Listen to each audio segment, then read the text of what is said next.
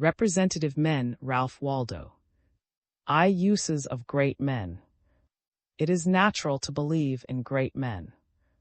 If the companions of our childhood should turn out to be heroes, and their condition regal, it would not surprise us. All mythology opens with demigods, and the circumstance is high and poetic, that is, their genius is paramount. In the legends of the first men ate the earth, and found it deliciously sweet. Nature seems to exist for the excellent. The world is upheld by the veracity of good men, they make the earth wholesome. They who lived with them found life glad and nutritious. Life is sweet and tolerable only in our belief in such society, and actually or ideally we manage to live with superiors. We call our children and our lands by their names. Their names are wrought into the verbs of language, their works and effigies are in our houses, and every circumstance of the day recalls an anecdote of them. The search after the great is the dream of youth and the most serious occupation of manhood. We travel into foreign parts to find his works if possible, to get a glimpse of him. But we are put off with fortune instead. You say the English are practical, the Germans are hospitable, the climate is delicious, and in the hills of Sacramento there is gold for the gathering. Yes, but I do not travel to find comfortable, rich, and hospitable people, or clear sky, or ingots that cost too much. But if there were any magnet that would point to the countries and houses where are the persons who are intrinsically rich and powerful, I would sell all and buy it, and put myself on the road today. The race goes with us on their credit. The knowledge that in the city is a man who invented the railroad raises the credit of all the citizens. But enormous populations, if they be beggars, are disgusting, like moving cheese, like hills of ants, or of fleas, the more the worse. Our religion is the love and cherishing of these patrons. The gods of fable are the shining moments of great men. We run all our vessels into one. Our colossal theologies of Judaism, Buddhism, are the necessary and structural action of the human mind. The student of history is like a man going into a warehouse to buy cloths or carpets. He fancies he has a new article. If he go to the factory, he shall find that his new stuff still repeats the scrolls and rosettes which are found on the interior walls of the pyramids of Thebes. Our theism is the purification of the human mind.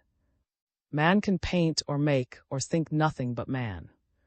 He believes that the great material elements had their origin from his thought. And our philosophy finds one essence collected or distributed. If now we proceed to inquire into the kinds of service we derive from others, let us be warned of the danger of modern studies and begin low enough. We must not contend against love or deny the substantial existence of other people. I know not what would happen to us. We have social strengths. Our affection toward others creates a sort of vantage or purchase which nothing will supply.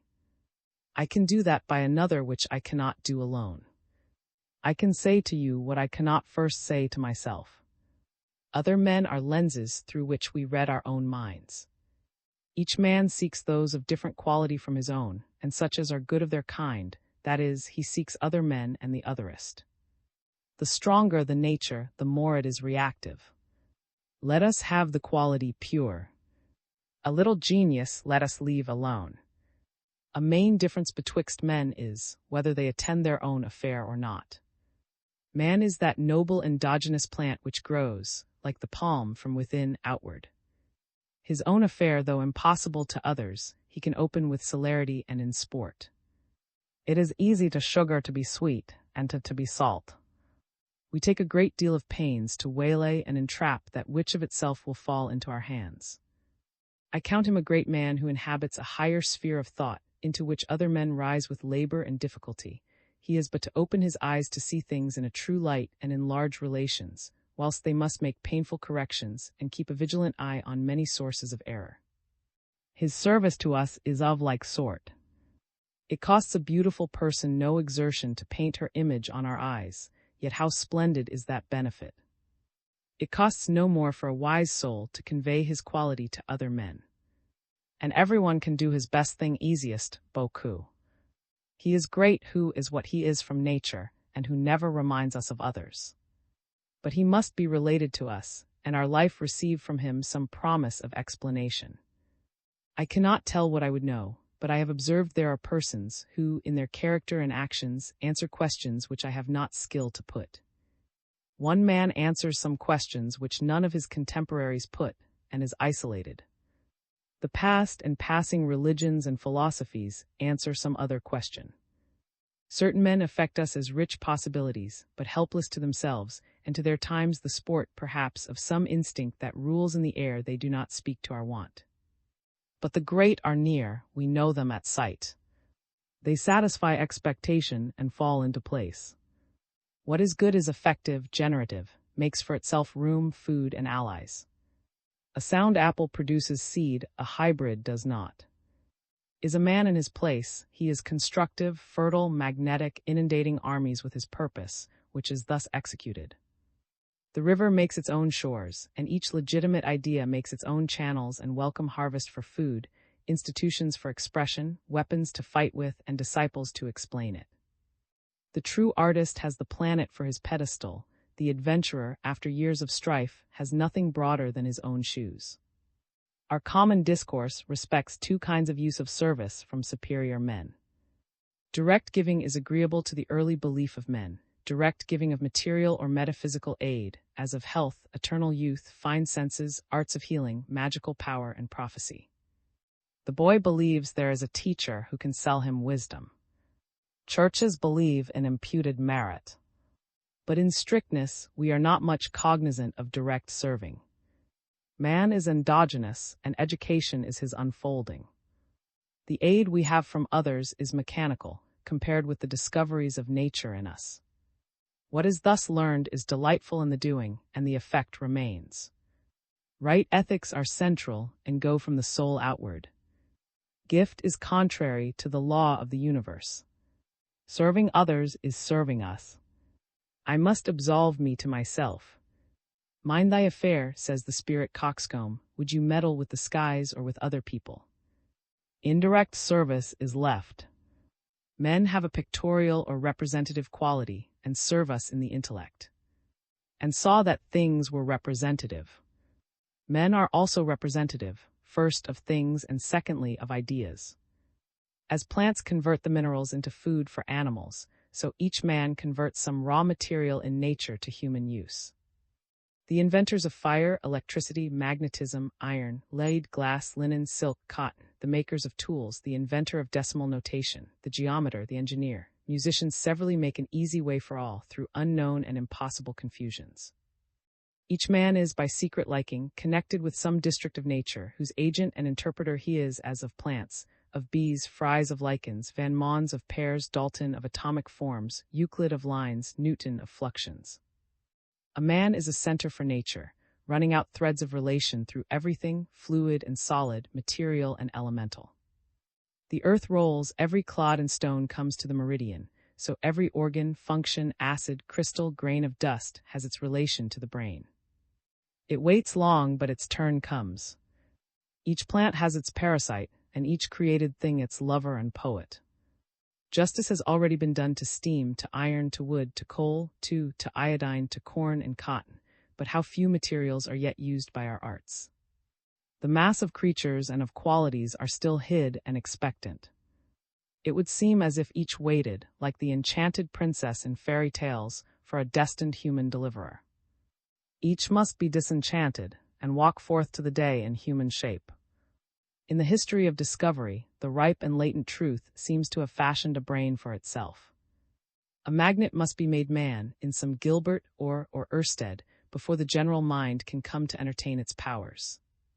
If we limit ourselves to the first advantages, a sober grace adheres to the mineral and botanic kingdoms, which in the highest moments comes up as the charm of nature, the glitter of the spar, the sureness of affinity, the veracity of angles. Light and darkness, heat and cold, hunger and food, sweet and sour, solid, liquid and gas, circle us round in a wreath of pleasures, and by their agreeable quarrel beguile the day of life. The eye repeats every day the finest eulogy on things, he saw that they were good. We know where to find them, and these performers are relished all the more, after a little experience of the pretending races. We are entitled also to higher advantages. Something is wanting to science until it has been humanized. The table of logarithms is one thing, and its vital play in botany, music, optics, and architecture another. There are advancements to numbers, anatomy, architecture, astronomy, little suspected at first, when by union with intellect and will, they ascend into the life and reappear in conversation, character, and politics. But this comes later. We speak now only of our acquaintance with them in their own sphere, and the way in which they seem to fascinate and draw to them some genius who occupies himself with one thing all his life long. The possibility of interpretation lies in the identity of the observer with the observed. Each material thing has its celestial side, has its translation through humanity into the spiritual and necessary sphere where it plays a part as indestructible as any other. And to these their ends, all things continually ascend. The gases gather to the solid firmament, the lump arrives at the plant and grows, arrives at the quadruped and walks, arrives at the man and thinks. But also the constituency determines the vote of the representative. He is not only representative, but participant. Like can only be known by like. The reason why he knows about them is that he is of them. He has just come out of nature or from being a part of that thing. Animated chlorine knows of chlorine, and incarnate zinc of zinc. Their quality makes this career, and he can variously publish their virtues because they compose him. Man, made of the dust of the world, does not forget his origin, and all that is yet inanimate will one day speak and reason. Unpublished nature will have its whole secret told. Shall we say that quartz mountains will pulverize into innumerable in Beaumonts, and the laboratory of the atmosphere holds in solution I know not what end. Thus we sit by the fire and take hold on the poles of the earth. This omnipresence supplies the imbecility of our condition. In one of those celestial days when heaven and earth meet and adorn each other, it seems a poverty that we can only spend it once. We wish for 1,000 heads, 1,000 bodies, that we might celebrate its immense beauty in many ways and places. Is this fancy? Well, in good faith, we are by our proxies.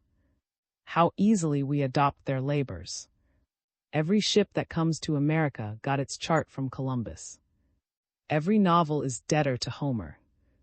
Every carpenter who shaves with a borrows the genius of a forgotten inventor. Life is girt all around with a zodiac of sciences, the contributions of men who have perished to add their point of light to our sky. Engineer, broker, jurist, physician, moralist, theologian, and every man, inasmuch as he has any science, is a definer and map-maker of the latitudes and longitudes of our condition. These road-makers on every hand enrich us. We must extend the area of life and multiply our relations. We are as much gainers by finding a new property in the old earth as by acquiring a new planet. We are too passive in the reception of these material or semi-material aids. We must not be sacks and stomachs. To ascend one step, we are better served through our sympathy. Activity is contagious. Looking where others look and conversing with the same things, we catch the charm which lured them. Napoleon said, "You must not fight too often with one enemy, or you will teach him all your art of war." Talk much with any man of vigorous mind, and we acquire very fast the habit of looking at things in the same light, and on each occurrence we anticipate his thought.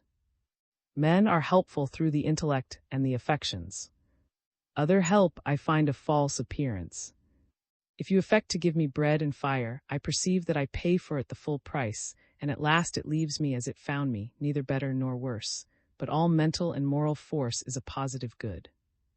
It goes out from you whether you will or not, and profits me whom you never thought of. I cannot even hear of personal vigor of any kind, great power of performance, without fresh resolution. We are emulous of all that man can do. Saying of Sir Walter Raleigh, "I know that he can toil terribly," is an electric touch. So are portraits of who was of an industry and vigilance not to be tired out or by the most laborious, and of parts not to be imposed on by the most subtle and sharp, and of a personal courage equal to his best parts of, who was so severe an adorer of truth that he could as easily have given himself leave to steal as to dissemble. We cannot read Plutarch without a tingling of the blood, and I accept the saying of the Chinese Mencius, "As age is the instructor of 100 ages." When the manners of Lu are heard of, the stupid become intelligent, and the wavering determined. This is the moral of biography, yet it is hard for departed men to touch the quick like our own companions, whose names may not last as long. What is he whom I never think of? Whilst in every solitude are those who succor our genius, and stimulate us in wonderful manners.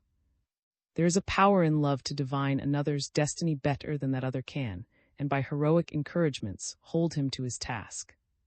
What has friendship so signaled as its sublime attraction to whatever virtue is in us? We will never more think cheaply of ourselves or of life. We are piqued to some purpose, and the industry of the diggers on the railroad will not again shame us. Under this head, too, falls that homage, very pure as I think, which all ranks pay to the hero of the day, from and down to Pitt, Lafayette, Wellington. Hear the shouts in the street. The people cannot see him enough. They delight in a man. Here is a head and a trunk. What a front! What eyes! Atlantean shoulders and the whole carriage heroic, with equal inward force to guide the great machine. This pleasure of full expression to that which, in their private experience, is usually cramped and obstructed, runs also much higher, and is the secret of the reader's joy in literary genius. Nothing is kept back. There is fire enough to fuse the mountain of ore. Shakespeare's principal merit may be conveyed in saying that he, of all men, best understands the English language, and can say what he will. Yet these unchoked channels and floodgates of expression are only health or fortunate constitution. Shakespeare's name suggests other and purely intellectual benefits. Senates and sovereigns have no complement, with their medals, swords, and armorial coats, like the addressing to a human being thoughts out of a certain height and presupposing his intelligence. This honor, which is possible in personal intercourse scarcely twice in a lifetime, genius perpetually pays, contented if now and then in a century the proffer is accepted. The indicators of the values of matter are degraded to a sort of cooks and confectioners, on the appearance of the indicators of ideas. Genius is the naturalist or geographer of the regions, and draws on their map, and by acquainting us with new fields of activity, cools our affection for the old. These are at once accepted as the reality, of which the world we have conversed with is the show. We go to the gymnasium and the swimming school to see the power and beauty of the body. There is the like pleasure and a higher benefit from witnessing intellectual feats of all kinds, as feats of memory, of mathematical combination, great power of abstraction, the transmutings of the imagination, even versatility and concentration, as these acts expose the invisible organs and members of the mind, which respond, member for member, to the parts of the body. For we thus enter a new gymnasium, and learn to choose men by their truest marks taught with Plato, to choose those who can, without aid from the eyes or any other sense, proceed to truth and to being. Foremost among these activities are the somersaults, spells, and resurrections, wrought by the imagination. When this wakes, a man seems to multiply 10 times or 1,000 times his force. It opens the delicious sense of indeterminate size, and inspires an audacious mental habit. We are as elastic as the gas of gunpowder, and a sentence in a book or a word dropped in conversation sets free our fancy, and instantly our heads are bathed with galaxies and our feet tread the floor of the pit. And this benefit is real, because we are entitled to these enlargements, and once having passed the bounds, shall never again be quite the miserable pedants we were. The high functions of the intellect are so allied, that some imaginative power usually appears in all eminent minds, even in arithmeticians of the first class, but especially in meditative men of an intuitive habit of thought. This class serve us so that they have the perception of identity and the perception of reaction. The eyes of Plato, Shakespeare, never shut on either of these laws. The perception of these laws is a kind of the mind. Little minds are little through failure to see them. Even these feasts have their surfeit. Our delight in reason degenerates into idolatry of the herald. Especially when a mind of powerful method has instructed men, we find the examples of oppression. The dominion of Aristotle, the Ptolemaic astronomy, the credit of Luther, of Bacon, of in religion the history of hierarchies, of saints, and the sects which have taken the name of each founder, are in point. Alas, every man is such a victim. The imbecility of men is always inviting the impudence of power. It is the delight of vulgar talent to dazzle and to bind the beholder. But true genius seeks to defend us from itself. True genius will not impoverish, but will liberate and add new senses. If a wise man should appear in our village, he would create, in those who conversed with him, a new consciousness of wealth by opening their eyes to unobserved advantages. He would establish a sense of immovable equality, calm us with assurances that we could not be cheated, as everyone would discern the checks and guarantees of condition. The rich would see their mistakes and poverty, the poor their escapes and their resources. But nature brings all this about in due time. Rotation is her remedy. The soul is impatient of masters and eager for change. Housekeepers say of a domestic who has been valuable, "She has lived with me long enough." We are tendencies, or rather symptoms, and none of us complete. We touch and go and sip the foam of many lives. Rotation is the law of nature. When nature removes a great man, people explore the horizon for a successor, but none comes and none will. His class is extinguished with him. In some other and quite different field, the next man will appear, not nor Franklin, but now a great salesman, then a road contractor, then a student of fishes, then a buffalo hunting explorer, or a semi-savage Western general. Thus we make a stand against our rougher masters, but against the best there is a finer remedy. The power which they communicate is not theirs. When we are exalted by ideas, we do not owe this to Plato, but to the idea to which, also, Plato was debtor. I must not forget that we have a special debt to a single class. Life is a scale of degrees. Between rank and rank of our great men are wide intervals. Mankind have, in all ages, attached themselves to a few persons, who, either by the quality of that idea they embodied or by the largeness of their reception, were entitled to the position of leaders and lawgivers. These teach us the qualities of primary nature, admit us to the constitution of things. We swim day by day on a river of delusions, and are effectually amused with houses and towns in the air, of which the men about us are dupes. But life is a sincerity.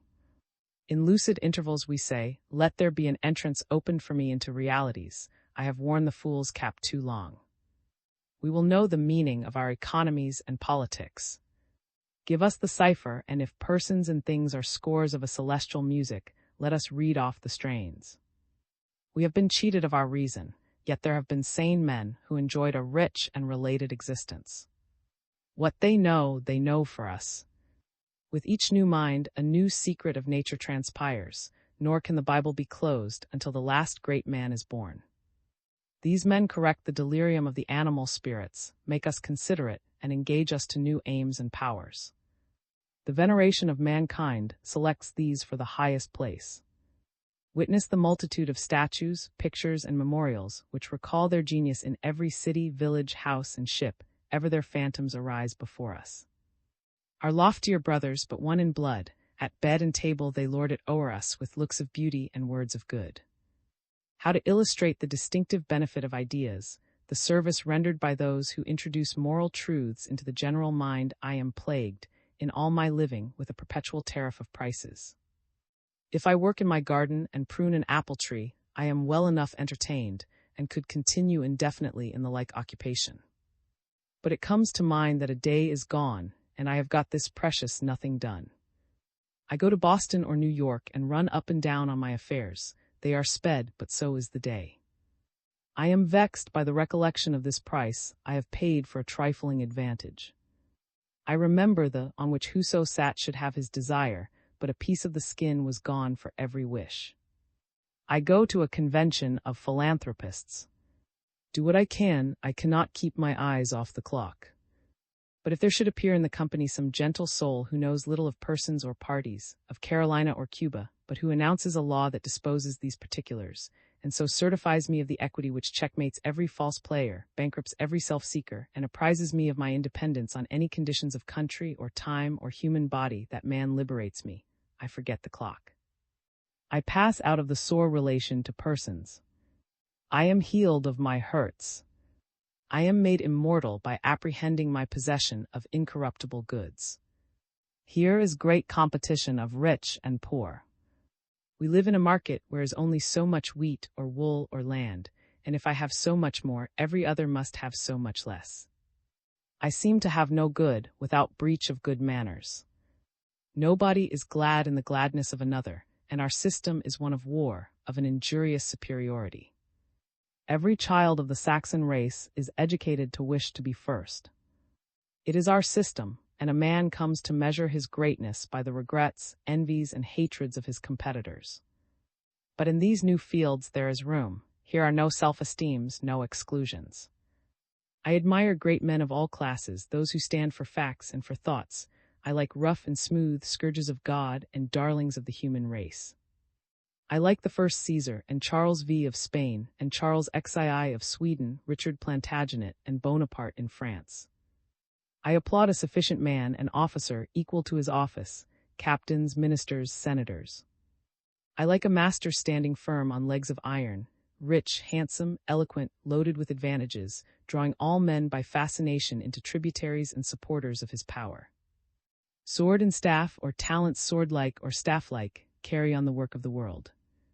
But I find him greater when he can abolish himself and all heroes by letting in this element of reason, irrespective of persons, this an irresistible upward force into our thought, destroying individualism, the power so great that the potentate is nothing. Then he is a monarch who gives a constitution to his people, a pontiff who preaches the equality of souls and releases his servants from their barbarous homages, an emperor who can spare his empire. But I intended to specify, with a little minuteness, 2 or 3 points of service. Nature never spares the opium, but wherever she mars her creature with some deformity or defect, lays her poppies plentifully on the bruise, and the sufferer goes joyfully through life, ignorant of the ruin and incapable of seeing it, though all the world point their finger at it every day. The worthless and offensive members of society, whose existence is a social pest, invariably think themselves the most ill-used people alive, and never get over their astonishment at the ingratitude and selfishness of their contemporaries. Our globe discovers its hidden virtues, not only in heroes and archangels, but in gossips and nurses. Is it not a rare contrivance that lodge the due inertia in every creature, the conserving, resisting energy, the anger at being waked or changed? Altogether independent of the intellectual force in each, is the pride of opinion, the security that we are right. Not the feeblest grandame, not a mowing idiot, but uses what spark of perception and faculty is left, to chuckle and triumph in his or her opinion over the absurdities of all the rest. Difference from me is the measure of absurdity. Not one has a misgiving of being wrong. Was it not a bright thought that made things cohere with this bitumen, fastest of cements? But in the midst of this chuckle of self, some figure goes by, which two can love and admire. This is he that should marshal us the way we were going. There is no end to his aid. Without Plato, we should almost lose our faith in the possibility of a reasonable book. We seem to want but one, but we want one. We love to associate with heroic persons, since our receptivity is unlimited, and with the great, our thoughts and manners easily become great. We are all wise in capacity, though so few in energy. There needs but one wise man in a company, and all are wise, so rapid is the contagion. Great men are thus a collyrium to clear our eyes from egotism and enable us to see other people and their works. But there are vices and follies incident to whole populations and ages. Men resemble their contemporaries even more than their progenitors. It is observed in old couples or in persons who have been housemates for a course of years that they grow alike, and if they should live long enough, we should not be able to know them apart. Nature abhors these complacences, which threaten to melt the world into a lump, and hastens to break up such maudlin agglutinations. The like assimilation goes on between men of one town, of one sect, of one political party, and the ideas of the time are in the air, and infect all who breathe it. Viewed from any high point, the city of New York, yonder city of London, the Western civilization, would seem a bundle of insanities. We keep each other in countenance, and exasperate by emulation the frenzy of the time. The shield against the stingings of conscience is the universal practice, or our contemporaries. Again, it is very easy to be as wise and good as your companions. We learn of our contemporaries, what they know, without effort and almost through the pores of the skin. We catch it by sympathy, or as a wife arrives at the intellectual and moral elevations of her husband. But we stop where they stop. Very hardly can we take another step. The great, or such as hold of nature and transcend fashions, by their fidelity to universal ideas, are saviors from these federal errors and defend us from our contemporaries. They are the exceptions which we want, where all grows alike. A foreign greatness is the antidote for cabalism. Thus we feed on genius and refresh ourselves from too much conversation with our mates, and exult in the depth of nature in that direction in which he leads us. What indemnification is one great man for populations of pygmies? Every mother wishes one son a genius, though all the rest should be mediocre. But a new danger appears in the excess of influence of the great man. His attractions warp us from our place. We have become underlings and intellectual suicides. Yonder in the horizon is our help other great men, new qualities, counterweights and checks on each other. We cloy of the honey of each peculiar greatness. Every hero becomes a bore at last. Perhaps Voltaire was not bad-hearted, yet he said of the good Jesus, even, I pray you, let me never hear that man's name again. They cry up the virtues of George Washington, damn George Washington, is the poor Jacobin's whole speech and confutation. But it is human nature's indispensable defense. The augments the. We balance one man with his opposite, and the health of the state depends on the seesaw. There is, however, a speedy limit to the use of heroes. Every genius is defended from approach by quantities of availableness. They are very attractive and seem at a distance our own, but we are hindered on all sides from approach. The more we are drawn, the more we are repelled. There is something not solid in the good that is done for us. The best discovery the discoverer makes for himself. It has something unreal for his companion, until he too has substantiated it. It seems as if the deity dressed each soul which he sends into nature in certain virtues and powers not communicable to other men, and sending it to perform one more turn through the circle of beings, wrote not transferable, and good for this trip only, on these garments of the soul. There is somewhat deceptive about the intercourse of minds. The boundaries are invisible, but they are never crossed. There is such goodwill to impart and such goodwill to receive that each threatens to become the other, but the law of individuality collects its secret strength. You are you, and I am I, and so we remain.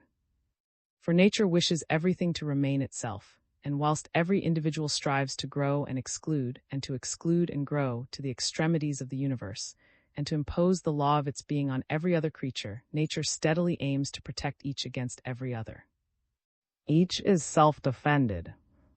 Nothing is more marked than the power by which individuals are guarded from individuals, in a world where every benefactor becomes so easily a malefactor, only by continuation of his activity into places where it is not due, where children seem so much at the mercy of their foolish parents, and where almost all men are too social and interfering. We rightly speak of the guardian angels of children.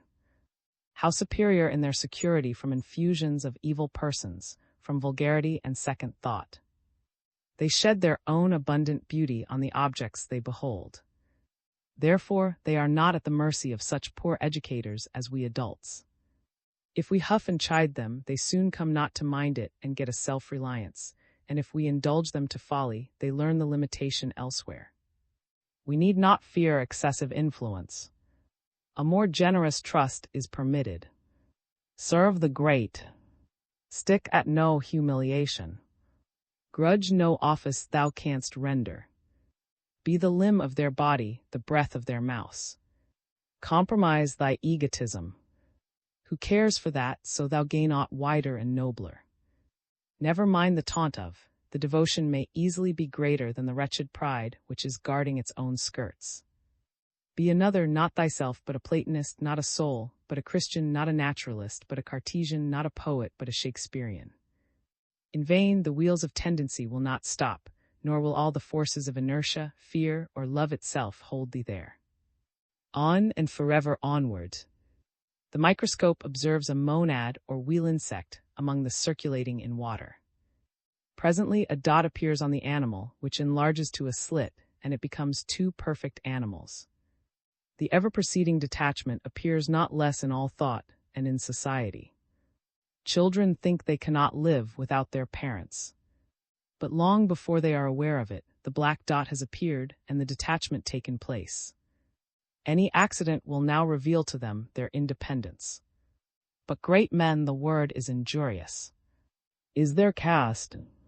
Is their fate? What becomes of the promise to virtue? The thoughtful youth laments the of nature. Generous and handsome, he says, is your hero, but look at yonder poor Paddy whose country is his wheelbarrow. Look at his whole nation of Paddies. Why are the masses, from the dawn of history down, food for knives and powder? The idea dignifies a few leaders who have sentiment, opinion, love, self-devotion, and they make war and death sacred, but what for the wretches whom they hire and kill? The cheapness of man is every day's tragedy. It is as real a loss that others should be low as that we should be low, for we must have society. Is it a reply to these suggestions to say society is a school, all are teachers and pupils in turn? We are equally served by receiving and by imparting. Men who know the same things are not long the best company for each other, but bring to each an intelligent person of another experience, and it is as if you let off water from a lake by cutting a lower basin. It seems a mechanical advantage, and great benefit it is to each speaker, as he can now paint out his thought to himself. We pass very fast in our personal moods from dignity to dependence. And if any appear never to assume the chair, but always to stand and serve, it is because we do not see the company in a sufficiently long period for the whole rotation of parts to come about. As to what we call the masses, and common men, there are no common men. All men are at last of a size, and true art is only possible on the conviction that every talent has its apotheosis somewhere. Fair play and an open field and freshest laurels to all who have won them. But heaven reserves an equal scope for every creature. Each is uneasy until he has produced his private ray unto the concave sphere, and beheld his talent also in its last nobility and exaltation. The heroes of the hour are relatively great, of a faster growth, or they are such in whom, at the moment of success, a quality is ripe which is then in request. Other days will demand other qualities. Some rays escape the common observer, and want a finely adapted eye. Ask the great man if there be none greater. His companions are, and not the less great, but the more that society cannot see them. Nature never sends a great man into the planet without confiding the secret to another soul. One gracious fact emerges from these studies, that there is true ascension in our love. The reputations of the 19th century will one day be quoted to prove its barbarism. The genius of humanity is the real subject whose biography is written in our annals. We must infer much and supply many chasms in the record. The history of the universe is symptomatic, and life is. No man in all the procession of famous men is reason or illumination or that essence we were looking for, but is an exhibition in some quarter of new possibilities. Could we one day complete the immense figure which these flagrant points compose? The study of many individuals leads us to an elemental region wherein the individual is lost, or wherein all touch by their summits. Thought and feeling that break out there cannot be impounded by any fence of personality. This is the key to the power of the greatest men, their spirit diffuses itself. A new quality of mind travels by night and by day in concentric circles from its origin and publishes itself by unknown methods. The union of all minds appears intimate. What gets admission to one cannot be kept out of any other. The smallest acquisition of truth or of energy in any quarter is so much good to the commonwealth of souls. If the disparities of talent and position vanish, when the individuals are seen in the duration which is necessary to complete the career of each, even more swiftly the seeming injustice disappears when we ascend to the central identity of all the individuals and know that they are made of the same substance which and doeth. The genius of humanity is the right point of view of history. The qualities abide, the men who exhibit them have now more, now less, and pass away. The qualities remain on another brow. No experience is more familiar. Once you saw phoenixes, they are gone, the world is not therefore disenchanted. The vessels on which you read sacred emblems turn out to be common pottery, but the sense of the pictures is sacred, and you may still read them transferred to the walls of the world. For a time, our teachers serve us personally, as or milestones of progress. Once they were angels of knowledge, and their figures touched the sky. Then we drew near, saw their means, culture, and limits, and they yielded their places to other geniuses. Happy if a few names remain so high that we have not been able to read them nearer, and age and comparison have not robbed them of a ray. But at last we shall cease to look in men for completeness, and shall content ourselves with their social and delegated quality. All that respects the individual is temporary and prospective, like the individual himself who is ascending out of his limits into a Catholic existence. We have never come at the true and best benefit of any genius, so long as we believe him an original force. In the moment when he ceases to help us as a cause, he begins to help us move as an effect. Then he appears as an exponent of a vaster mind and will. The opaque self becomes transparent with the light of the first cause. Yet within the limits of human education and agency, we may say, great men exist that there may be greater men. The destiny of organized nature is amelioration, and who can tell its limits? It is for man to tame the chaos, on every side whilst he lives, to scatter the seeds of science and of song, that climate, corn, animals, men may be milder, and the germs of love and benefit may be. Aye, Plato or the. Among books, Plato only is entitled to his fanatical compliment to the Quran, when he said, "Burn the libraries, for their value is in this book." These sentences contain the culture of nations, these are the cornerstone of schools, these are the fountainhead of literatures. A discipline it is in logic, arithmetic, taste, symmetry, poetry, language, rhetoric, ontology, morals, or practical wisdom. There was never such range of speculation. Out of Plato come all things that are still written and debated among men of thought. Great havoc makes he among our originalities. We have reached the mountain from which all these drift boulders were detached. The Bible of the learned for 2,200 years, every brisk young man who says in succession fine things to each reluctant generation, is some reader of Plato, translating into the vernacular, wittily, his good things.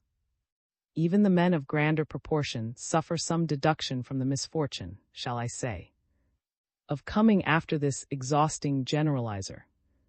Augustine, Newton, are likewise his debtors and must say after him. For it is fair to credit the broadest generalizer with all the particulars deducible from his thesis. Plato is philosophy, and philosophy, Plato at once the glory and the shame of mankind, since neither Saxon nor Roman have availed to add any idea to his categories. No wife, no children had he, and the thinkers of all civilized nations are his posterity, and are tinged with his mind.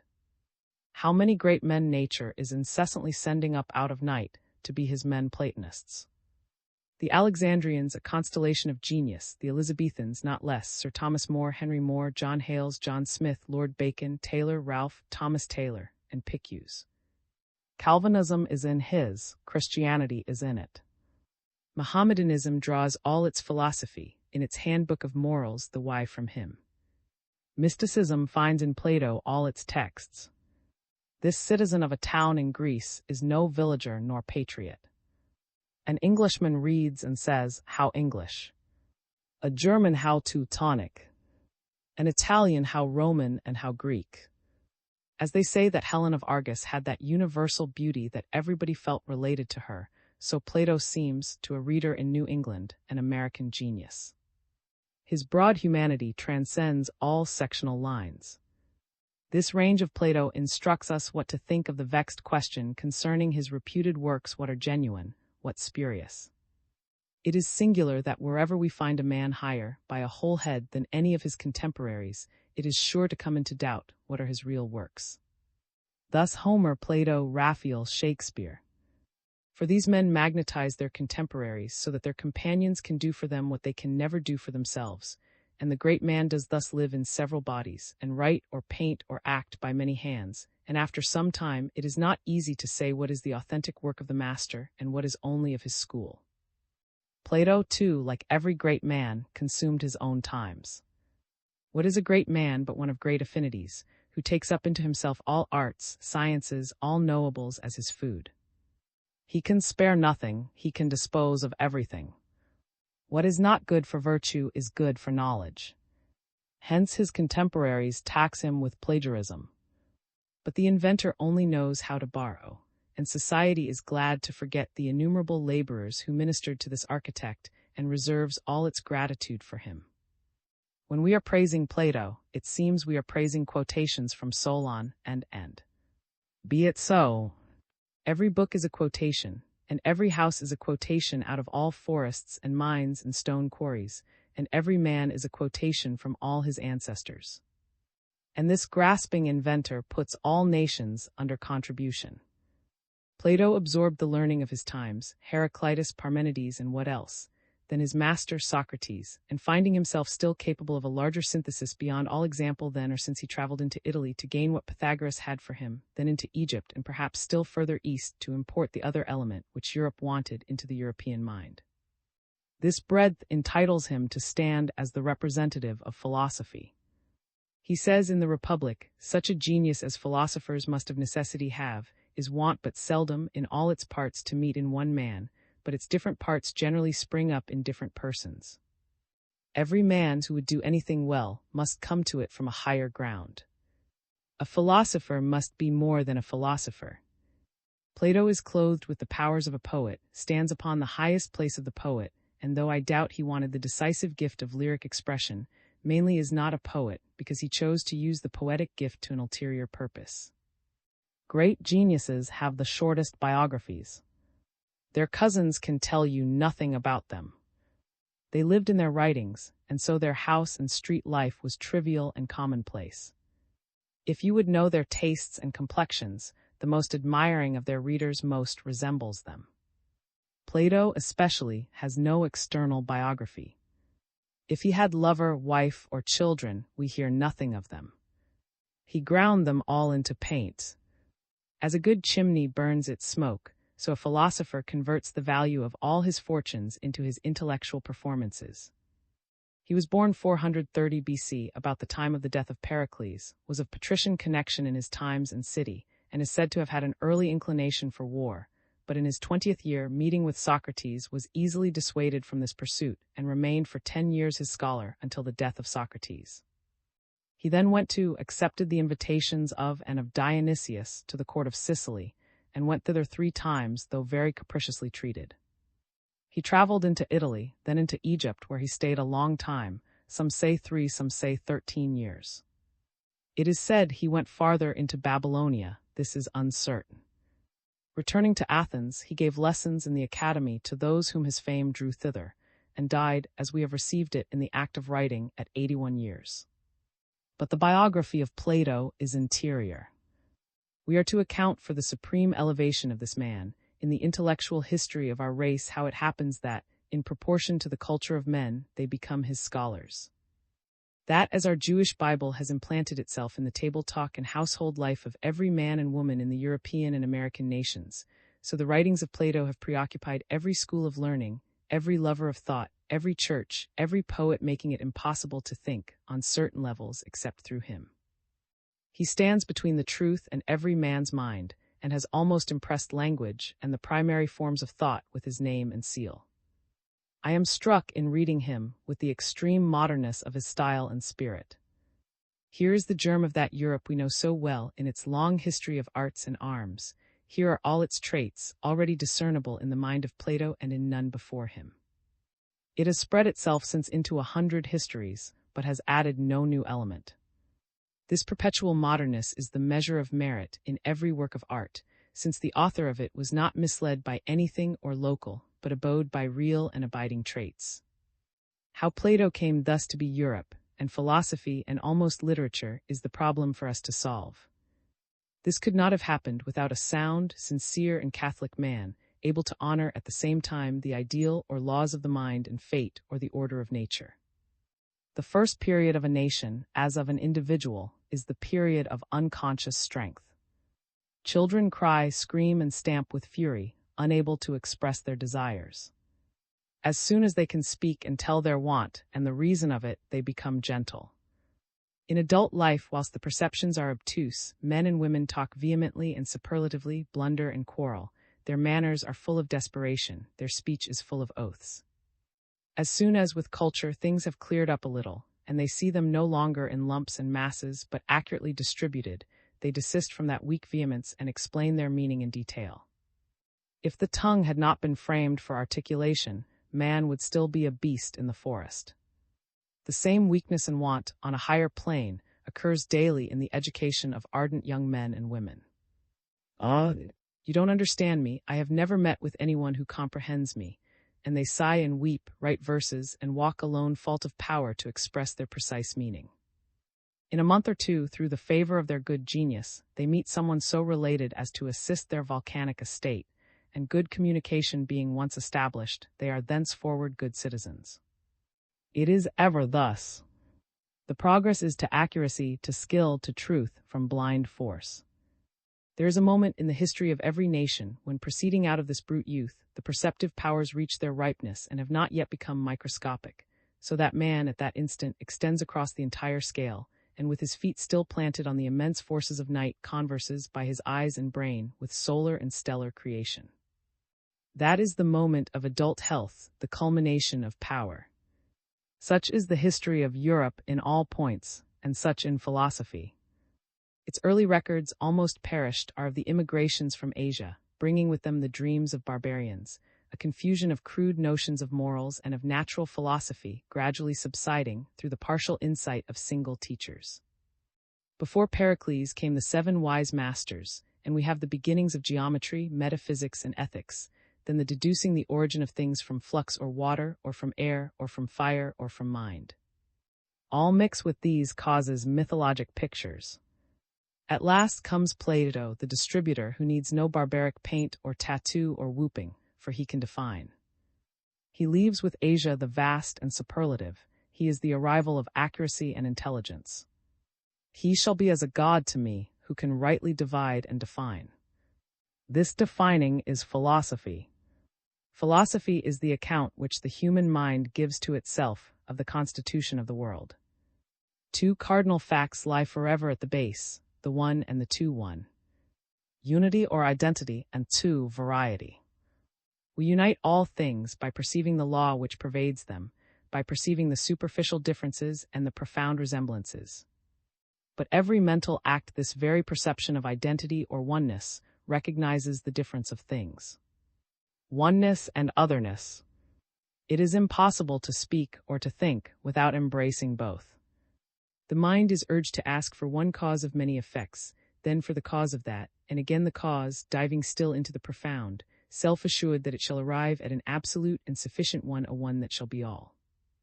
In the midst of the sun is the light, in the midst of the light is truth, and in the midst of truth is the imperishable being, say the Vedas.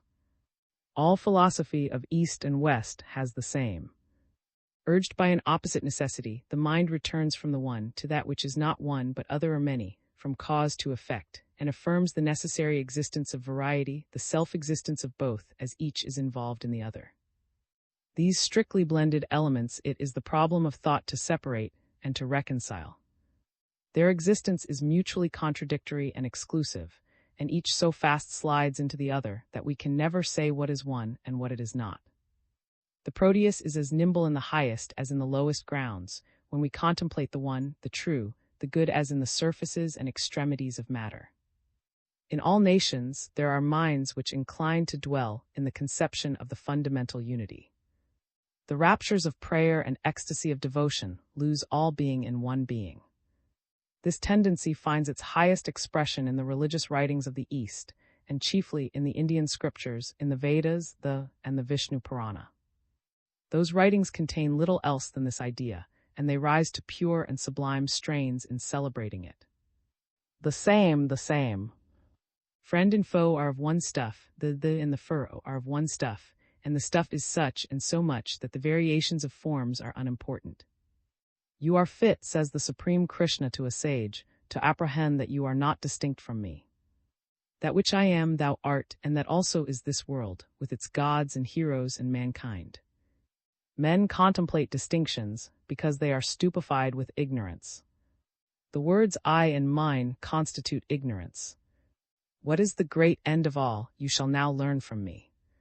It is soul one in all bodies, pervading, uniform, perfect, preeminent over nature, exempt from birth, growth, and decay, omnipresent, made up of true knowledge, independent, unconnected with unrealities, with name, species, and the rest, in time past, present, and to come. The knowledge that this spirit, which is essentially one, is in one's own, and in all other bodies, is the wisdom of one who knows the unity of things. As one diffusive air, passing through the perforations of a flute, is distinguished as the notes of a scale, so the nature of the Great Spirit is single, though its forms be manifold, arising from the consequences of acts. When the difference of the investing form, as that of God or the rest, is destroyed, there is no distinction. The whole world is but a manifestation of Vishnu, who is identical with all things, and is to be regarded by the wise as not differing from, but as the same as themselves. I neither am going nor coming, nor is my dwelling in any one place, nor art thou, nor are others, nor am I, as if he had said, all is for the soul, and the soul is Vishnu, and animals and stars are transient painting, and light is whitewash, and durations are deceptive, and form is imprisonment, and heaven itself a decoy. That which the soul seeks is resolution into being, above form, out of Tartarus, and out of heaven liberation from nature.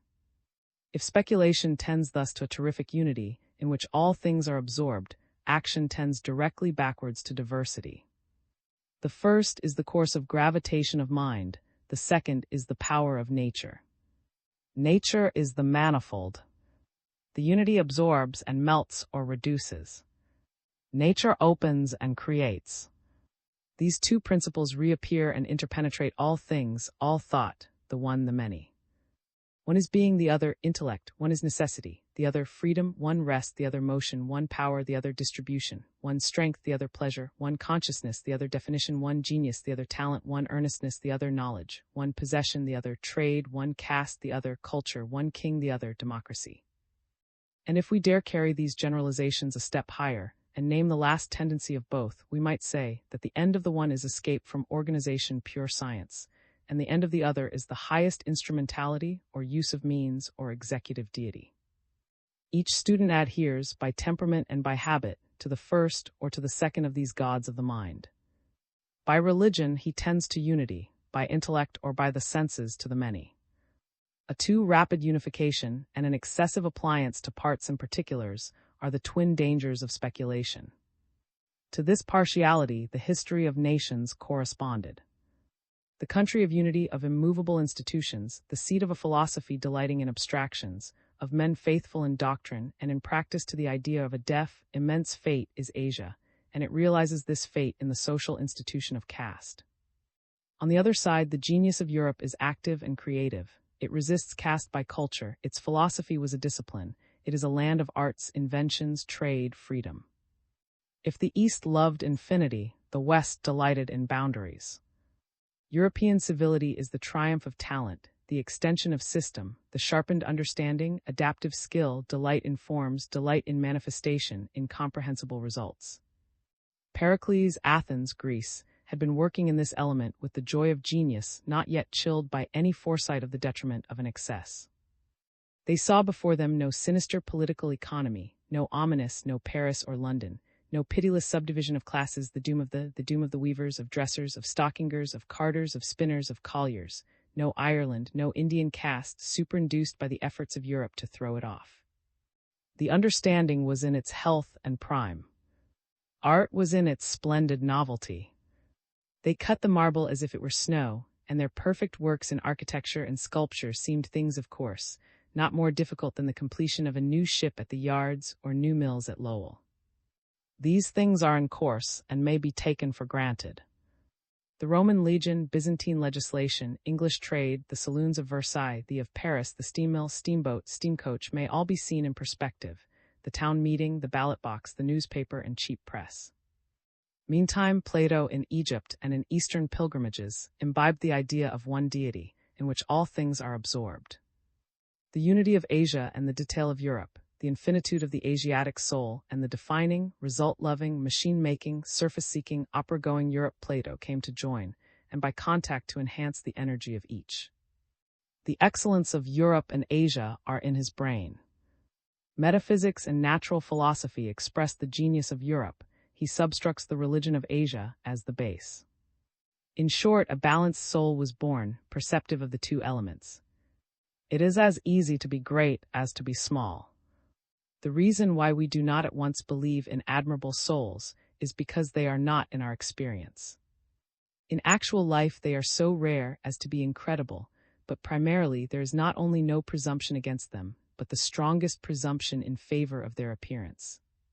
But whether voices were heard in the sky or not, whether his mother or his father dreamed that the infant man-child was the son of Apollo, whether a swarm of bees settled on his lips or not, a man who could see two sides of a thing was born. The wonderful synthesis so familiar in nature, the upper and the underside of the metal of Jove, the union of impossibilities which reappears in every object, its real and its ideal power was now also transferred entire to the consciousness of a man. The balanced soul came. If he loved abstract truth, he saved himself by propounding the most popular of all principles, the absolute good which rules rulers and judges the judge. If he made transcendental distinctions, he fortified himself by drawing all his illustrations from sources disdained by orators and polite conversers, from mares and puppies, from pitchers and soup ladles, from cooks and criers, the shops of potters, horse doctors, butchers, and fishmongers.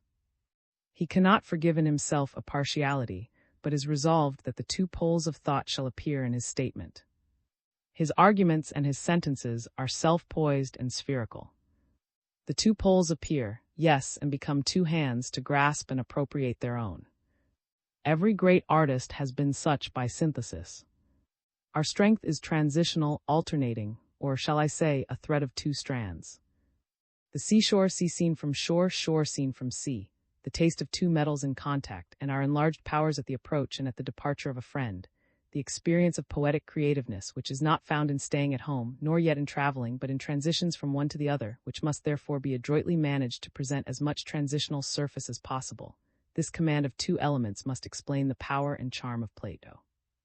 Art expresses the one or the same by the different. Thought seeks to know unity in unity, poetry to show it by variety, that is, always by an object or symbol. Plato keeps the two vases, one of and one of pigment, at his side, and invariably uses both. Things added to things, as statistics, civil history, are inventories. Things used as language are inexhaustibly attractive. Plato turns incessantly the obverse and the reverse of the metal of Jove. To take an example, the physical philosophers have sketched each his theory of the world, the theory of atoms, of fire, of flux, of spirit, theories mechanical and chemical in their genius. Plato, a master of mathematics, studious of all natural laws and causes, feels these, as second causes, to be no theories of the world, but bare inventories and lists. To the study of nature, he therefore prefixes the dogma, let us declare the cause which led the supreme ordainer to produce and compose the universe. He was good, and he who is good has no kind of envy. Exempt from envy, he wished that all things should be as much as possible like himself. Whosoever, taught by wise men, shall admit this as the prime cause of the origin and foundation of the world, will be in the truth. All things are for the sake of the good, and it is the cause of everything beautiful. This dogma animates and impersonates his philosophy. The synthesis which makes the character of his mind appears in all his talents. Where there is great compass of wit, we usually find excellencies that combine easily in the living man, but in description appear incompatible. The mind of Plato is not to be exhibited by a Chinese, but is to be apprehended by an original mind in the exercise of its original power. In him the freest abandonment is united with the precision of a geometer. His daring imagination gives him the more solid grasp of facts, as the birds of highest flight have the strongest alar bones. His patrician polish, his intrinsic elegance, edged by an irony so subtle that it stings and paralyzes, adorn the soundest health and strength of frame.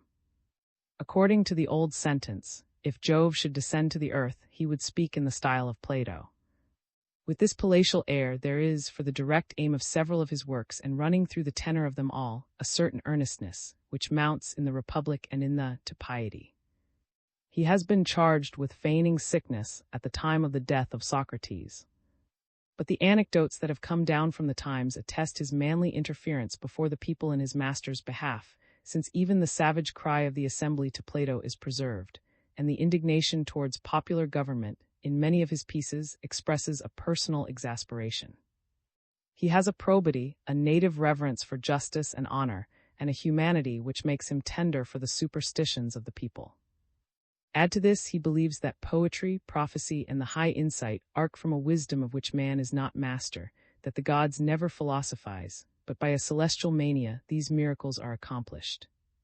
Horsed on these winged steeds, he sweeps the dim regions, visits worlds which flesh cannot enter. He saw the souls in pain, he hears the doom of the judge, he beholds the penal metempsychosis, the fates with the rock and shears, and hears the intoxicating hum of their spindle. But his circumspection never forsook him. One would say he had read the inscription on the gates of Be Bold, and on the second gate be bold, and evermore be bold, and then again he paused well at the third gate, be not too bold.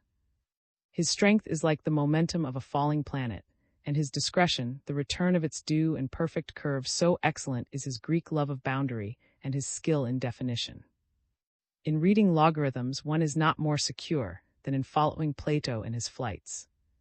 Nothing can be colder than his head when the lightnings of his imagination are playing in the sky. He has finished his thinking before he brings it to the reader, and he abounds in the surprises of a literary master. He has that opulence which furnishes, at every turn, the precise weapon he needs. As the rich man wears no more garments, drives no more horses, sits in no more chambers than the poor, but has that one dress or equipage or instrument which is fit for the hour and the need, so Plato in his plenty is never restricted but has the fit word. There is indeed no weapon in all the armory of wit which he did not possess and use: epic, analysis, mania, intuition, music, satire, and irony, down to the customary and polite. His illustrations are poetry, and his jests illustrations. Socrates' profession of obstetric art is good philosophy, and his finding that word cookery and adulatory art for rhetoric in the does us a substantial service still. No orator can measure an effect with him who can give good nicknames. What moderation and understatement, and checking his thunder in mid-volley. He has good-naturedly furnished the courtier and citizen with all that can be said against the schools. For philosophy is an elegant thing if anyone modestly meddles with it, but if he is conversant with it more than is becoming, it corrupts the man. He could well afford to be generous, he, who from the sun-like centrality and reach of his vision had a faith without cloud. Such as his perception was his speech. He plays with the doubt and makes the most of it. He paints and quibbles, and by comes a sentence that moves the sea and land. The admirable earnest comes not only at intervals, in the perfect yes and no of the dialogue, but in bursts of light. I therefore am persuaded by these accounts, and consider how I may exhibit my soul before the judge in a healthy condition. Wherefore, disregarding the honors that most men value, and looking to the truth, I shall endeavor in reality to live as virtuously as I can, and when I die, to die so. And I invite all other men to the utmost of my power, and you too I in turn invite to this contest, which I affirm surpasses all contests here. He is a great average man, one who, to the best thinking, adds a proportion and equality in his faculties, so that men see in him their own dreams and glimpses made available, and made to pass for what they are. A great common sense is his warrant and qualification to be the world's interpreter. He is reason, as all the philosophically and poetic class have, but he has, also, what they have not, this strong solving sense to reconcile his poetry with the appearances of the world, and build a bridge from the streets of cities to the Atlantis. He omits never this graduation, but slopes his thought, however picturesque the precipice on one side, to an access from the plain. He never writes in ecstasy, or catches us up into poetic rapture. Plato apprehended the cardinal facts. He could prostrate himself on the earth and cover his eyes, whilst he adorned that which cannot be numbered or gauged or known or named, that of which everything can be affirmed, and that which is entity and nonentity. He called it superessential. He even stood ready, as in the Parmenides, to demonstrate that it was so, that this being exceeded the limits of intellect. No man ever more fully acknowledged the ineffable. Having paid his homage, as for the human race, to the illimitable, he then stood erect, and for the human race affirmed, and yet things are knowable, that is, the Asia in his mind was first heartily honored, the ocean of love and power, before form, before will, before knowledge, the same, the good, the one. and now, refreshed and empowered by this worship, the instinct of Europe, namely culture, returns, and he cries, yet things are knowable. They are knowable because, being from one, things correspond. There is a scale, and the correspondence of heaven to earth, of matter to mind, of the part to the whole, is our guide. As there is a science of stars called astronomy, a science of quantities called mathematics, a science of qualities called chemistry, so there is a science of sciences, I call it dialectic, which is the intellect discriminating the false and the true. It rests on the observation of identity and diversity, for to judge is to unite to an object the notion which belongs to it. The sciences, even the best mathematics and astronomy, are like sportsmen who seize whatever prey offers, even without being able to make any use of them. Dialectic must teach the use of them. This is of that rank that no intellectual man will enter on any study for its own sake, but only with a view to advance himself in that one sole science which embraces all. The essence or peculiarity of man is to comprehend the whole, or that which in the diversity of sensations can be comprised under a rational unity. The soul which has never perceived the truth cannot pass into the human form. I announce to men the intellect. I announce the good of being interpenetrated by the mind that made nature, this benefit, namely, that it can understand nature, which it made and maketh. Nature is good, but intellect is better, as the lawgiver is before the law receiver. I give you joy, O sons of men, that truth is altogether wholesome, that we have hope to search out what might be the very self of everything. The misery of man is to be balked of the sight of essence and to be stuffed with conjecture, but the supreme good is reality, the supreme beauty is reality, and all virtue and all felicity depend on this science of the real, for courage is nothing else than knowledge. The fairest fortune that can befall man is to be guided by his demon to that which is truly his own. This also is the essence of justice, to attend every one his own. Nay, the notion of virtue is not to be arrived at, except through direct contemplation of the divine essence. Courage, then, for the persuasion that we must search that which we do not know, will render us, beyond comparison, better, braver, and more industrious, than if we thought it impossible to discover what we do not know, and useless to search for it. He secures a position not to be commanded, by his passion for reality, valuing philosophy only as it is the pleasure of conversing with real being. Thus, full of the genius of Europe, he said, culture. He saw the institutions of Sparta and recognized more genially, one would say than any since, the hope of education. He delighted in every accomplishment, in every graceful and useful and truthful performance, above all, in the splendors of genius and intellectual achievement. The whole of life, O Socrates, said, is, with the wise, the measure of hearing such discourses as these. What a price he sets on the feats of talent, on the powers of Pericles, of Parmenides. What price, above price, on the talents themselves. He called the several faculties gods in his beautiful personation. What value he gives to the art of gymnastics in education, what to geometry, what to music, what to astronomy, whose appeasing and medicinal power he celebrates. In he indicates the highest employment of the eyes. By us it is asserted that God invented and bestowed sight on us for this purpose, that on surveying the circles of intelligence in the heavens, we might properly employ those of our own minds, which, though disturbed when compared with the others that are uniform, are still allied to their circulations, and that, having thus learned, and being naturally possessed of a correct reasoning faculty, we might, by imitating the uniform revolutions of divinity, set right our own wanderings and blunders. And in the Republic, by each of these disciplines, a certain organ of the soul is both purified and reanimated, which is blinded and buried by studies of another kind, an organ better worth saving than 10,000 eyes, since truth is perceived by this alone. He said culture, but he first admitted its basis, and gave immeasurably the first place to advantages of nature. His patrician tastes laid stress on the distinctions of birth. In the doctrine of the organic character and disposition is the origin of caste.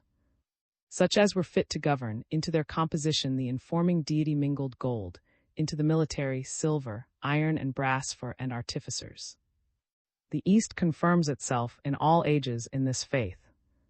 The Quran is explicit on this point of caste. Men have their metal as of gold and silver. Those of you who were the worthy ones in the state of ignorance will be the worthy ones in the state of faith as soon as you embrace it. Plato was not less firm. Of the 5 orders of things, only 4 can be taught in the generality of men. In the Republic, he insists on the temperaments of the youth as the first of the first. A happier example of the stress laid on nature is in the dialogue with the young, who wishes to receive lessons from Socrates. Socrates declares that, if some have grown wise by associating with him, no thanks are due to him, but simply whilst they were with him they grew wise not because of him, he pretends not to know the way of it. It is adverse to many, nor can those be benefited by associating with me, whom the demons oppose, so that it is not possible for me to live with these. With many, however, he does not prevent me from conversing, who yet are not at all benefited by associating with me. Such, is the association with me, for if it pleases the God, you will make great and rapid proficiency, you will not if he does not please. Judge whether it is not safer to be instructed by some one of those who have power over the benefit which they impart to men, than by me, who benefit or not, just as it may happen. As if he had said, I have no system. I cannot be answerable for you. You will be what you must. If there is love between us, inconceivably delicious and profitable will our intercourse be. If not, your time is lost, and you will only annoy me. I shall seem to you stupid, and the reputation I have false. Quite above us, beyond the will of you or me, is this secret affinity or repulsion laid. All my good is magnetic, and I educate not by lessons, but by going about my business. He said culture, he said nature, and he failed not to add, there is also the divine. There is no thought in any mind, but it quickly tends to convert itself into a power, and organizes a huge instrumentality of means. Plato, lover of limits, loved the illimitable, saw the enlargement and nobility which come from truth itself and good itself, and attempted, as if on the part of the human intellect once for all, to do it adequate homage fit for the immense soul to receive, and yet homage becoming the intellect to render. He said then, our faculties run out into infinity, and return to us thence. We can define but a little way, but here is a fact which will not be skipped, and which to shut our eyes upon is suicide. All things are in a scale, and begin where we will, ascend and ascend. All things are symbolical, and what we call results are beginnings. A key to the method and completeness of Plato is his twice bisected line. After he has illustrated the relation between the absolute good and true, and the forms of the intelligible world, he says, let there be a line cut in 2 unequal parts. Cut again each of these 2 parts, one representing the visible, the other the intelligible world, and these 2 new sections, representing the bright part and the dark part of these worlds, you will have, for one of the sections of the visible world, images, that is, both shadows and reflections. For the other section, the objects of these images, that is, plants, animals, and the works of art and nature. Then divide the intelligible world in like manner. The one section will be of opinions and hypotheses, and the other section of truths. To these 4 sections, the 4 operations of the soul correspond: conjecture, faith, understanding, reason. As every pool reflects the image of the sun, so every thought and thing restores us an image and creature of the supreme good. The universe is perforated by 1,000,000 channels for his activity. All things mount and mount. All his thought has this ascension, in teaching that beauty is the most lovely of all things, exciting hilarity and shedding desire and confidence through the universe wherever it enters, and it enters in some degree into all things, but that there is another which is as much more beautiful than beauty as beauty is than chaos, namely wisdom, which our wonderful organ of sight cannot reach unto, but which, could it be seen, would ravish us with its perfect reality. He has the same regard to it as the source of excellence in works of art. When an artificer in the fabrication of any work looks to that which always subsists according to the same, and employing a model of this kind, expresses its idea and power in his work, it must follow that his production should be beautiful. But when he beholds that which is born and dies, it will be far from beautiful. Thus ever the banquet is a teaching in the same spirit, familiar now to all the poetry and to all the sermons of the world, that the love of the sexes is initial, and symbolizes, at a distance, the passion of the soul for that immense lake of beauty it exists to seek. This faith in the divinity is never out of mind, and constitutes the limitation of all his dogmas. Body cannot teach wisdom, God only. In the same mind he constantly affirms that virtue cannot be taught, that it is not a science but an inspiration, that the greatest goods are produced to us through mania and are assigned to us by a divine gift. This leads me to that central figure which he has established in his academy as the organ through which every considered opinion shall be announced, and whose biography he has likewise so labored that the historic facts are lost in the light of Plato's mind. Socrates and Plato are the double star, which the most powerful instruments will not entirely separate. Socrates, again in his traits and genius, is the best example of that synthesis which constitutes Plato's extraordinary power. Socrates, a man of humble stem but honest enough, of the commonest history, of a personal homeliness so remarkable as to be a cause of wit in others the rather that his broad good nature and exquisite taste for a joke invited the sally, which was sure to be paid.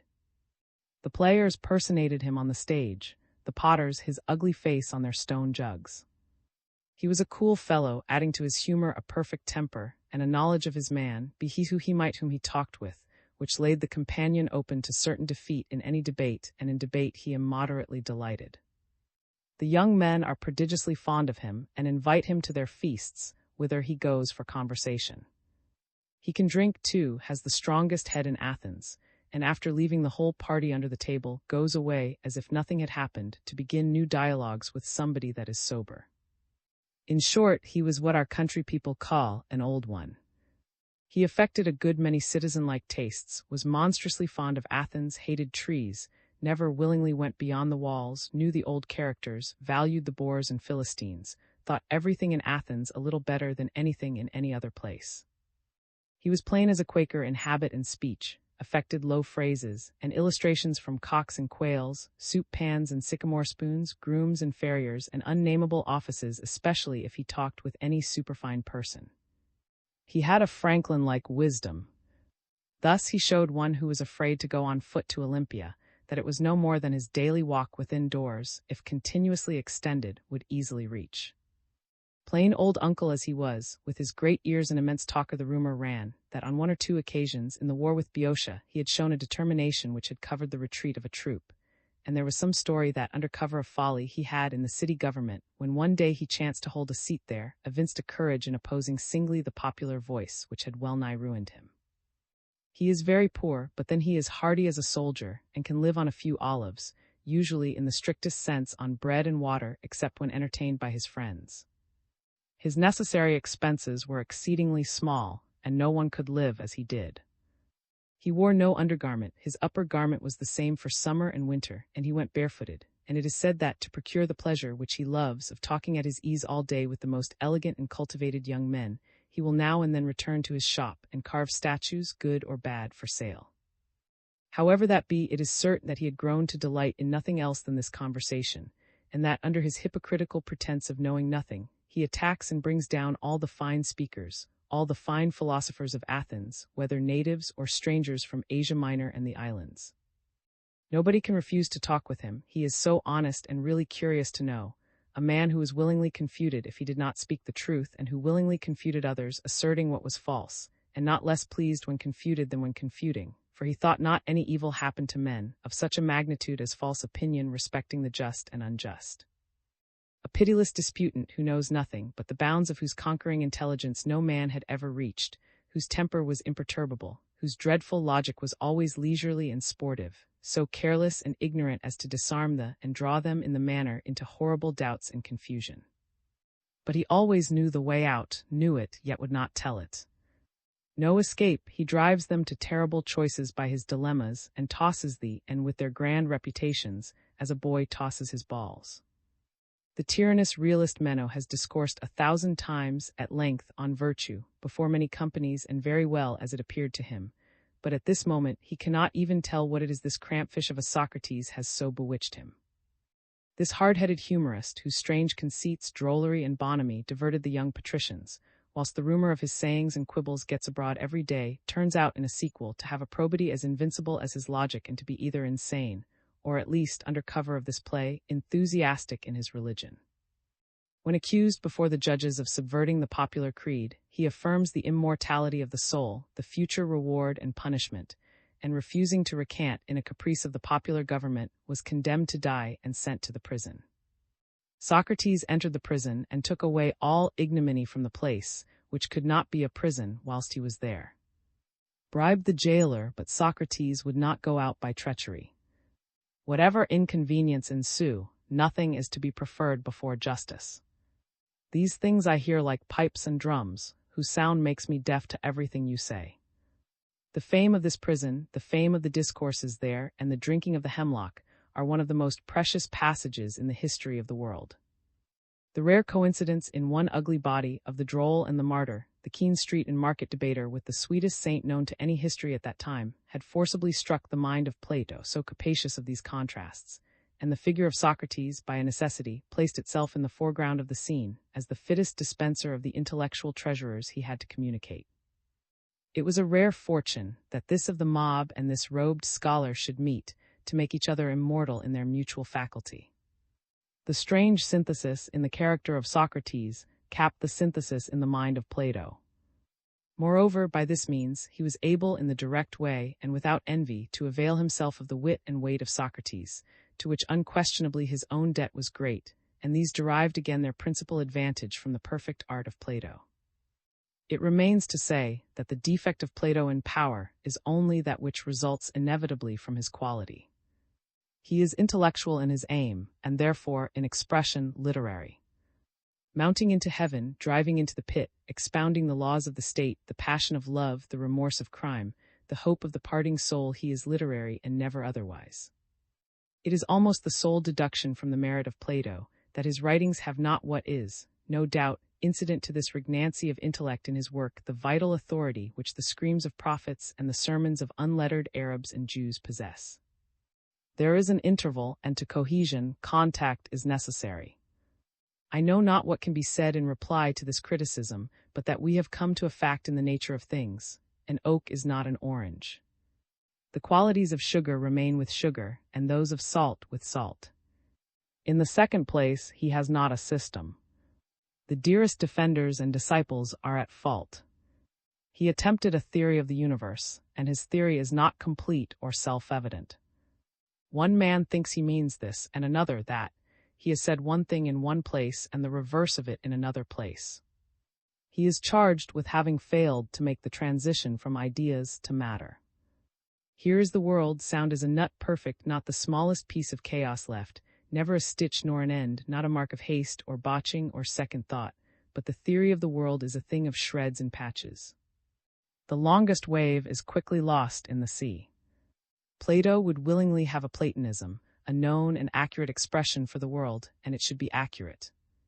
It shall be the world passed through the mind of Plato, nothing less. Every atom shall have the Platonic tinge. Every atom, every relation or quality you knew before, you shall know again and find here, but now ordered, not nature, but art. And you shall feel that Alexander indeed overran, with men and horses, some countries of the planet, but countries, and things of which countries are made, elements, planet itself, laws of planet and of men, have passed through this man as bread into his body, and become no longer bread, but body. So all this mammoth morsel has become Plato. He has clapped copyright on the world. This is the ambition of individualism. But the mouthful proves too large. Boa constrictor has good will to eat it, but he is foiled. He falls abroad in the attempt, and biting gets strangled. The bitten world holds the biter fast by his own teeth. There he perishes, unconquered nature lives on and forgets him. So it fares with all, so must it fare with Plato. In view of eternal nature, Plato turns out to be philosophical. He argues on this side and on that. The German, the disciple, could never tell what Platonism was. Indeed, admirable texts can be quoted on both sides of every great question from him. These things we are forced to say, if we must consider the effort of Plato, or of any philosopher, to dispose of nature which will not be disposed of. No power of genius has ever yet had the smallest success in explaining existence. The perfect enigma remains. But there is an injustice in assuming this ambition for Plato. Let us not seem to treat with flippancy his venerable name. Men, in proportion to their intellect, have admitted his transcendent claims. The way to know him is to compare him, not with nature, but with other men. How many ages have gone by, and he remains unapproached? A chief structure of human wit, like, or the medieval cathedrals, or the Etrurian remains, It requires all the breadth of human faculty to know it. I think it is seen when seen with the most respect. His sense deepens, his merits multiply with study. When we say here is a fine collection of fables, or when we praise the style, or the common sense, or arithmetic, we speak as boys, and much of our impatient criticism of the dialectic, I suspect, is no better. The criticism is like our impatience of miles when we are in a hurry, but it is still best that a mile should have 1,760 yards. The gray-tide Plato proportioned the lights and shades after the genius of our life. Plato New Ratings. The publication in Mr. Serial Library of the excellent translations of Plato, which we esteem one of the chief benefits the cheap press has yielded, gives us an occasion to take hastily a few more notes of the elevation and bearings of this fixed star, or to add a bulletin, like the journals of Plato at the latest dates. Modern science, by the extent of its generalization, has learned to indemnify the student of man for the defects of individuals, by tracing growth and ascent in races, and by the simple expedient of lighting up the vast background, generates a feeling of complacency and hope. The human being has the saurian and the plant in his rear. His arts and sciences, the easy issue of his brain, look glorious when prospectively beheld from the distant brain of ox, crocodile, and fish. It seems as if nature, in regarding the geologic night behind her, when in 5 or 6 millenniums she had turned out 5 or 6 men, as Homer, Phidias, Menu, and Columbus, was nowise discontented with the result. These samples attested the virtue of the tree. These were a clear amelioration of trilobite and a good basis for further proceeding. With this artist, time and space are cheap, and she is insensible of what you say of tedious preparation. She waited tranquilly the flowing periods of paleontology for the hour to be struck when man should arrive. Then periods must pass before the motion of the earth can be suspected, then before the map of the instincts and the cultivable powers can be drawn. But as of races, so the succession of individual men is fatal and beautiful, and Plato has the fortune, in the history of mankind, to mark an epoch. Plato's fame does not stand on a syllogism, or on any masterpieces of the Socratic, or on any thesis, as, for example, the immortality of the soul. He is more than an expert, or a schoolman, or a geometer, or the prophet of a peculiar message. He represents the privilege of the intellect, the power, namely, of carrying up every fact to successive platforms, and so disclosing in every fact a germ of expansion. These expansions are in the essence of thought. The naturalist would never help us to them by any discoveries of the extent of the universe, but is as poor, when cataloguing the resolved nebula of Orion, as when measuring the angles of an acre. But the Republic of Plato, by these expansions, may be said to require, and so to anticipate, the astronomy of. The expansions are organic. The mind does not create what it perceives, any more than the eye creates the rose. In ascribing to Plato the merit of announcing them, we only say, here was a more complete man, who could apply to nature the whole scale of the senses, the understanding, and the reason. These expansions or extensions consist in continuing the spiritual sight where the horizon falls on our natural vision, and by this second sight, discovering the long lines of law which shoot in every direction. Everywhere he stands on a path which has no end, but runs continuously round the universe. Therefore, every word becomes an exponent of nature. Whatever he looks upon discloses a second sense and ulterior senses. His perception of the generation of contraries, of death out of life, and life out of death, that law by which in nature decomposition is recomposition, and putrefaction and cholera are only signals of a new creation, his discernment of the little in the large and the large in the small, studying the state in the citizen and the citizen in the state, and leaving it doubtful whether he exhibited the Republic as an allegory on the education of the private soul. His beautiful definitions of ideas, of time, of form, of figure, of the line, sometimes hypothetically given, as his defining of virtue, courage, justice, temperance, his love of the apologue and his apologues themselves, the cave of the ring of the charioteer and 2 horses, the golden, silver, brass, and iron temperaments, and the visions of Hades and the fates fables which have imprinted themselves in the human memory like the signs of the zodiac, his eye and his soul. His doctrine of assimilation, his doctrine of reminiscence, his clear vision of the laws of return or reaction which secure instant justice throughout the universe, instanced everywhere but specially in the doctrine, what comes from God to us returns from us to God, and in Socrates' belief that the laws below are sisters of the laws above. More striking examples are his moral conclusions. Plato affirms the coincidence of science and virtue, for vice can never know itself and virtue, but virtue knows both itself and vice. The eye attested that justice was best as long as it was profitable. Plato affirms that it is profitable throughout, that the profit is intrinsic, though the just conceal his justice from gods and men, that it is better to suffer injustice than to do it, that the sinner ought to covet punishment, that the lie was more hurtful than homicide, and that ignorance or the involuntary lie was more calamitous than involuntary homicide, that the soul is unwillingly deprived of true opinions, and that no man sins willingly, that the order of proceeding of nature was from the mind to the body, and though a sound body cannot restore an unsound mind, yet a good soul can, by its virtue, render the body the best possible. The intelligent have a right over the ignorant, namely, the right of instructing them. The right punishment of one out of tune is to make him play in tune. The fine which the good, refusing to govern, ought to pay is to be governed by a worse man, that his guards shall not handle gold and silver, but shall be instructed that there is gold and silver in their souls, which will make men willing to give them everything which they need. This second sight explains the stress laid on geometry. He saw that the globe of earth was not more lawful and precise than was that a celestial geometry was in place there, as a logic of lines and angles here below, that the world was throughout mathematical.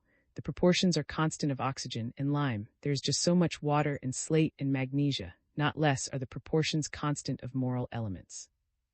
This eldest, hating varnish and falsehood, delighted in revealing the real at the base of the accidental, in discovering connection, continuity, and representation everywhere, hating insulation, and appears like the god of wealth among the cabins of vagabonds, opening power and capability in everything he touches. Ethical science was new and vacant. When Plato could write thus of all whose arguments are left to the men of the present time, no one has ever yet condemned injustice or praised justice, otherwise than as respects the repute, honors, and emoluments arising therefrom. While as respects either of them in itself, and subsisting by its own power in the soul of the possessor, and concealed both from gods and men, no one has yet sufficiently investigated, either in poetry or prose writings, how, namely, that the one is the greatest of all the evils that the soul has within it, and justice the greatest good.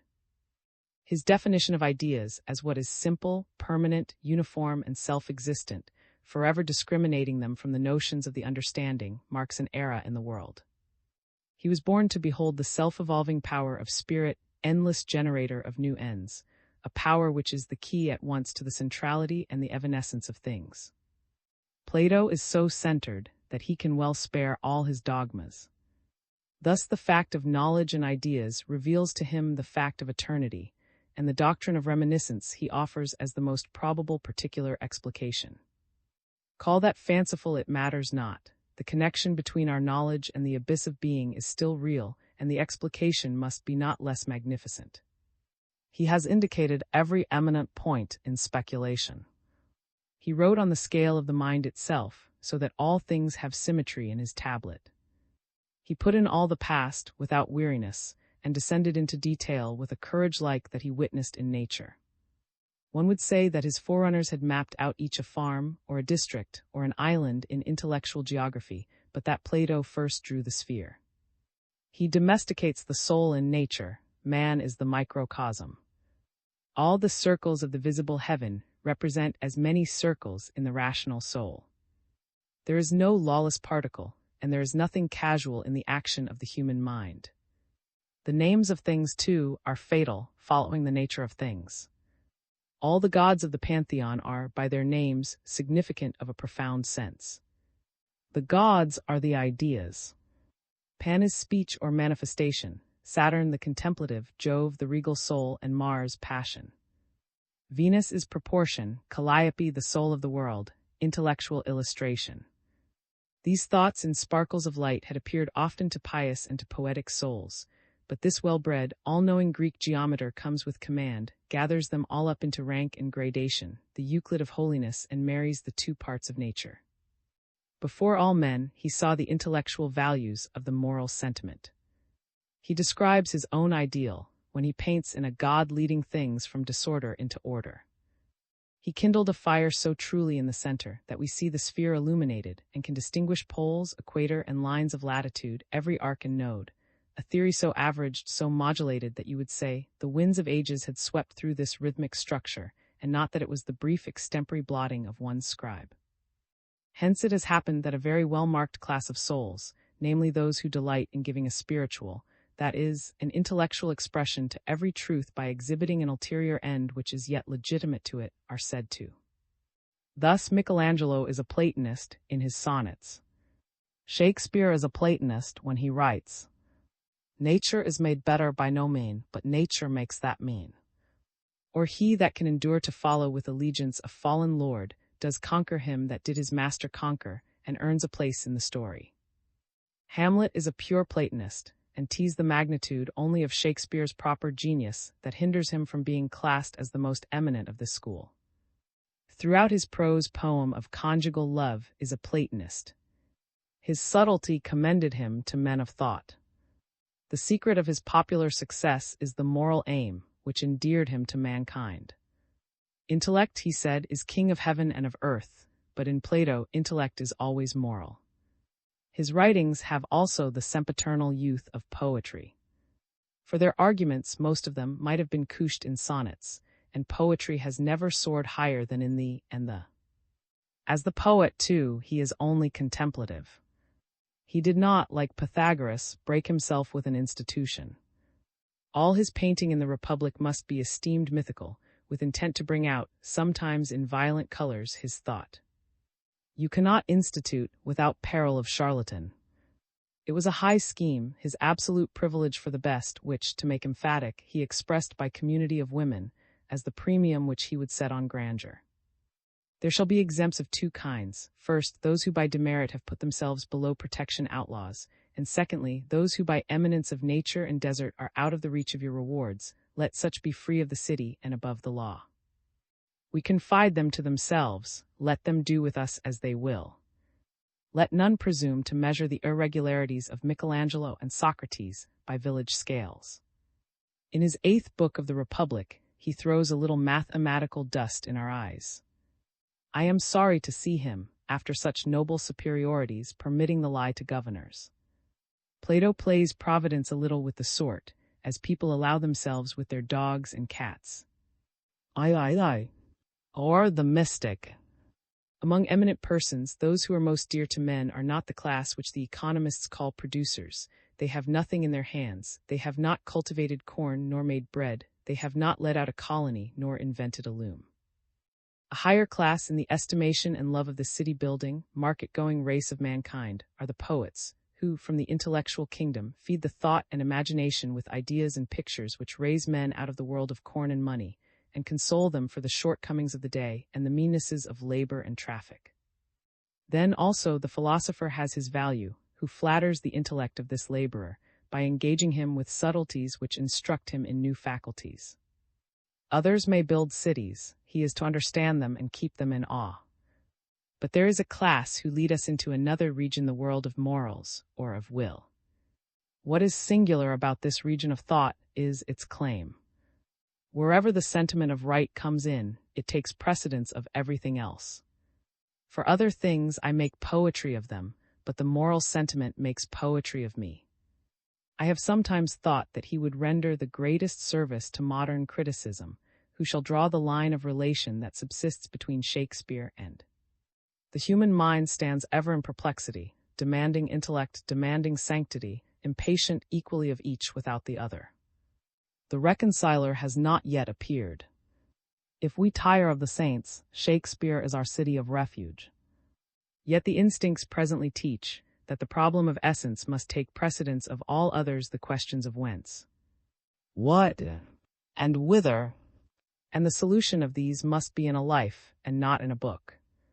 A drama or poem is a proximate or oblique reply, but Moses, Menu, Jesus work directly on this problem. The atmosphere of moral sentiment is a region of grandeur which reduces all material magnificence to toys, yet opens to every wretch that has reason the doors of the universe. Almost with a fierce haste, it lays its empire on the man. In the language of the Quran, God said, "The heaven and the earth and all that is between them, think ye that we created them in jest, and that ye shall not return to us." It is the kingdom of the will, and by inspiring the will, which is the seat of personality, seems to convert the universe into a person, the realms of being to no other bow, not only all are thine, but all art thou. All men are commanded by the saint. The Quran makes a distinct class of those who are by nature good, and whose goodness has an influence on others, and pronounces this class to be the aim of creation. The other classes are admitted to the feast of being, only as following in the train of this.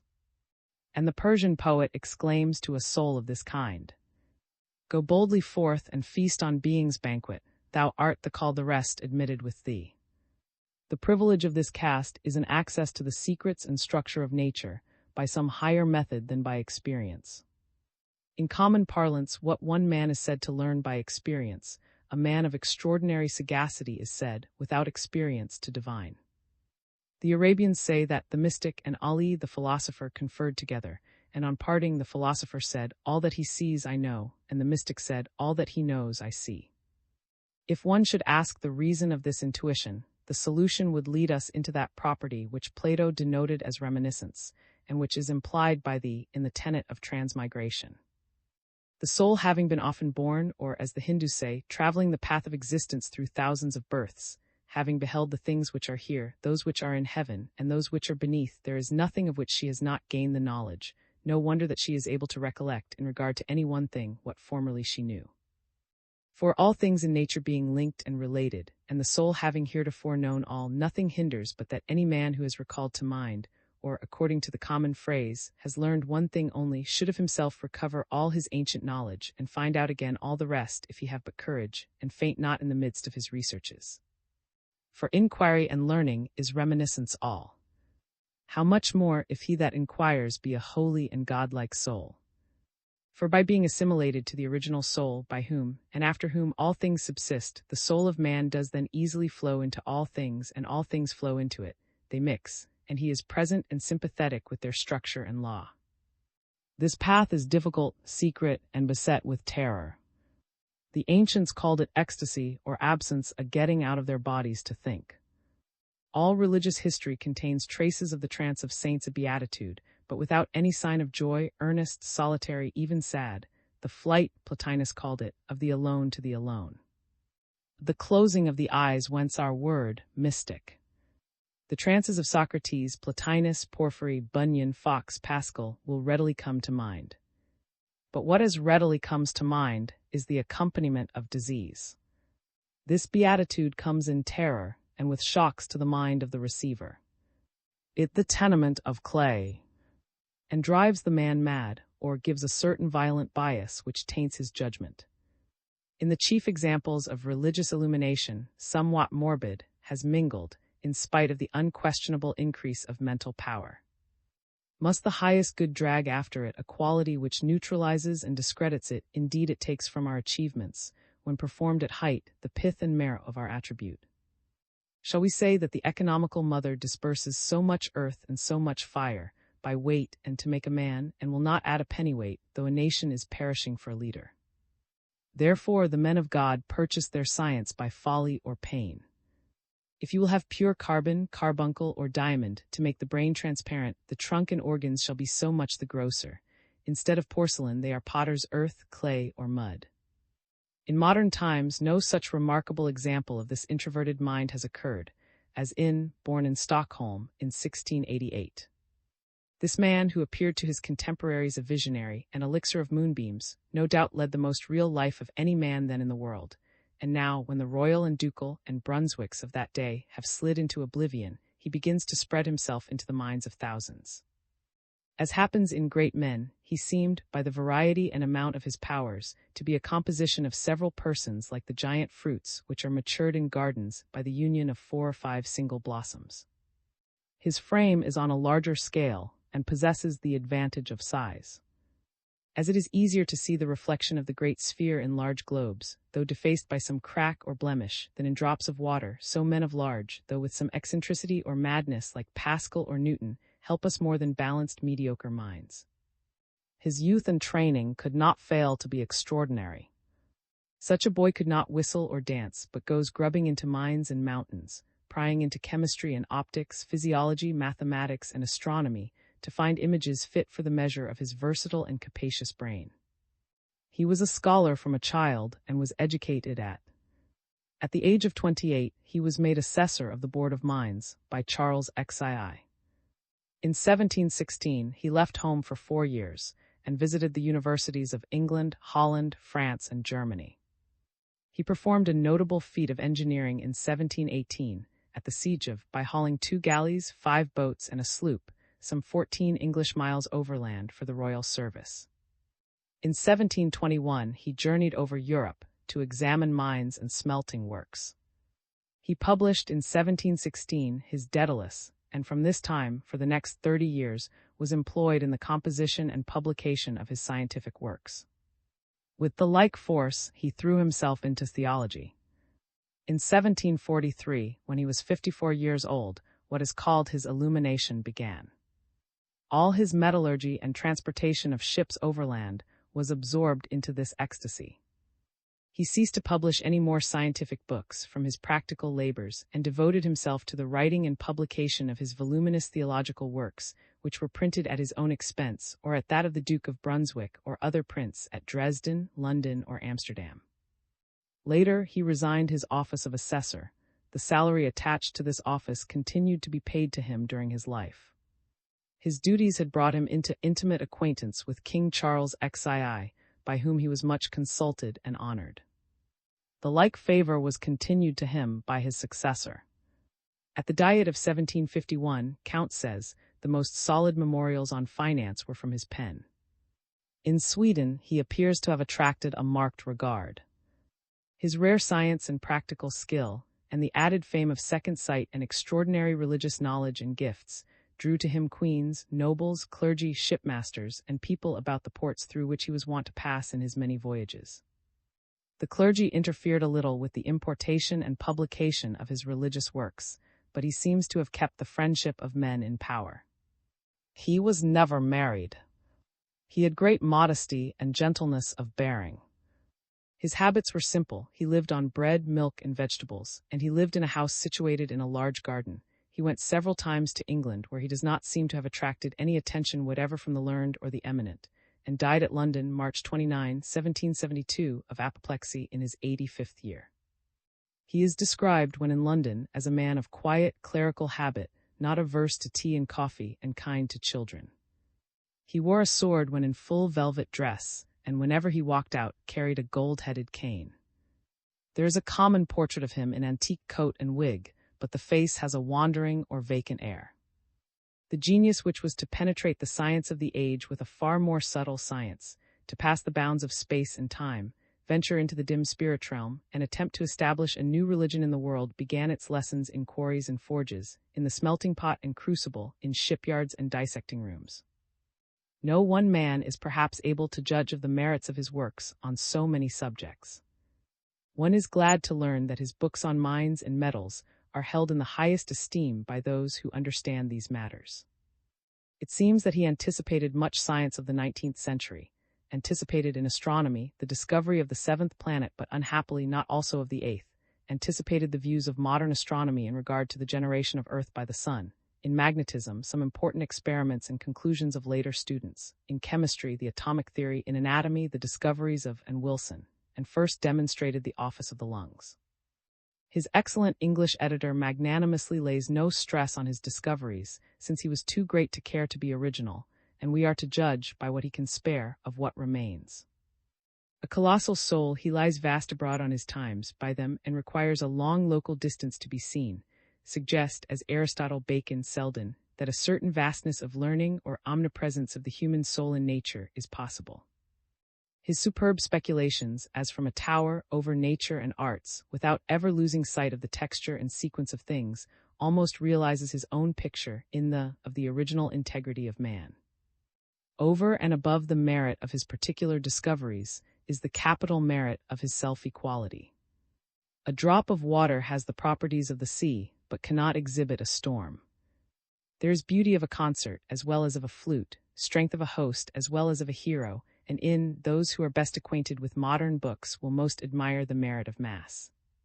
One of the mastodons of literature, he is not to be measured by whole colleges of ordinary scholars. His stalwart presence would flutter the gowns of an university. Our books are false by being fragmentary. Their sentences are bon mots and not parts of natural discourse, childish expressions of surprise or pleasure in nature, or worse, owing a brief notoriety to their petulance or aversion from the order of nature being some curiosity or oddity, designedly not in harmony with nature and purposely framed to excite a surprise, as jugglers do by concealing their means. But is systematic and respective of the world in every sentence. All the means are orderly given. His faculties work with astronomic punctuality, and this admirable writing is pure from all pertness or egotism. Was born into an atmosphere of great ideas. 'Tis hard to say what was his own, yet his life was dignified by noblest pictures of the universe. The robust Aristotelian method, with its breadth and shaming our sterile and linear logic by its genial radiation, conversant with series and degree, with effects and ends, to discriminate power from form, essence from accident, and opening by its terminology and definition high roads into nature, had trained a race of athletic philosophers. Had shown the circulation of the blood. Gilbert had shown that the earth was a magnet. Descartes, taught by Gilbert's magnet, with its vortex, spiral, and polarity, had filled Europe with the leading thought of vortical motion as the secret of nature. Newton, in the year in which was born, published and established the universal gravity. Following the high doctrines of Hippocrates and Lucretius, had given emphasis to the dogma that nature works in leasts in minimis. Unrivaled dissectors, Heister, had left nothing for scalpel or microscope to reveal in human or comparative anatomy. His contemporary was affirming in his beautiful science that nature is always like herself. And lastly, the nobility of method, the largest application of principles, had been exhibited by an Christian in cosmology, whilst and had drawn the moral argument. What was left for a genius of the largest, but to go over their ground and verify and unite? It is easy to see, in these minds, the original of studies and the suggestion of his problems. He had a capacity to entertain and vivify these volumes of thought. Yet the proximity of these geniuses, one or other of whom had introduced all his leading ideas, makes another example of the difficulty, even in a highly fertile genius, of proving originality, the first birth and enunciation of one of the laws of nature. He named his favorite views: the doctrine of forms, the doctrine of series and degrees, the doctrine of influx, the doctrine of correspondence. His statement of these doctrines deserves to be studied in his books. Not every man can read them, but they will reward him who can. His theologic works are valuable to illustrate these. His writings would be a sufficient library to a lonely and athletic student, and The Economy of the Animal Kingdom is one of those books which, by the sustained dignity of thinking, is an honor to the human race. He had studied spars and metals to some purpose. His varied and solid knowledge makes his style lustrous with points and shooting of thought, and resembling one of those winter mornings when the air sparkles with crystals. The grandeur of the topics makes the grandeur of the style. He was apt for cosmology, because of that native perception of identity which made mere size of no account to him. In the atom of magnetic iron, he saw the quality which would generate the spiral motion of sun and planet. The thoughts in which he lived were the universality of each law in nature, the Platonic doctrine of the scale or degrees, the version or conversion of each into other, and so the correspondence of all the parts, the fine secret that little explains large and large little, the centrality of man in nature and the connection that subsists throughout all things. He saw that the human body was strictly universal, or an instrument through which the soul feeds and is fed by the whole of matter. So that he held, in exact antagonism to the skeptics, that the wiser a man is, the more will he be of the deity. In short, he was a believer in the identity philosophy, which he held not idly as the dreamers of Berlin or Boston, but which he experimented with and established through years of labor, with the heart and strength of the rudest Viking that his rough Sweden ever sent to battle. This theory dates from the oldest philosophers, and derives perhaps its best illustration from It is this, that nature iterates her means perpetually on successive planes. In the old aphorism, nature is always self-similar. In the plant, the eye or germinative point opens to a leaf, then to another leaf, with a power of transforming the leaf into radicle, stamen, pistil, petal, bract, sepal, or seed. The whole art of the plant is still to repeat leaf on leaf without end, the more or less of heat, light, moisture, and food, determining the form it shall assume.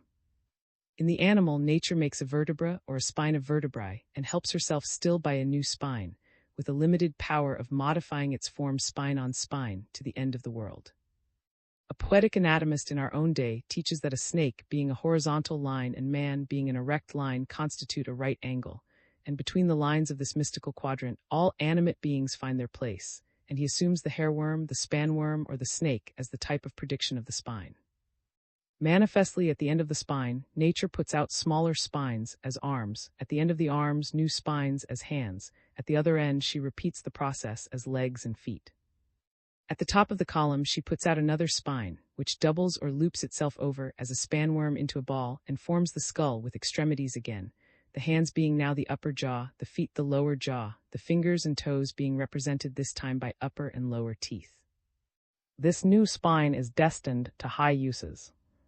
It is a new man on the shoulders of the last. It can almost shed its trunk and manage to live alone, according to the Platonic idea in the. Within it, on a higher plane, all that was done in the trunk repeats itself. Nature recites her lesson once more in a higher mood. The mind is a finer body, and resumes its functions of feeding, digesting, absorbing, excluding, and generating in a new and ethereal element. Here in the brain is all the process of alimentation repeated, in the acquiring, comparing, digesting, and assimilating of experience. Here again is the mystery of generation repeated. In the brain are male and female faculties. Here is marriage, here is fruit. And there is no limit to this ascending scale, but series on series.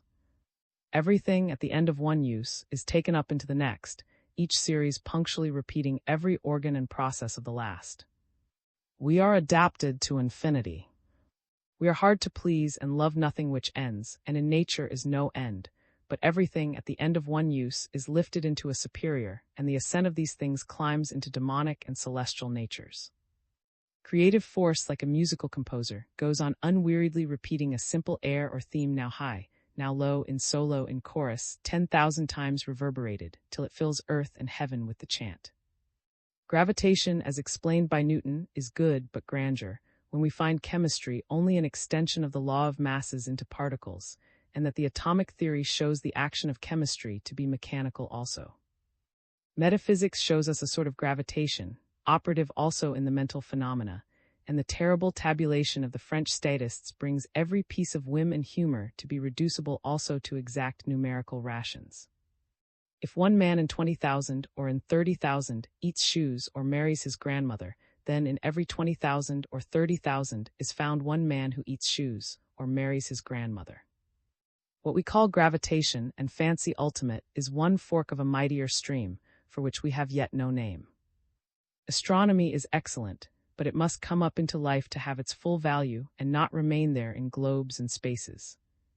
The globule of blood gyrates around its own axis in the human veins, as the planet in the sky, and the circles of intellect relate to those of the heavens. Each law of nature has the like universality, eating, sleep, or rotation, generation, metamorphosis, vortical motion, which is seen in eggs as in planets.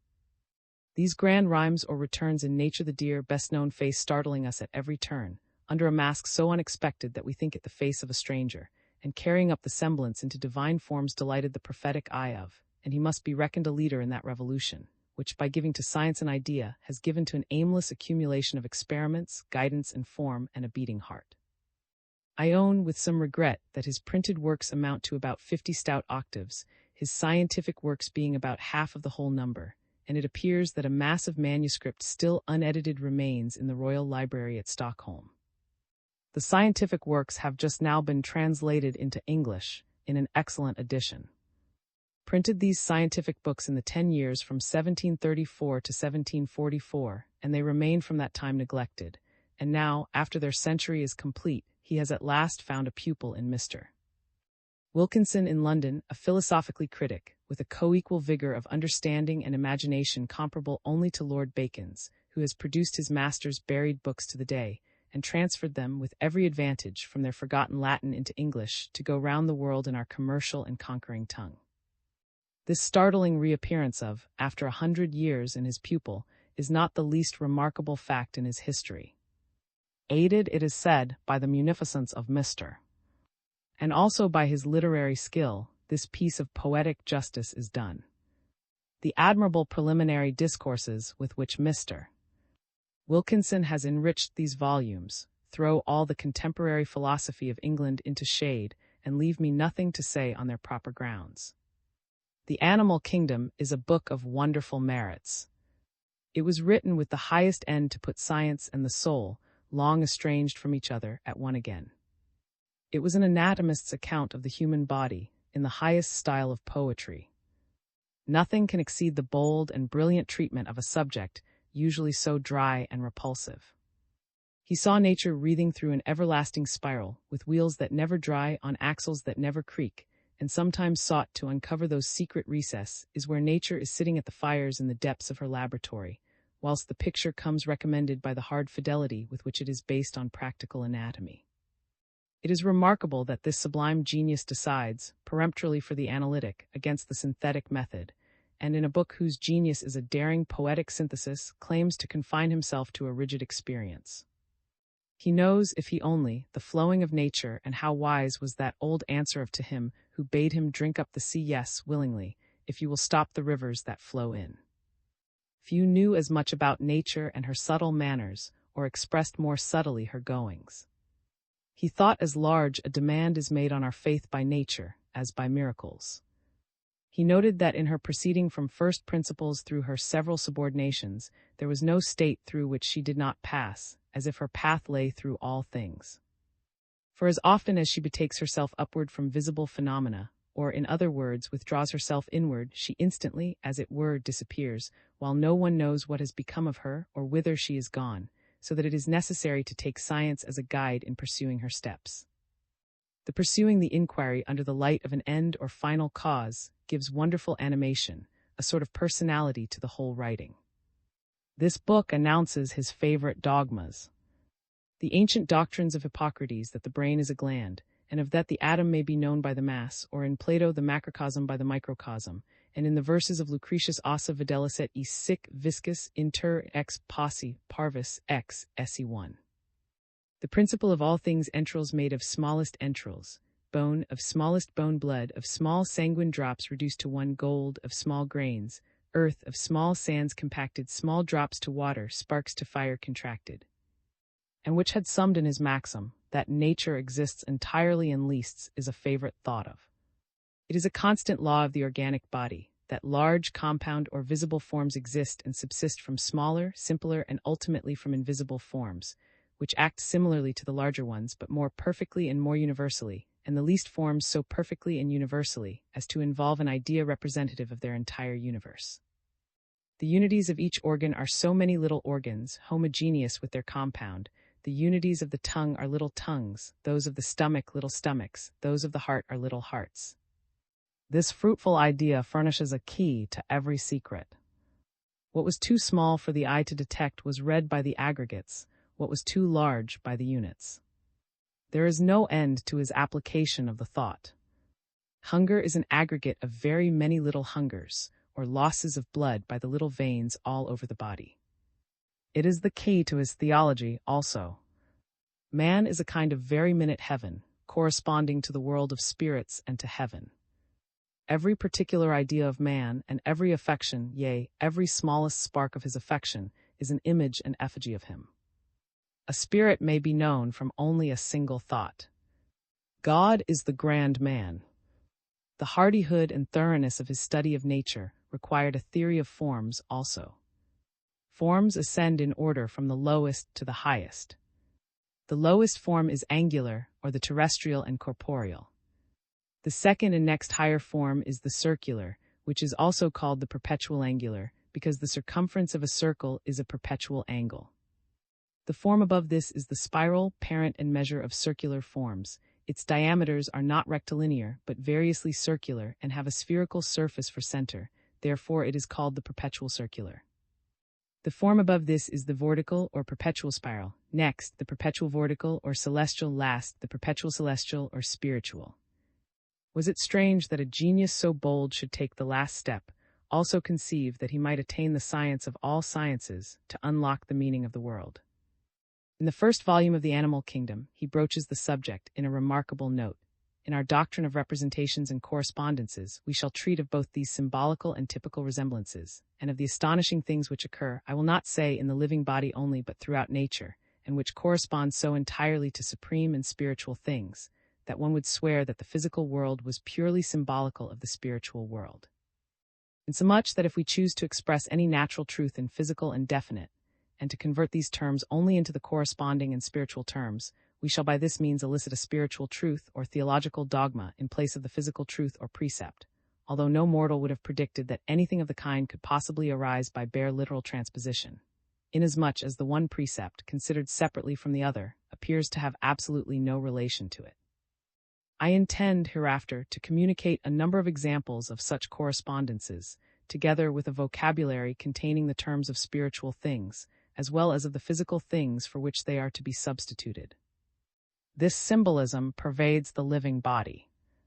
The fact thus explicitly stated is implied in all poetry, in allegory, in fable, in the use of emblems, and in the structure of language. Plato knew of it, as is evident from his twice bisected line in the 6th book of the Republic. Lord Bacon had found that truth and nature differed only as seal and print, and he instanced some physical proportions, with their translation into a moral and political sense. And all mystics imply this law in their dark riddle writing. The poets, in as far as they are poets, use it, but it is known to them only, as the magnet was known for ages as a toy. First put the fact into a detached and scientific statement, because it was habitually present to him and never not seen. It was involved, as we explained already, in the doctrine of identity and iteration, because the mental series exactly tallies with the material series. It required an insight that could rank things in order and series, or rather, it required such rightness of position that the poles of the eye should coincide with the axis of the world. The earth has fed its mankind through 5 or 6 millenniums, and they had sciences, religions, philosophies, and yet had failed to see the correspondence of meaning between every part and every other part. And down to this hour, literature has no book in which the symbolism of things is scientifically opened.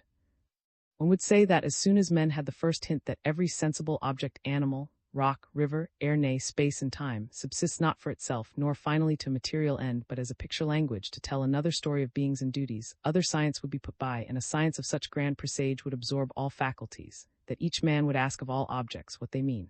Why does the horizon hold me fast with my joy and grief in this center?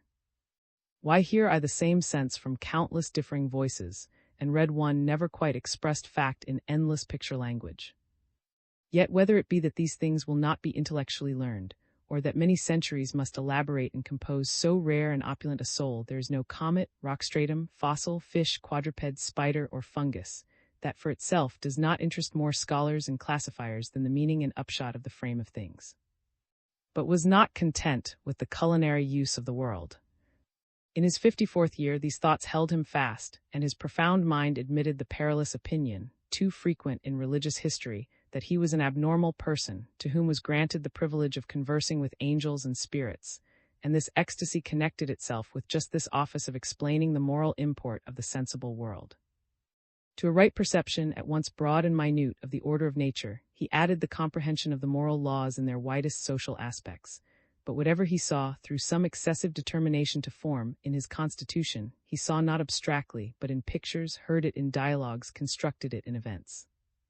When he attempted to announce the law most sanely, he was forced to couch it in parable. Modern psychology offers no similar example of a deranged balance.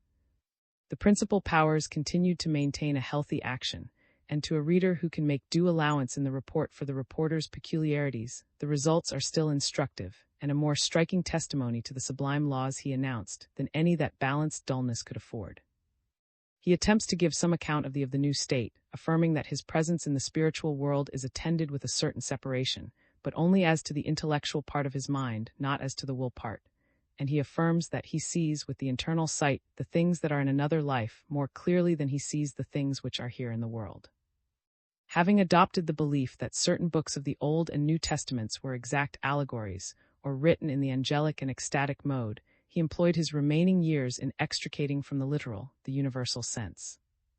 He had borrowed from Plato the fine fable of a most ancient people, men better than we and dwelling nigher to the gods, and added that they used the earth symbolically, that these, when they saw terrestrial objects, did not think at all about them, but only about those which they signified. The correspondence between thoughts and things henceforward occupied him. The very organic form resembles the end inscribed on it. A man is in general and in particular in justice or injustice, selfishness or gratitude. And the cause of this harmony he assigned in the arcana, the reason why all and single things in the heavens and on earth are representative, is because they exist from an influx of the Lord through heaven. This design of exhibiting such correspondences, which if adequately executed would be the poem of the world, in which all history and science would play an essential part, was narrowed and defeated by the exclusively theologic direction which his inquiries took. His perception of nature is not human and universal, but is mystical and Hebraic. He fastens each natural object to a theologic notion. A horse signifies carnal understanding, a tree, perception, the moon, faith, a cat means this, an ostrich that, an artichoke this other, and poorly tethers every symbol to a several ecclesiastic sense. The slippery Proteus is not so easily caught. In nature, each individual symbol plays innumerable parts, as each particle of matter circulates in turn through every system. The central identity enables any one symbol to express successively all the qualities and shades of the real being. In the transmission of the heavenly waters, every hose fits every hydrant. Nature avenges herself speedily on the hard pedantry that would chain her waves. She is no literalist. Everything must be taken genially, and we must be at the top of our condition to understand anything rightly. His theological bias thus fatally narrowed his interpretation of nature, and the dictionary of symbols is yet to be written. But the interpreter whom mankind must still expect will find no predecessor who has approached so near to the true problem. Styles himself in the of his books servant of the Lord Jesus Christ, and by force of intellect and in effect he is the last father in the Church and is not likely to have a successor. No wonder that his depth of ethical wisdom should give him influence as a teacher. To the withered traditional church yielding dry catechisms, he led in nature again, and the worshipper, escaping from the vestry of verbs and texts, is surprised to find himself a party to the whole of his religion. His religion thinks for him and is of universal application. He turns it on every side, it fits every part of life, interprets and dignifies every circumstance. Instead of a religion which visited him diplomatically 3 or 4 times when he was born, when he married, when he fell sick, and when he died, and for the rest never interfered with him, here was a teaching which accompanied him all day, accompanied him even into sleep and dreams, into his thinking, and showed him through what a long ancestry his thoughts descend, into society, and showed by what affinities he was girt to his equals and his counterparts. Into natural objects, and showed their origin and meaning, what are friendly and what are hurtful, and opened the future world by indicating the continuity of the same laws. His disciples allege that their intellect is invigorated by the study of his books. There is no such problem for criticism as his theological writings, their merits are so commanding, yet such grave deductions must be made. Their immense and sandy diffuseness is like the prairie or the desert, and their incongruities are like the last. He is superfluously explanatory, and his feelings of the ignorance of men strangely exaggerated. Men take truths of this nature very fast. Yet he abounds in assertions, he is a rich discoverer, and of things which most import us to know. His thought dwells in essential resemblances, like the resemblance of a house to the man who built it. He saw things in their law, in likeness of function, not of structure. There is an invariable method and order in his delivery of his truth, the habitual proceeding of the mind from inmost to outmost. What earnestness and weightiness his eye never roving, without one swell of vanity or one look to self, in any common form of literary pride. A theoretic or speculative man, but whom no practical man in the universe could affect to scorn. Plato is a gownsman, his garment, though of purple and almost, is an academic robe, and hinders action with its voluminous folds. But this mystic is awful to Caesar. Lycurgus himself would bow. The moral insight of the correction of popular errors, the announcement of ethical laws, take him out of comparison with any other modern writer, and entitle him to a place vacant for some ages among the lawgivers of mankind. That slow but commanding influence which he has acquired, like that of other religious geniuses, must be excessive also, and have its tides before it subsides into a permanent amount. Of course, what is real and universal cannot be confined to the circle of those who sympathize strictly with his genius, but will pass forth into the common stock of wise and just thinking. The world has a sure chemistry, by which it attracts what is excellent in its children, and lets fall the infirmities and limitations of the grandest mind. That metempsychosis which is familiar in the old mythology of the Greeks, collected in Ovid and in the Indian transmigration, and is their objective or really takes place in bodies by alien will and mind, has a more philosophically character. It is subjective, or depends entirely upon the thought of the person. All things in the universe arrange themselves to each person anew, according to his ruling love. Man is such as his affection and thought are. Man is man by virtue of willing, not by virtue of knowing and understanding.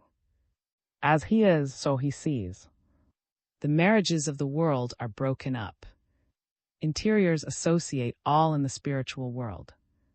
Whatever the angels looked upon was to them celestial. Each Satan appears to himself a man, to those as bad as he a comely man, to the purified a heap of carrion. Nothing can resist states, everything gravitates, like will to like, what we call poetic justice takes effect on the spot.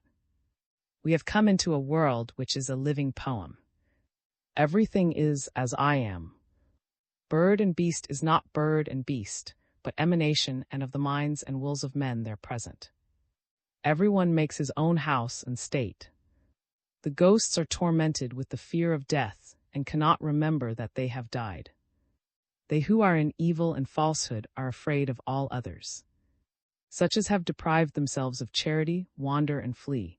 The societies which they approach discover their quality and drive them away. The covetous seem to themselves to be abiding in cells where their money is deposited, and these to be infested with mice. They who place merit in good works seem to themselves to cut wood. I asked such if they were not. They replied that they have not yet done work enough to merit heaven. He delivers golden sayings which express with singular beauty the ethical laws, as when he uttered that famed sentence that in heaven the angels are advancing continually to the springtime of their youth, so that the oldest angel appears the youngest. The more angels, the more room. The perfection of man is the love of use. Man in his perfect form is heaven. What is from him is him. Ends always ascend as nature descends. And the truly poetic account of the writing in the inmost heaven, which, as it consists of inflections according to the form of heaven, can be read without instruction, he almost justifies his claim to preternatural vision by strange insights of the structure of the human body and mind. It is never permitted to anyone, in heaven, to stand behind another and look at the back of his head, for then the influx which is from the Lord is disturbed. The angels, from the sound of the voice, know a man's love, from the articulation of the sound, his wisdom, and from the sense of the words, his science. In the conjugal love, he has unfolded the science of marriage. Of this book, one would say that, with the highest elements, it has failed of success. It came near to be the hymn of love which Plato attempted in the banquet, the love which Dante says sang among the angels in paradise, and which, as rightly celebrated in its genesis, fruition, and effect, might well entrance the souls, as it would lay open the genesis of all institutions, customs, and manners. The book had been grand if the Hebraism had been omitted, and the law stated without Gothicism, as ethics, and with that scope for ascension of state which the nature of things requires. It is a fine Platonic development of the science of marriage, teaching that sex is universal and not local, virility in the male qualifying every organ, act, and thought, and the feminine in woman. Therefore, in the real or spiritual world, the nuptial union is not momentary, but incessant and total, and chastity not a local but a universal virtue, unchastity being discovered as much in the trading or planting or speaking or philosophizing as in generation, and that, though the virgins he saw in heaven were beautiful, the wives were incomparably more beautiful, and went on increasing in beauty evermore. Yet, after his mode, pinned his theory to a temporary form. He exaggerates the circumstance of marriage, and though he finds false marriages on the earth, fancies a wiser choice in heaven. But of progressive souls, all loves and friendships are momentary. Do you love me? Minds, do you see the same truth? If you do, we are happy with the same happiness, but presently one of us passes into the perception of new truth, we are divorced, and no tension in nature can hold us to each other. I know how delicious is this cup of love, I existing for you, you existing for me, but it is a child clinging to his toy, an attempt to eternize the fireside and nuptial chamber, to keep the picture alphabet through which our first lessons are prettily conveyed. The Eden of God is bare and grand. Like the outdoor landscape remembered from the evening fireside, it seems cold and desolate whilst you cower over the coals.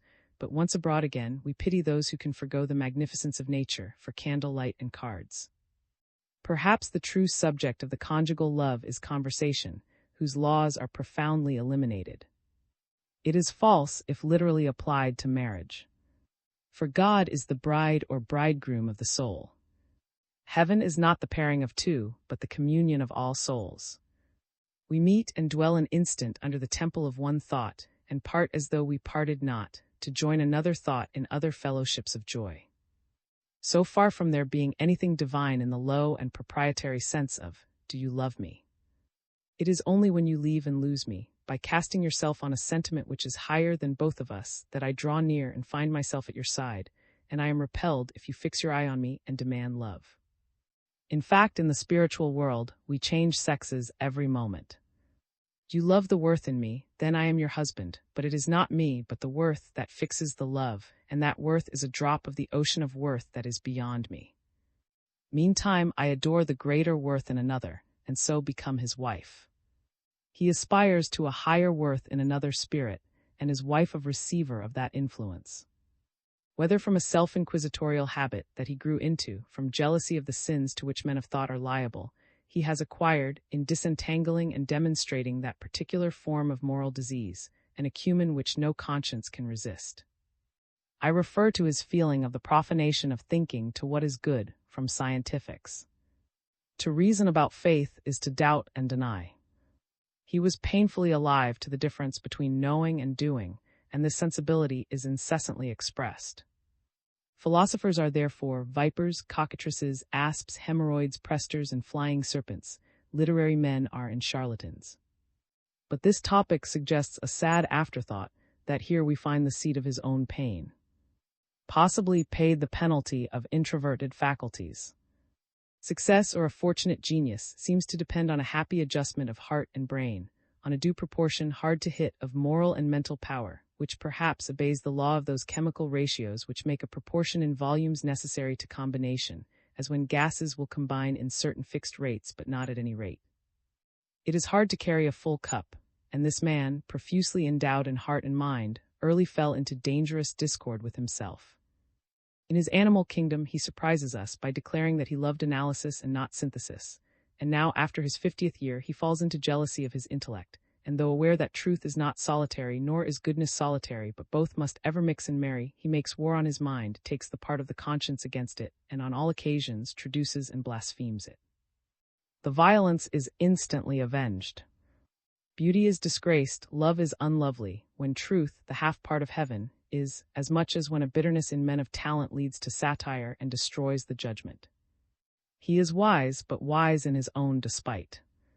There is an air of infinite grief, and the sound of wailing all over and through this lurid universe. A vampire sits in the seat of the prophet, and turns with gloomy appetite to the images of pain. Indeed, a bird does not more readily weave its nest, or a mole bore into the ground, than this seer of souls substructs a new hell and pit, each more abominable than the last, round every new crew of offenders.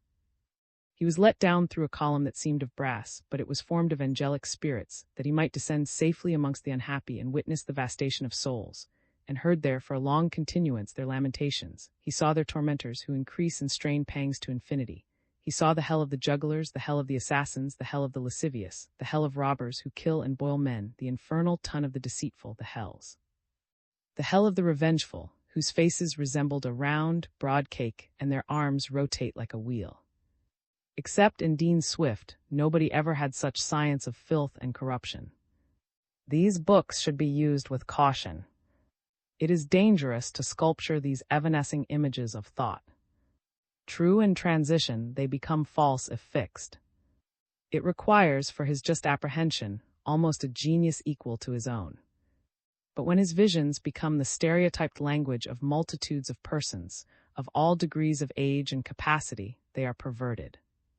The wise people of the Greek race were accustomed to lead the most intelligent and virtuous young men, as part of their education, through the mysteries, wherein, with much pomp and graduation, the highest truths known to ancient wisdom were taught. An ardent and contemplative young man, at 18 or 20 years, might read once these books of, these mysteries of love and conscience, and then throw them aside forever. Genius is ever haunted by similar dreams, when the hells and the heavens are open to it. But these pictures are to be held as mystical, that is, as a quite arbitrary and accidental picture of the truth, not as the truth. Any other symbol would be as good, then this is safely seen. System of the world wants central spontaneity. It is dynamic, not vital, and lacks power to generate life. There is no individual in it. The universe is a gigantic crystal. All those atoms and laminae lie in uninterrupted order and with unbroken unity, but cold and still. What seems an individual and a will is none. There is an immense chain of intermediation, extending from center to extremes, which bereaves every agency of all freedom and character. The universe, in his poem, suffers under a magnetic sleep and only reflects the mind of the magnetizer. Every thought comes into each mind by influence from a society of spirits that surround it, and into these from a higher society, and so on. All his types mean the same few things. All his figures speak one speech. All his interlocutors, be they who they may, to this complexion must they come at last. This Charon ferries them all over in his boat, kings, councillors, cavaliers, doctors, Sir Isaac Newton, Sir Hans, King George II, Mohammed, or whosoever, and all gather one grimness of hue and style. Only when Cicero comes by, our gentle seer sticks a little at saying he talked with Cicero, and with a touch of human relenting, remarks, one whom it was given me to believe was Cicero. And when the soi-disant Roman opens his mouth, Rome and eloquence have ebbed away, it is plain theologic, like the rest. His heavens and hells are dull, fault of want of individualism. The thousandfold relation of men is not there. The interest that attaches in nature to each man, because he is right by his wrong, and wrong by his right, because he defies all dogmatizing and classification. So many allowances and contingencies and futurities are to be taken into account, strong by his vices, often paralyzed by his virtues, sinks into entire sympathy with his society. This want reacts to the center of the system. Though the agency of the Lord is in every line referred to by name, it never becomes alive. There is no luster in that eye which gazes from the center, and which should vivify the immense dependency of beings. The vice of mind is its theologic determination. Nothing with him has the liberality of universal wisdom, but we are always in a church. That Hebrew muse which taught the lore of right and wrong to man had the same excessive influence for him it has had for the nations. The mode as well as the essence was sacred. Palestine is ever the more valuable as a chapter in universal history, and ever the less an available element in education. The genius of largest of all modern souls in this department of thought wasted itself in the endeavor to reanimate and conserve what had already arrived at its natural term, and in the great secular providence was retiring from its prominence before Western modes of thought and expression. And both failed by attaching themselves to the Christian symbol, instead of to the moral sentiment, which carries innumerable Christianities, humanities, divinities in its bosom. The excessive influence shows itself in the incongruous importation of a foreign rhetoric. What have I to do, asks the impatient reader, with jasper and sardonyx, beryl and chalcedony, what with arks and passovers, ephahs and ephods, what with lepers and what with heave offerings and unleavened bread, chariots of fire, dragons crowned and horned, behemoth and unicorn. Good for Orientals, these are nothing to me. The more learning you bring to explain them, the more glaring the impertinence. The more coherent and elaborate the system, the less I like it. I say with the Spartan, why do you speak so much to the purpose of that which is nothing to the purpose? My learning is such as God gave me in my birth and habit, in the delight and study of my eyes, and not of another man.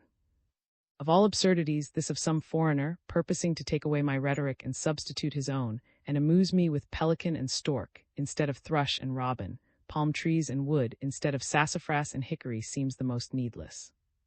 Said God, when he makes the prophet, does not unmake the man. As history points the remark, The parish disputes in the Swedish church between the friends and foes of Luther, and concerning faith alone and works alone, intrude themselves into his speculations upon the economy of the universe and of the celestial societies. The Lutheran bishop's son, for whom the heavens are opened, so that he sees with eyes and in the richest symbolic forms the awful truth of things, and utters again in his books, as under a heavenly mandate, the indisputable secrets of moral nature, with all these grandeurs resting upon him, remains the Lutheran bishop's son. His judgments are those of a Swedish polemic, and his vast enlargements purchased by adamantine limitations. He carries his controversial memory with him in his visits to the souls. He is like who in his frescoes put the cardinal who had offended him to roast under a mountain of devils, or like Dante who avenged in vindictive melodies all his private wrongs, or perhaps still more like parish priest who, if a hailstorm passes over the village, thinks the day of doom has come, and the cannibals already have got the pip.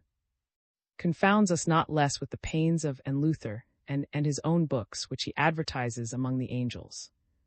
Under the same theologic cramp, many of his dogmas are bound. His cardinal position in morals is that evils should be shunned as sins. But he does not know what evil is or what good is, who thinks any ground remains to be occupied, after saying that evil is to be shunned as evil. I doubt not he was led by the desire to insert the element of personality of deity. But nothing is added. One man, you say, dreads show him that this dread is evil, or one dreads hell show him that dread is evil.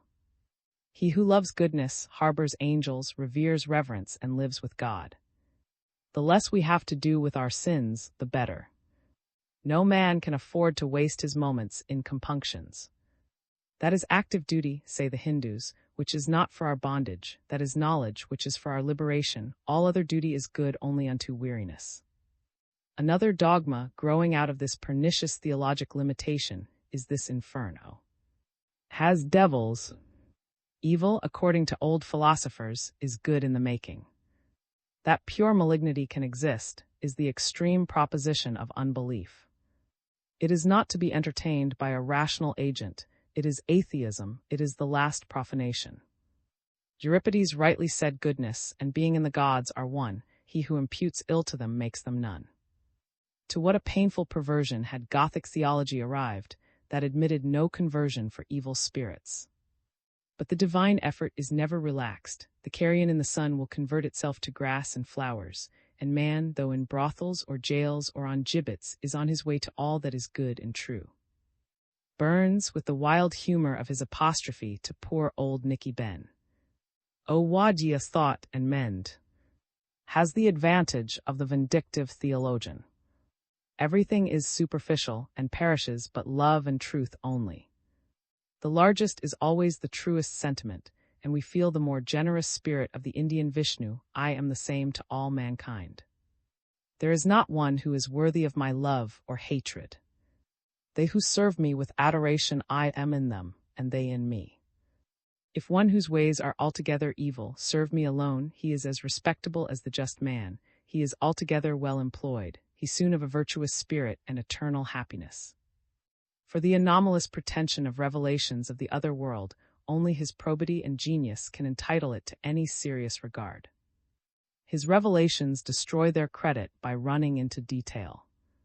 If a man say that the Holy Ghost hath informed him that the last judgment, or the last of the judgments, took place in 1757, or that the Dutch in the other world live in a heaven by themselves and the English in a heaven by themselves, I reply that the spirit which is holy is reserved, taciturn, and deals in laws. The rumors of ghosts and hobgoblins gossip and tell fortunes. The teachings of the high spirit are abstemious, and in regard to particulars, negative. Socrates' genius did not advise him to act or to find, but if he proposed to do somewhat not advantageous, it dissuaded him. What God is, he said, I know not, what he is not I know.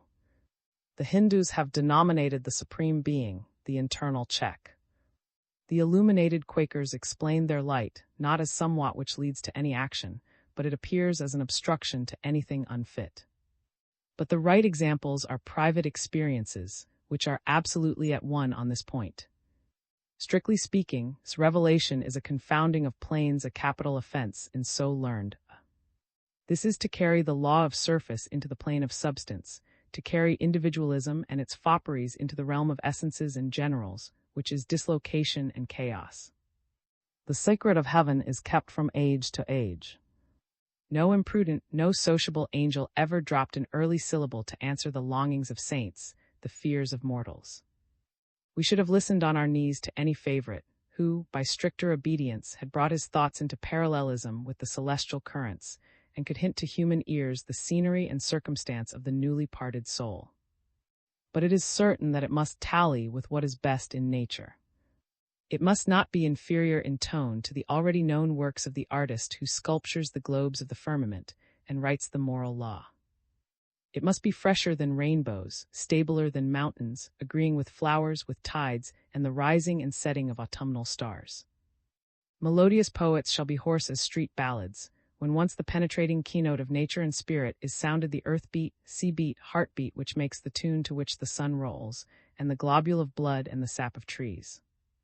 In this mood we hear the rumor that the seer has arrived, and his tale is told. But there is no beauty, no heaven, for angels, goblins. The sad muse loves night and death and the pit. His inferno is mesmeric.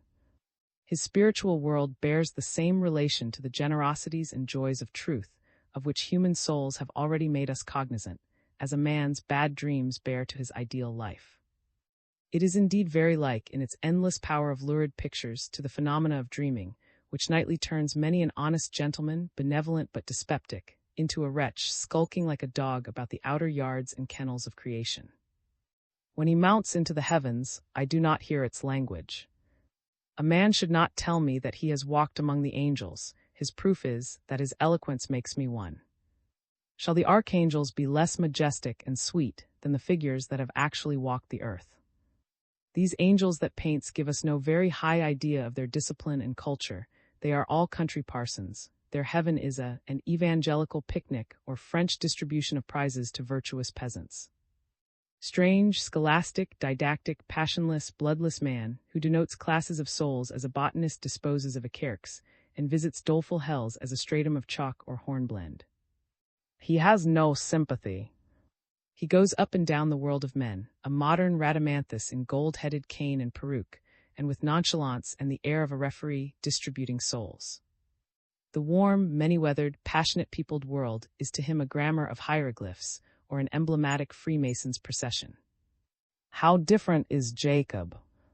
He is tremulous with emotion and listens awestruck with the gentlest humanity to the teacher whose lessons he conveys, and when he asserts that, in some sort, love is greater than God, his heart beats so high that the thumping against his leathern coat is audible across the centuries. "'Tis a great difference," is healthily and beautifully wise, notwithstanding the mystical narrowness and incommunicableness. Is disagreeably wise, and with all his accumulated gifts, paralyzes and repels. It is the best sign of a great nature, that it opens a foreground, and like the breath of morning landscapes, invites us onward. Is retrospective, nor can we divest him of his mattock and shroud. Some minds are forever restrained from descending into nature, others are forever prevented from ascending out of it. With the force of many men, he could never break the umbilical cord which held him to nature, and he did not rise to the platform of pure genius. It is remarkable that this man, who, by his perception of symbols, saw the poetic construction of things, and the primary relation of mind to matter, remained entirely devoid of the whole apparatus of poetic expression, which that perception creates. He knew the grammar and rudiments of the mother tongue. How could he not read off one strain into music? Was he like who, in his vision, designed to fill his lap with the celestial flowers, as presents for his friends, but the fragrance of the roses so intoxicated him that the skirt dropped from his hands? Or is reporting a breach of the manners of that heavenly society? Or was it that he saw the vision intellectually, and hence that chiding of the intellectual that pervades his books? Be it as it may, his books have no melody, no emotion, no humor, no relief to the dead prosaic level. In his profuse and accurate imagery is no pleasure, for there is no beauty. We wander forlorn in a landscape.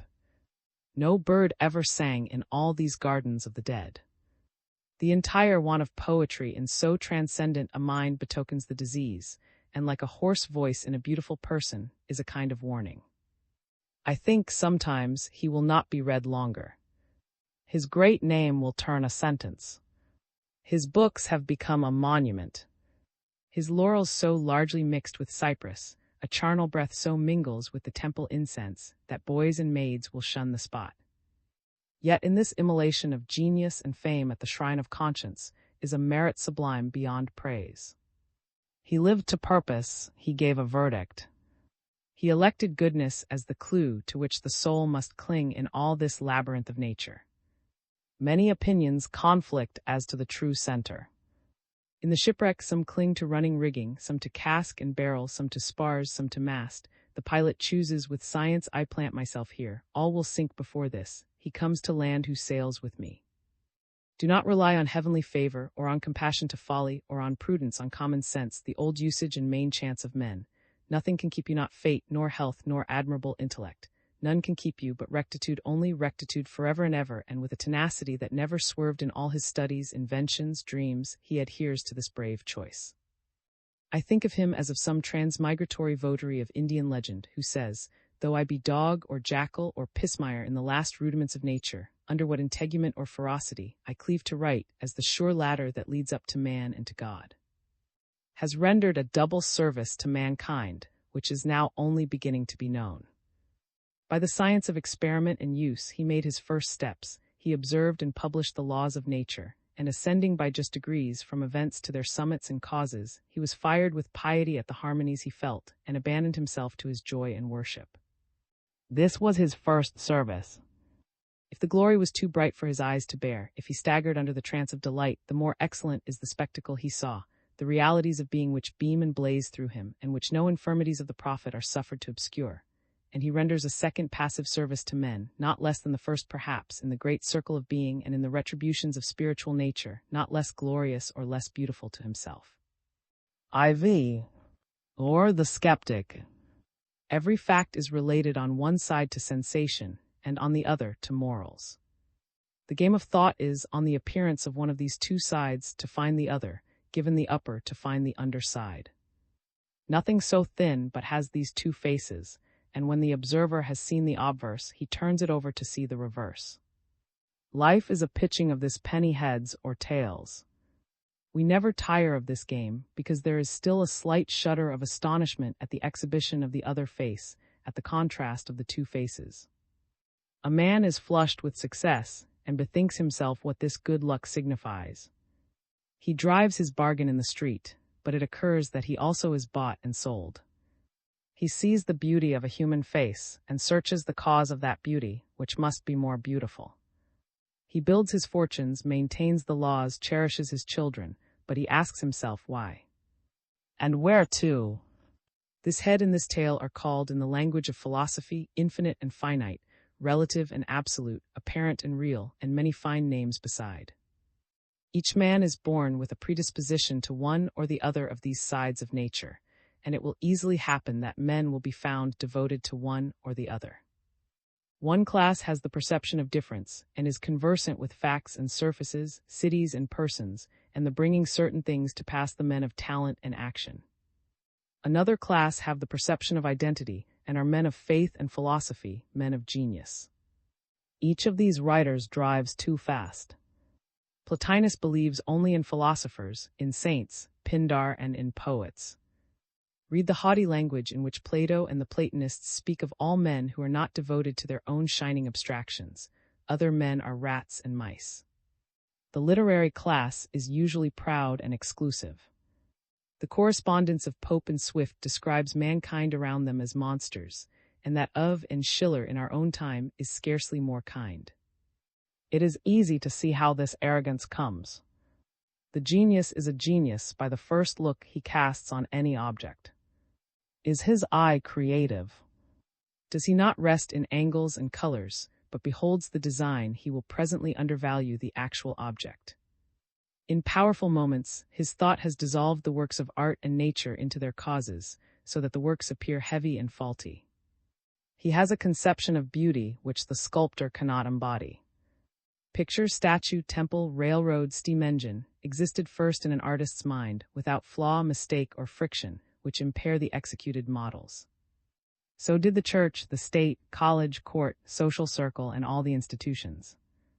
It is not strange that these men, remembering what they have seen and hoped of ideas, should affirm disdainfully the superiority of ideas. Having at some time seen that the happy soul will carry all the arts in power, they say, why cumber ourselves with superfluous realizations? And like dreaming beggars, they assume to speak and act as if these values were already substantiated. On the other part, the men of toil and trade and luxury, the animal world, including the animal in the philosopher and poet also, and the practical world, including the painful drudgeries, which are never excused to philosopher or poet any more than to the rest, weigh heavily on the other side. The trade in our streets believes in no metaphysical causes, thinks nothing of the force which necessitated traders and a trading planet to exist, no, but sticks to cotton, sugar, wool, and salt. The ward meetings on election days are not softened by any misgivings of the value of these ballotings. Hot life is streaming in a single direction. To the men of this world, to the animal strength and spirits, to the men of practical power, whilst immersed in it, the man of ideas appears out of his reason. They alone have reason. Things always bring their own philosophy with them, that is, prudence. No man acquires property without acquiring with it a little arithmetic, also. In England, the richest country that ever existed, property stands for more, compared with personal ability, than in any other. After dinner, a man believes less, denies more. Verities have lost some charm. After dinner, arithmetic is the only science. Ideas are disturbing, incendiary follies of young men, repudiated by the solid portion of society, and a man comes to be valued by his athletic and animal qualities. Spence relates that Mr. Pope was with Sir one day when his nephew, a Guinea trader, came in. "Nephew," said Sir, "you have the honor of seeing the two greatest men in the world." "I don't know how great men you may be," said the Guinea man, "but I don't like your looks. I have often bought a man much better than both of you, all muscles and bones, for 10 guineas. Thus the men of the senses revenge themselves on the professors, and repay scorn for scorn. The first had leaped to conclusions not yet ripe, and say more than is true. The others make themselves merry with the philosopher, and weigh man by the pound. They believe that mustard bites the tongue, that pepper is hot, friction matches are incendiary, revolvers to be avoided, and suspenders hold up pantaloons, that there is much sentiment in a chest of tea, and a man will be eloquent if you give him good wine. Are you tender and scrupulous, you must eat more mince pie. They hold that Luther had milk in him when he said, "Were I," and when he advised a young scholar perplexed with foreordination and free will to get well drunk. The nerves says they are the man. My neighbor, a jolly farmer in the tavern barroom, thinks that the use of money is sure and speedy spending. For his part, he says, he puts his down his neck and gets the good of it. The inconvenience of this way of thinking is that it runs into indifferentism and then into disgust. Life is eating us up. We shall be fables presently. Keep cool, it will be all one 100 years hence. Life's well enough, but we shall be glad to get out of it, and they will all be glad to have us. Why should we fret and drudge? Our meat will taste tomorrow as it did yesterday, and we may at last have had enough of it. Ah, said my languid gentleman at Oxford, there's nothing new or true and no matter. With a little more bitterness, the cynic moans, our life is like an ass led to market by a bundle of hay being carried before him. He sees nothing but the bundle of hay. There is so much trouble in coming into the world, said Lord Bolingbroke, and so much more as well as meanness in going out of it, that 'tis hardly worth while to be here at all. I knew a philosopher of this kidney, who was accustomed briefly to sum up his experience of human nature in saying, mankind is a damned rascal, and the natural corollary is pretty sure to follow. The world lives by humbug, and so will I. The abstractionist and the materialist thus mutually exasperating each other, and the scoffer expressing the worst of materialism, there arises a third party to occupy the middle ground between these two, the skeptic, namely. He finds both wrong by being in extremes. He labors to plant his feet, to be the beam of the balance. He will not go beyond his card. He sees the one-sidedness of these men of the street. He will not be he stands for the intellectual faculties, a cool head, and whatever serves to keep it cool. No unadvised industry, no unrewarded self-devotion, no loss of the brains in toil. Am I an ox or a dray? You are both in extremes, he says. You that will have all solid and a world of piglead, deceive yourselves grossly. You believe yourselves rooted and grounded on adamant, and yet, if we uncover the last facts of our knowledge, you are spinning like bubbles in a river, you know not whither or whence, and you are bottomed and capped and wrapped in delusions. Neither will he be betrayed to a book and wrapped in a gown. The studious class are their own victims, they are thin and pale, their feet are cold, their heads are hot, the night is without sleep, the day of fear of interruption, pallor, squalor, hunger, and egotism. If you come near them and see what conceits they entertain, they are abstractionists, and spend their days and nights in dreaming some dreams, in expecting the homage of society to some precious scheme built on a truth, but destitute of proportion in its presentment, of justness in its application, and of all energy of will in the schemer to embody and vitalize it. But I see plainly, he says, that I cannot see. I know that human strength is not in extremes, but in avoiding extremes. I at least will shun the weakness of philosophizing beyond my depth. What is the use of pretending to powers we have not? What is the use of pretending to assurances we have not, respecting the other life? Why exaggerate the power of virtue? Why be an angel before your time? These strings wound up too high will snap. If there is a wish for immortality and no evidence, why not say just that? If there are conflicting evidences, why not state them? If there is not ground for a candid thinker to make up his mind, yea or nay, why not suspend the judgment? I weary of these dogmatizers. I tire of these hacks of routine who deny the dogmas. I neither affirm nor deny. I stand here to try the case. I am here to consider how it is. I will try to keep the balance true. Of what use to take the chair and glibly rattle off theories of societies, religion, and nature, when I know that practical objections lie in the way, insurmountable by me and by my mates? Why so talkative in public, when each of my neighbors can pin me to my seat by arguments I cannot refute? Why pretend that life is so simple a game, when we know how subtle and elusive the Proteus is? Why think to shut up all things in your narrow coop, when we know there are not one or two only, but 10, 20, 1,000 things and unlike? Why fancy that you have all the truth in your keeping? There is much to say on all sides. Who shall forbid a wise skepticism, seeing that there is no practical question on which anything more than an approximate solution can be had? Is not marriage an open question when it is alleged, from the beginning of the world, that such as are in the institution wish to get out, and such as are out wish to get in? And the reply of Socrates to him who asked whether he should choose a wife still remains reasonable, that, whether he should choose one or not, he would repent it. Is not the state a question? All society is divided in opinion on the subject of the state. Nobody loves it, great numbers dislike it, and suffer conscientious scruples to allegiance, and the only defense set up is the fear of doing worse in disorganizing. Is it otherwise with the Church? Or, to put any of the questions which touch mankind nearest, shall the young man aim at a leading part in law, in politics, in trade? It will not be pretended that a success in either of these kinds is quite coincident with what is best and inmost in his mind. Shall he then, cutting the stays that hold him fast to the social state, put out to sea with no guidance but his genius?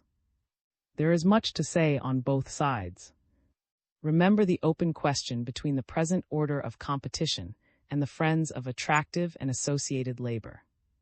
The generous minds embrace the proposition of labor shared by all. It is the only honesty, nothing else is safe. It is from the poor man's hut alone that strength and virtue come, and yet on the other side it is alleged that labor impairs the form and breaks the spirit of man, and the laborers cry unanimously, "We have no thoughts." Culture, how indispensable! I cannot forgive you the want of accomplishment, and yet culture will instantly destroy that chiefest beauty of spontaneousness.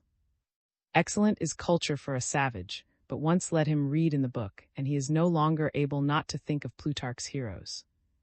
In short, since true fortitude of understanding consists in not letting what we know be embarrassed by what we do not know, we ought to secure those advantages which we can command, and not risk them by clutching after the airy and unattainable. Come, no chimeras. Let us go abroad, let us mix in affairs, let us learn and get and have and climb. Men are a sort of moving plants and, like trees, receive a great part of their nourishment from the air. If they keep too much at home, they pine. Let us have a robust, manly life. Let us know what we know for certain. What we have, let it be solid and seasonable and our own. A world in the hand is worth two in the bush. Let us have to do with real men and women, and not with skipping ghosts. This then is the right ground of the skeptic, this of consideration, of self-containing, not at all of unbelief, not at all of universal denying, nor of universal doubting even that he doubts, least of all of scoffing and profligate jeering at all that is stable and good. These are no more his moods than are those of religion and philosophy. He is the considerer, the prudent, taking in sale, counting stock, husbanding his means, believing that a man has too many enemies than that he can afford to be his own, that we cannot give ourselves too many advantages in this unequal conflict with powers so vast and ranged on one side, and this little, conceited, vulnerable popinjay that a man is, bobbing up and down into every danger on the other. It is a position taken up for better defense, as of more safety, and one that can be maintained, and it is one of more opportunity and range, as when we build a house, the rule is to set it not too high nor too low, under the wind but out of the dirt. The philosophy we want is one of fluxions and mobility. The Spartan and Stoic schemes are too stark and stiff for our occasion. A theory of St. John and of non-resistance seems, on the other hand, too thin and aerial. We want some coat woven of elastic steel, stout as the first and limber as the second.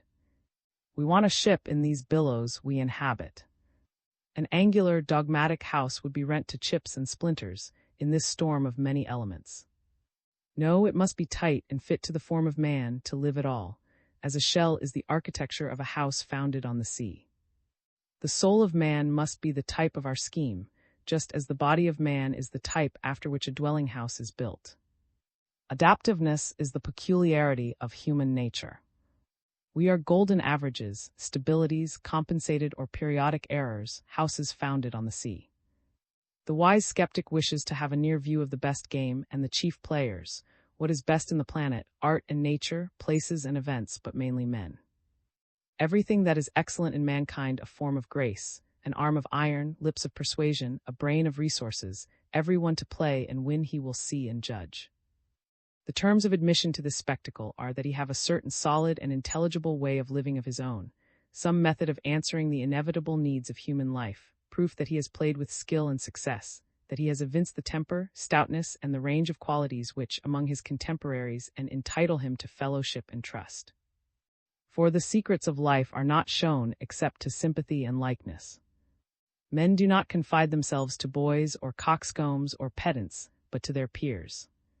Some wise limitation, as the modern phrase is, some condition between the extremes and having itself a positive quality, some stark and sufficient man who is not salt or sugar but sufficiently related to the world to do justice to Paris or London, and at the same time a vigorous and original thinker whom cities cannot overawe, but who uses them is the fit person to occupy this ground of speculation. These qualities meet in the character of. And yet, since the personal regard which I entertain for may be unduly great, I will, under the shield of this prince of egotists, offer, as an apology for electing him as the representative of skepticism, a word or two to explain how my love began and grew for this admirable gossip.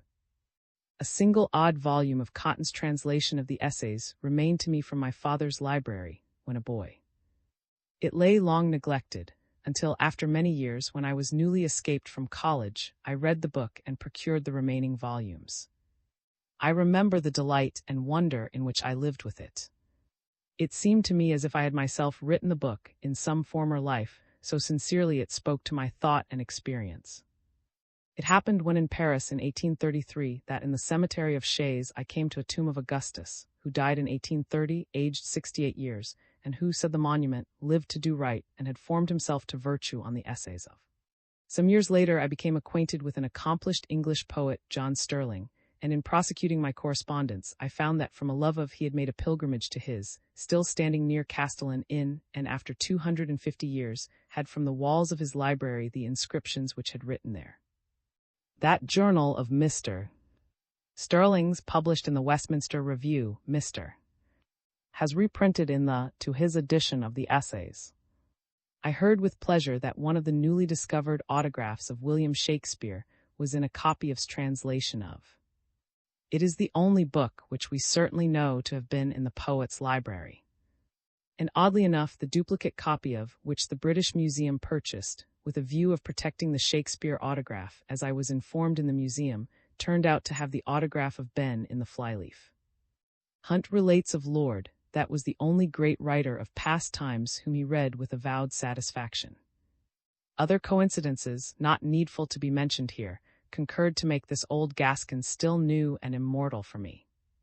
In 1571, on the death of his father, then 38 years old, retired from the practice of law at Bordeaux and settled himself on his estate. Though he had been a man of pleasure and sometimes a courtier, his studious habits now grew on him, and he loved the compass, staidness, and independence of the country gentleman's life. He took up his economy in good earnest, and made his farms yield the most. Downright and plain dealing, and abhorring to be deceived or to deceive, he was esteemed in the country for his sense and probity. In the civil wars of the Leg, which converted every house into a fort, kept his gates open, and his house without defense. All parties freely came and went, his courage and honor being universally esteemed. The neighboring lords and gentry brought jewels and papers to him for safekeeping.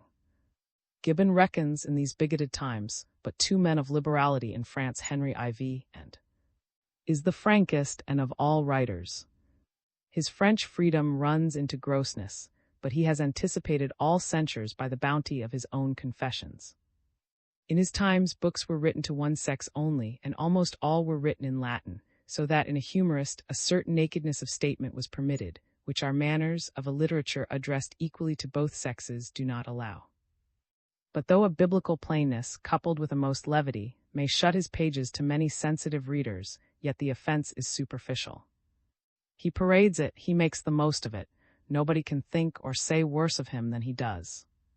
He pretends to most of the vices, and if there be any virtue in him, he says, it got in by stealth. There is no man, in his opinion, who has not deserved hanging 5 or 6 times, and he pretends no exception in his own behalf. 5 or 6 as ridiculous stories, too, he says, can be told of me as of any man living. But with all this really superfluous frankness, the opinion of an invincible probity grows into every reader's mind. When I the most strictly and religiously confess myself, I find that the best virtue I have has in it some tincture of vice, and I am afraid that Plato in his virtue, I who am as sincere and perfect a lover of virtue of that stamp as any other whatever, if he had listened and laid his ear close to himself, would have heard some jarring sound of human mixture, but faint and remote and only to be perceived by himself. Here is an impatience and fastidiousness at color or pretense of any kind. He has been in court so long as to have conceived a furious disgust at appearances. He will indulge himself with a little cursing and swearing. He will talk with sailors and gypsies, use flash and street ballads. He has stayed indoors till he is deadly sick. He will to the open air, though it rain bullets. He has seen too much of the long robe until he wishes for cannibals, and is so nervous by factitious life that he thinks the more barbarous man is, the better he is. He likes his saddle. You may read theology and grammar and metaphysics elsewhere. Whatever you get here shall smack of the earth and of real life, sweet or smart or stinging. He makes no hesitation to entertain you with the records of his disease, and his journey to Italy is quite full of that matter. He took and kept this position of equilibrium. Over his name he drew an emblematic pair of scales and wrote size under it. As I look at his effigy opposite I seem to hear him say, "You may play old paws if you will. You may rail and exaggerate, I stand here for truth, and will not for all the states and churches and revenues and personal reputations of Europe overstate the dry fact as I see it. I will rather mumble and prose about what I certainly know: my house and barns, my father, my wife, and my tenants, my old lean bald pate, my knives and forks, what meats I eat, and what drinks I prefer. And 100 straws just as ridiculous than I will write, with a fine croquill, a fine romance. I like gray days and autumn and winter weather. I am gray and autumnal myself, and think an undress, and old shoes that do not pinch my feet, and old friends who do not constrain me, and plain topics where I do not need to strain myself and pump my brains, the most suitable. Our condition as men is risky and ticklish enough. One cannot be sure of himself and his fortune an hour, but he may be whisked off into some pitiable or ridiculous plight. Why should I vapor and play the philosopher, instead of ballasting, the best I can, this dancing balloon? So at least I live within compass, keep myself ready for action, and can shoot the gulf at last with decency. If there be anything farcical in such a life, the blame is not mine, let it lie at fate's and nature's door. The essays, therefore, are an entertaining soliloquy on every random topic that comes into his head, treating everything without ceremony, yet with masculine sense. There have been men with deeper insight, but one would say never a man with such abundance of thoughts. He is never dull, never insincere, and has the genius to make the reader care for all that he cares for. The sincerity and marrow of the man reaches to his sentences. I know not anywhere the book that seems less written. It is the language of conversation transferred to a book. Cut these words and they would bleed. They are vascular and alive. One has the same pleasure in it that we have in listening to the necessary speech of men about their work, when any unusual circumstance give momentary importance to the dialogue. For blacksmiths and teamsters do not trip in their speech, it is a shower of bullets. It is Cambridge men who correct themselves and begin again at every half-sentence, and moreover will pun and refine too much, and swerve from the matter to the expression. Talks with shrewdness, knows the world and books and himself, and uses the positive degree, never shrieks or protests or praise, no weakness, no convulsion, no superlative, does not wish to jump out of his skin or play any antics or annihilate space or time, but is stout and solid, tastes every moment of the day, likes pain because it makes him feel himself and realize things, as we pinch ourselves to know that we are awake. He keeps the plane, he rarely mounts or sinks, likes to feel solid ground and the stones underneath. His writing has no enthusiasms, no aspiration, contented, self-respecting, and keeping the middle of the road. There is but one exception in his love for Socrates. In speaking of him, for once his cheek flushes, and his style rises to passion. Died of a quinsy at the age of 60 in 1592. When he came to die, he caused the mass to be celebrated in his chamber. At the age of 33, he had been married. But he says, might I have had my own will, I would not have married wisdom herself if she would have had me, but 'tis to much purpose to evade it, the common custom and use of life will have it so. Most of my actions are guided by example, not choice. In the hour of death, he gave the same weight to custom. Sighs, what do I know? This book of the world has endorsed, by translating it into all tongues and printing 75 editions of it in Europe, and that too, a circulation somewhat chosen, namely, among courtiers, soldiers, princes, men of the world, and men of wit and generosity. Shall we say that has spoken wisely, and given the right and permanent expression of the human mind on the conduct of life. We are natural believers. Truth, or the connection between cause and effect, alone interests us.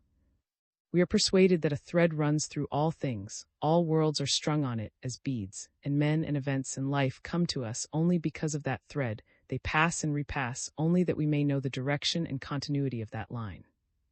A book or statement which goes to show that there is no line but random and chaos, a calamity out of nothing, a prosperity and no account of it, a hero born from a fool from a hero dispirits us.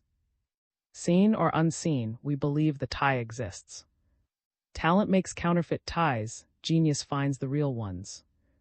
We hearken to the man of science, because we anticipate the sequence in natural phenomena which he uncovers. We love whatever affirms, connects, preserves, and dislike what scatters or pulls down. One man appears whose nature is to all men's eyes conserving and constructive. His presence supposes a well-ordered society, agriculture, trade, large institutions, and empire. If these did not exist, they would begin to exist through his endeavors. Therefore he cheers and comforts men, who feel all this in him very readily. The nonconformist and the rebel say all manner of unanswerable things against the existing republic, but discover to our sense no plan of house or state of their own. Therefore, though the town and state and way of living which our counselor contemplated might be a very modest or musty prosperity, yet men rightly go for him, and reject the reformer so long as he comes only with axe and crowbar. But though we are natural conservers and reject a sour, dumpish unbelief, the skeptical class which represents have reason, and every man at some time belongs to it. Every superior mind will pass through this domain of equilibration, I should rather say, will know how to avail himself of the checks and balances in nature, as a natural weapon against the exaggeration and formalism of bigots and blockheads. Skepticism is the attitude assumed by the student in relation to the particulars which society adores, but which he sees to be reverent only in their tendency and spirit. The ground occupied by the skeptic is the vestibule of the temple. Society does not like to have any breath of question blown on the existing order. But the interrogation of custom at all points is an inevitable stage in the growth of every superior mind, and is the evidence of its perception of the flowing power which remains itself in all changes. The superior mind will find itself equally at odds with the evils of society and with the projects that are offered to relieve them. The wise skeptic is a bad citizen, no conservative. He sees the selfishness of property and the drowsiness of institutions. But neither is he fit to work with any democratic party that ever was constituted, for parties wish everyone committed, and he penetrates the popular patriotism. His politics are those of the soul's errand of Sir Walter Raleigh, or of Krishna in the "There is none who is worthy of my love or hatred," while he sentences law, physic, divinity, commerce, and custom. He is a reformer, yet he is no better member of the philanthropic association. It turns out that he is not the champion of the operative, the pauper, the prisoner, the slave. It stands in his mind that our life in this world is not of quite so easy interpretation as churches and schoolbooks say. He does not wish to take ground against these benevolences, to play the part of devil's attorney and blazon every doubt and sneer that darkens the sun for him. But he says there are doubts. I mean to use the occasion and celebrate the calendar day of our saint by counting and describing these doubts or negations. I wish to ferret them out of their holes and sun them a little. We must do with them as the police do with old rogues who are shown up to the public at the marshal's office. They will never be so formidable when once they have been identified and registered. But I mean honestly by them that justice shall be done to their terrors. I shall not take Sunday objections made up on purpose to be put down. I shall take the worst I can find, whether I can dispose of them or they of me. I do not press the skepticism of the materialist. I know the quadruped opinion will not prevail. 'Tis of no importance what bats and oxen think. The first dangerous symptom I report is the levity of intellect, as if it were fatal to earnestness to know much. Knowledge is the knowing that we cannot know. The dull prey, the geniuses are light mockers. How respectable is earnestness on every platform! But intellect kills it. Nay, San Carlo, my subtle and admirable friend, one of the most penetrating of men, finds that all direct ascension, even of lofty piety, leads to this ghastly insight and sends back the votary orphaned. My astonishing San Carlo thought the lawgivers and saints infected.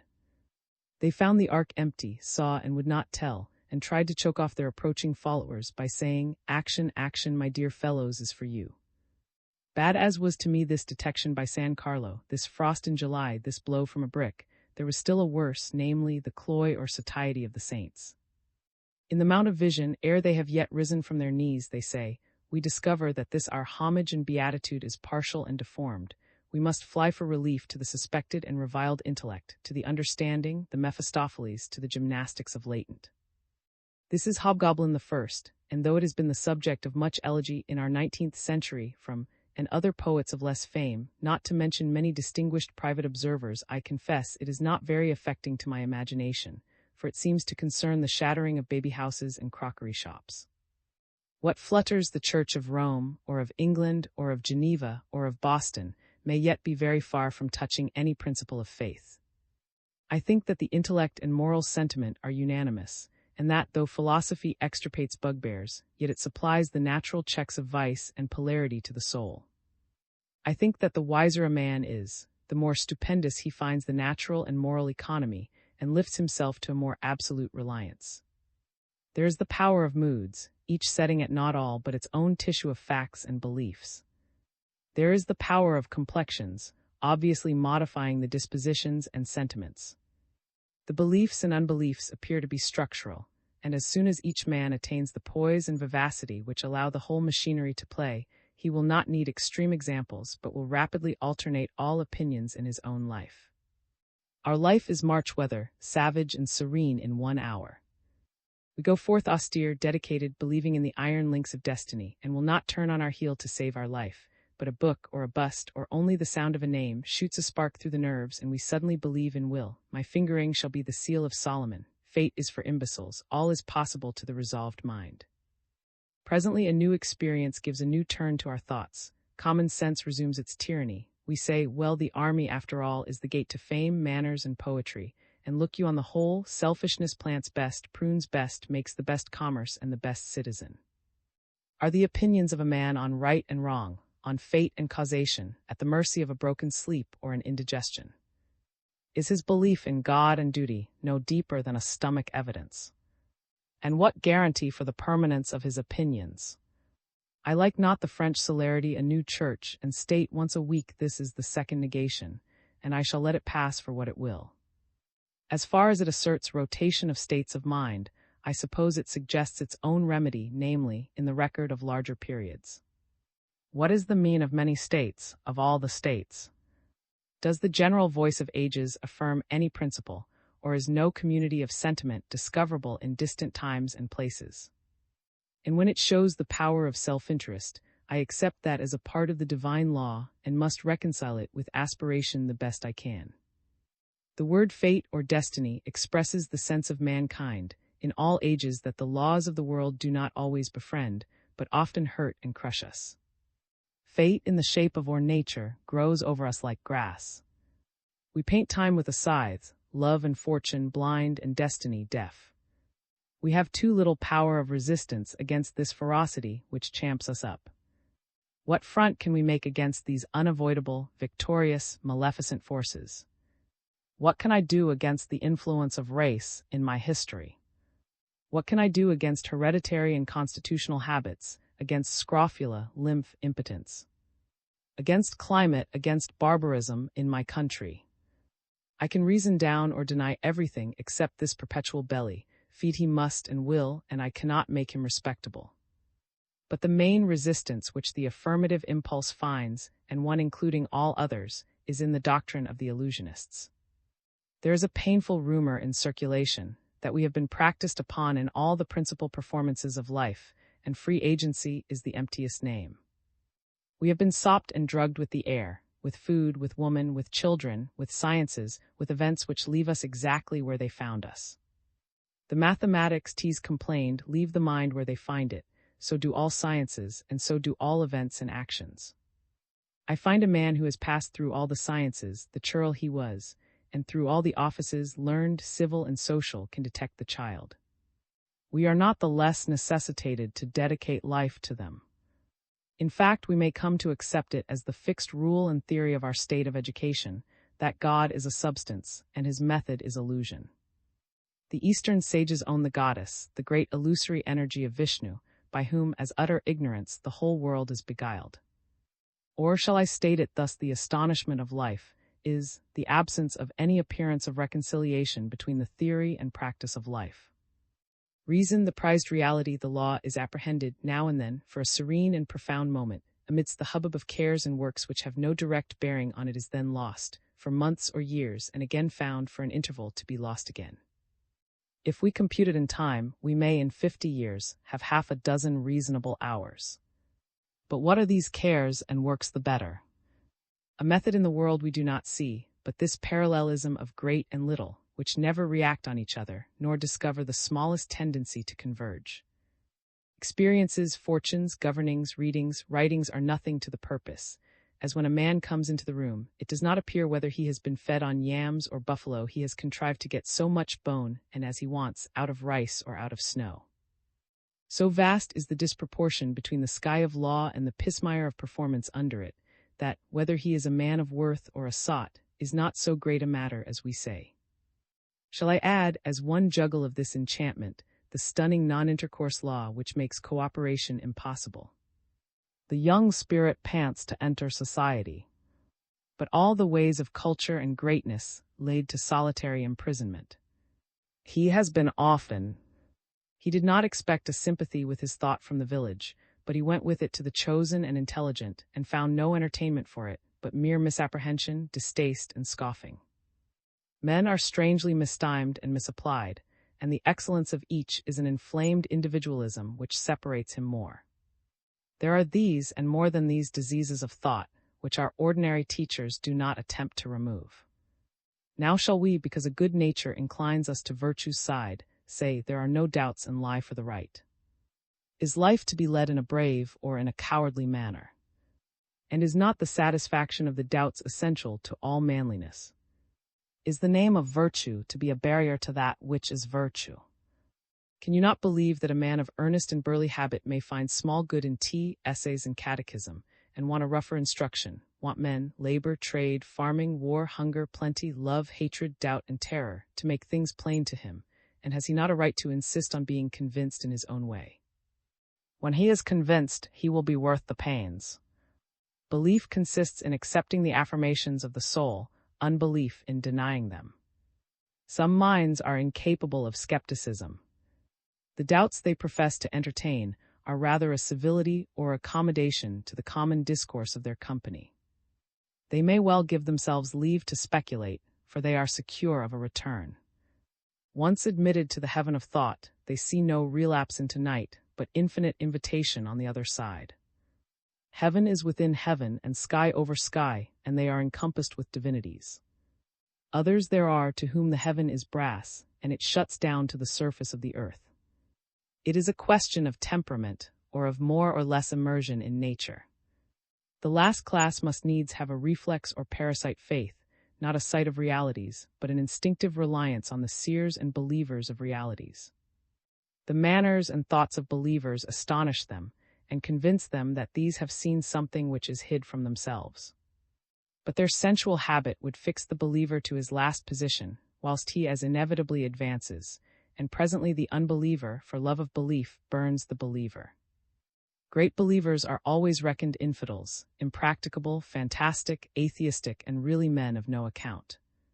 The spiritualist finds himself driven to express his faith by a series of skepticisms. Charitable souls come with their projects and ask his cooperation. How can he hesitate? It is the rule of mere comedy and courtesy to agree where you can, and to turn your sentence with something auspicious and not freezing and sinister. But he is forced to say, "Oh, these things will be as they must be. What can you do?" These particular griefs and crimes are the foliage and fruit of such trees as we see growing. It is vain to complain of the leaf or the berry. Cut it off, it will bear another just as bad. You must begin your cure lower down. The generosities of the day prove an intractable element for him. The people's questions are not his, their methods are not his, and against all the dictates of good nature he is driven to say he has no pleasure in them. Even the doctrines dear to the hope of man, of the divine providence, and of the immortality of the soul, his neighbors cannot put the statement so that he shall affirm it.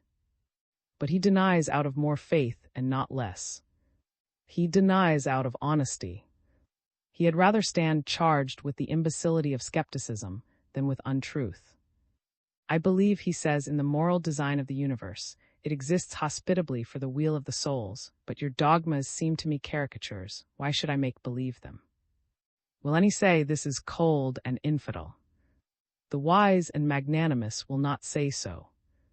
They will exult in his far-sighted goodwill, that can abandon to the adversary all the ground of tradition and common belief, without losing a jot of strength. It sees to the end of all transgression. George Fox saw that there was an ocean of darkness and death, but withal, an infinite ocean of light and love which flowed over that of darkness. The final solution in which skepticism is lost is in the moral sentiment, which never forfeits its supremacy. All moods may be safely tried, and their weight allowed to all objections. The moral sentiment as easily outweighs them all as anyone. This is the drop which balances the sea. I play with the miscellany of facts, and take those superficial views which we call skepticism, but I know that they will presently appear to me in that order which makes skepticism impossible. A man of thought must feel the thought that is parent of the universe, that the masses of nature do undulate and flow. This faith avails to the whole emergency of life and objects. The world is saturated with deity and with law. He is content with just and unjust, with sots and fools, with the triumph of folly and fraud. He can behold with serenity the yawning gulf between the ambition of man and his power of performance, between the demand and supply of power, which makes the tragedy of all souls. Charles Fourier announced that the attractions of man are proportioned to his destinies, in other words, that every desire predicts its own satisfaction. Yet all experience exhibits the reverse of this. The incompetency of power is the universal grief of young and ardent minds. They accuse the divine providence of a certain parsimony. It has shown the heaven and earth to every child and filled him with a desire for the whole, a desire raging infinite, a hunger as of space to be filled with planets, a cry of famine as of devils for souls. Then for the satisfaction to each man is administered a single drop, a bead of dew of vital power per day, a cup as large as space, and one drop of the water of life in it.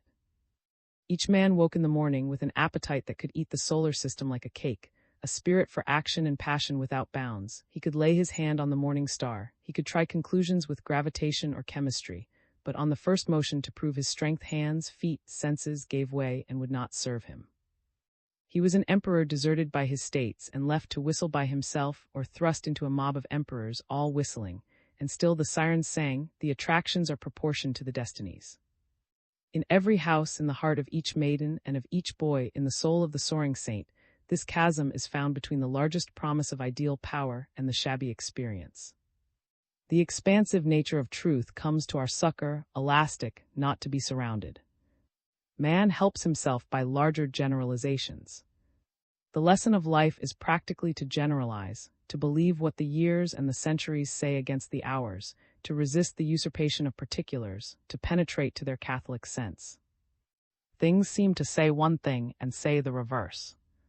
The appearance is immoral, the result is moral. Things seem to tend downward, to justify despondency, to promote rogues, to defeat the just, and by knaves as by martyrs the just cause is carried forward. Although knaves win in every political struggle, although society seems to be delivered over from the hands of one set of criminals into the hands of another set of criminals, as fast as the government is changed, and the march of civilization is a train of felonies, yet general ends are somehow answered. We see now events forced on, which seem to retard or retrograde the civility of ages. But the world spirit is a good swimmer, and storms and waves cannot drown him. He snaps his finger at laws, and so, throughout history, heaven seems to affect low and poor means.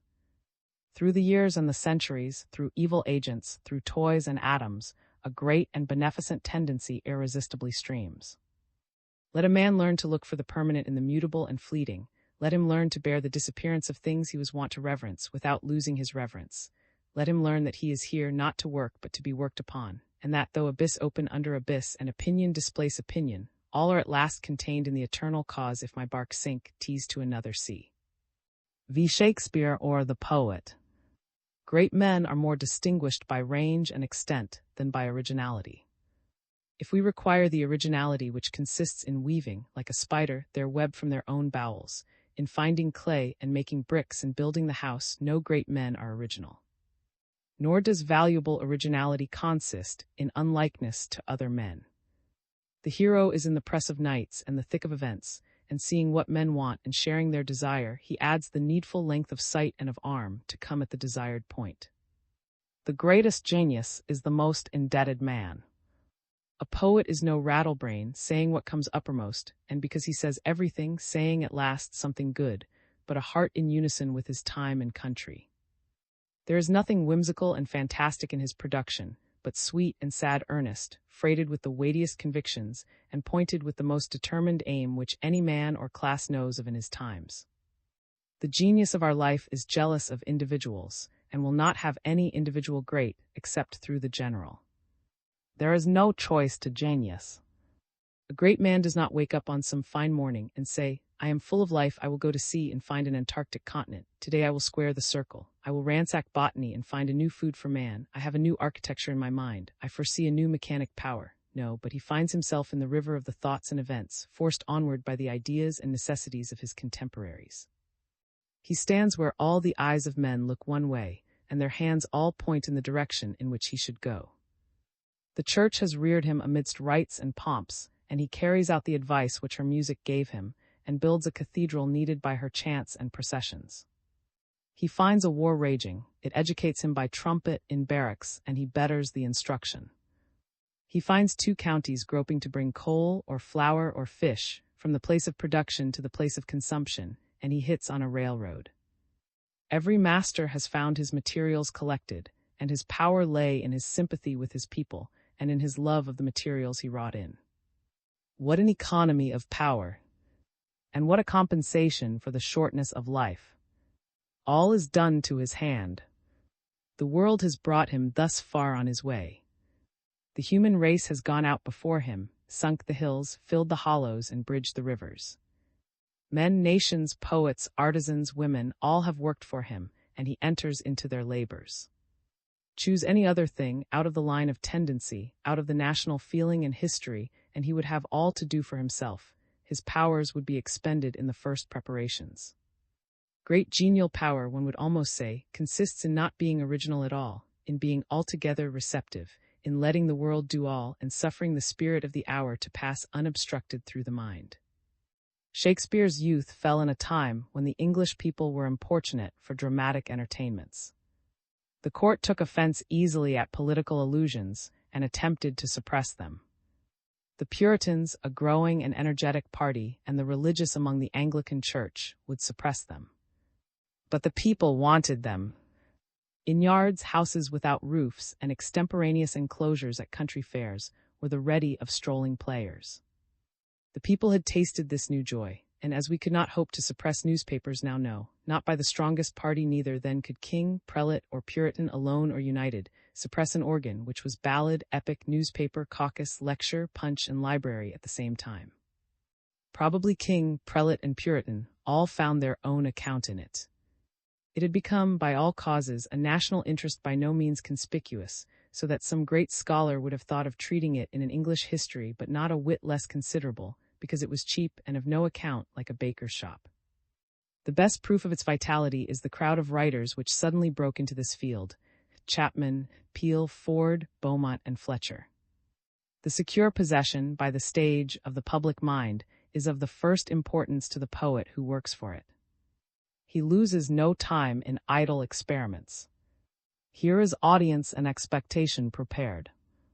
In the case of Shakespeare, there is much more. At the time when he left Stratford and went up to London, a great body of stage plays of all dates and writers existed in manuscript and were in turn produced on the boards. Here is the tale of Troy, which the audience will bear hearing some part of every week, the death of Julius Caesar, and other stories out of Plutarch which they never tire of, a shelf full of English history from the chronicles of Brute and Arthur down to the Royal Henrys which men hear eagerly, and a string of doleful tragedies, merry Italian tales, and Spanish voyages which all the London prentices know. All the mass has been treated, with more or less skill, by every playwright, and the prompter has the soiled and tattered manuscripts. It is now no longer possible to say who wrote them first. They have been the property of the so long, and so many rising geniuses have enlarged or altered them, inserting a speech or a whole scene or adding a song, that no man can any longer claim copyright on this work of numbers. Happily, no man wishes to. They are not yet desired in that way. We have few readers, many spectators and hearers. They had best lie where they are. Shakespeare, in common with his comrades, esteemed the mass of old plays waste stock, in which any experiment could be freely tried. Had the prestige which hedges about a modern tragedy existed, nothing could have been done. The rude, warm blood of the living England circulated in the play, as in street ballads, and gave body which he wanted to his airy and majestic fancy. The poet needs a ground in popular tradition on which he may work, and which, again, may restrain his art within the due temperance.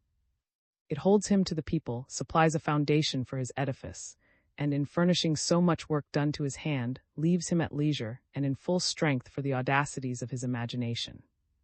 In short, the poet owes to his legend what sculpture owed to the temple. Sculpture in Egypt and in Greece grew up in subordination to architecture. It was the ornament of the temple wall. At first, a rude relief carved on pediments, then the relief became bolder, and a head or arm was projected from the wall, the groups being still arrayed with reference to the building, which serves also as a frame to hold the figures. and when at last the greatest freedom of style and treatment was reached, the prevailing genius of architecture still enforced a certain calmness and continence in the statue. As soon as the statue was begun for itself, and with no reference to the temple or palace, the art began to decline. Freak, extravagance, and exhibition took the place of the old temperance. This balance wheel which the sculptor found in architecture, the perilous irritability of poetic talent found in the accumulated dramatic materials to which the people were already wanted, and which had a certain excellence which no single genius, however extraordinary, could hope to create.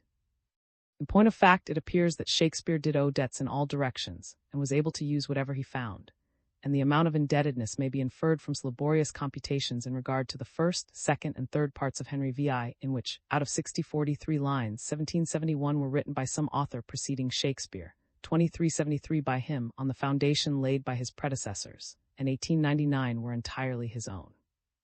And the preceding investigation hardly leaves a single drama of his absolute invention. Sentence is an important piece of external history. In Henry VIII, I think I see plainly the cropping out of the original rock on which his own finer stratum was laid. The first play was written by a superior, thoughtful man with a vicious ear. I can mark his lines and know well their cadence. See soliloquy and the following scene where instead of Shakespeare, whose secret is that the thought constructs the tune, so that reading for the sense will best bring out the rhythm, here the lines are constructed on a given tune, and the verse has even a trace of pulpit eloquence. But the play contains, through all its length, unmistakable traits of Shakespeare's hand, and some passages, as the account of the coronation, are like autographs.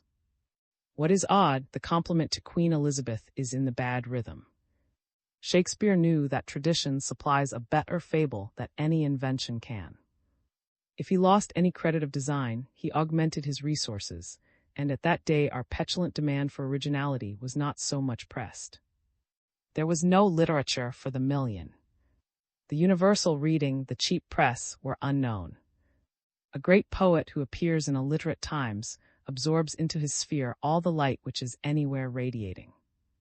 Every intellectual jewel, every flower of sentiment, it is his fine office to bring to his people, and he comes to value his memory equally with his invention. He is therefore little solicitous whence his thoughts have been derived, whether through translation, whether through tradition, whether by travel in distant countries, whether by inspiration. From whatever source, they are equally welcome to his uncritical audience. Nay, he borrows very near home.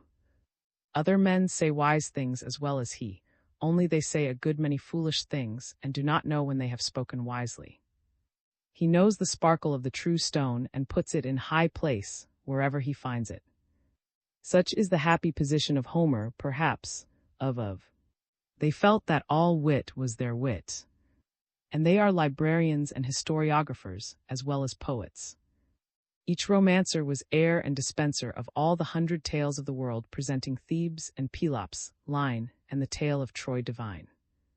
The influence of is conspicuous in all our early literature, and more recently, not only Pope and have been beholden to him, but in the whole society of English writers, a large unacknowledged debt is easily traced.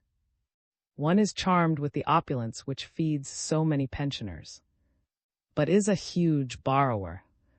It seems drew continually through and from Guido, whose Latin romance of the Trojan War was in turn a compilation from Dares, Ovid, and then Petrarch and the poets are his benefactors. The of the Rose is only judicious translation from William of and John of Troilus, and from of the Cock and the Fox, from the of the House of Fame, from the French or Italian, and poor he uses as if he were only a brick kiln or stone quarry out of which to build his house. He steals by this apology that what he takes has no worth where he finds it, and the greatest where he leaves it.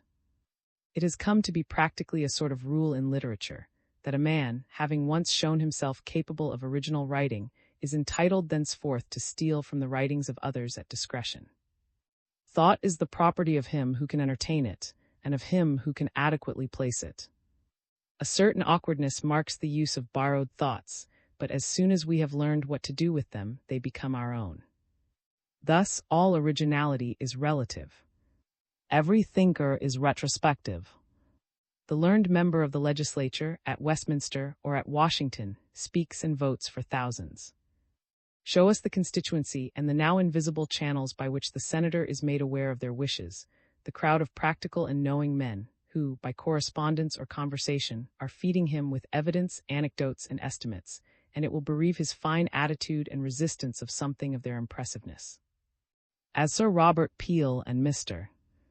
Vote sow and think for thousands, and so there were fountains all around Homer, Menu, or Milton from which they drew, friends, lovers, books, traditions, proverbs all perished which, if seen, would go to reduce the wonder. Did the bard speak with authority? Did he feel himself overmatched by any companion? The appeal is to the consciousness of the writer. Is there at last in his breast a deli whereof to ask concerning any thought or thing, whether it be verily so, yea or nay? And to have answer, and to rely on that. All the debt which such a man could contract to other wit would never disturb his consciousness of originality, for the ministrations of books and of other minds are a whiff of smoke to that most private reality with which he has conversed. It is easy to see that what is best written or done by genius in the world was no man's work, but came by wide social labor, when 1,000 wrought like one, sharing the same impulse. Our English Bible is a wonderful specimen of the strength and music of the English language. But it was not made by one man or at one time, but centuries and churches brought it to perfection.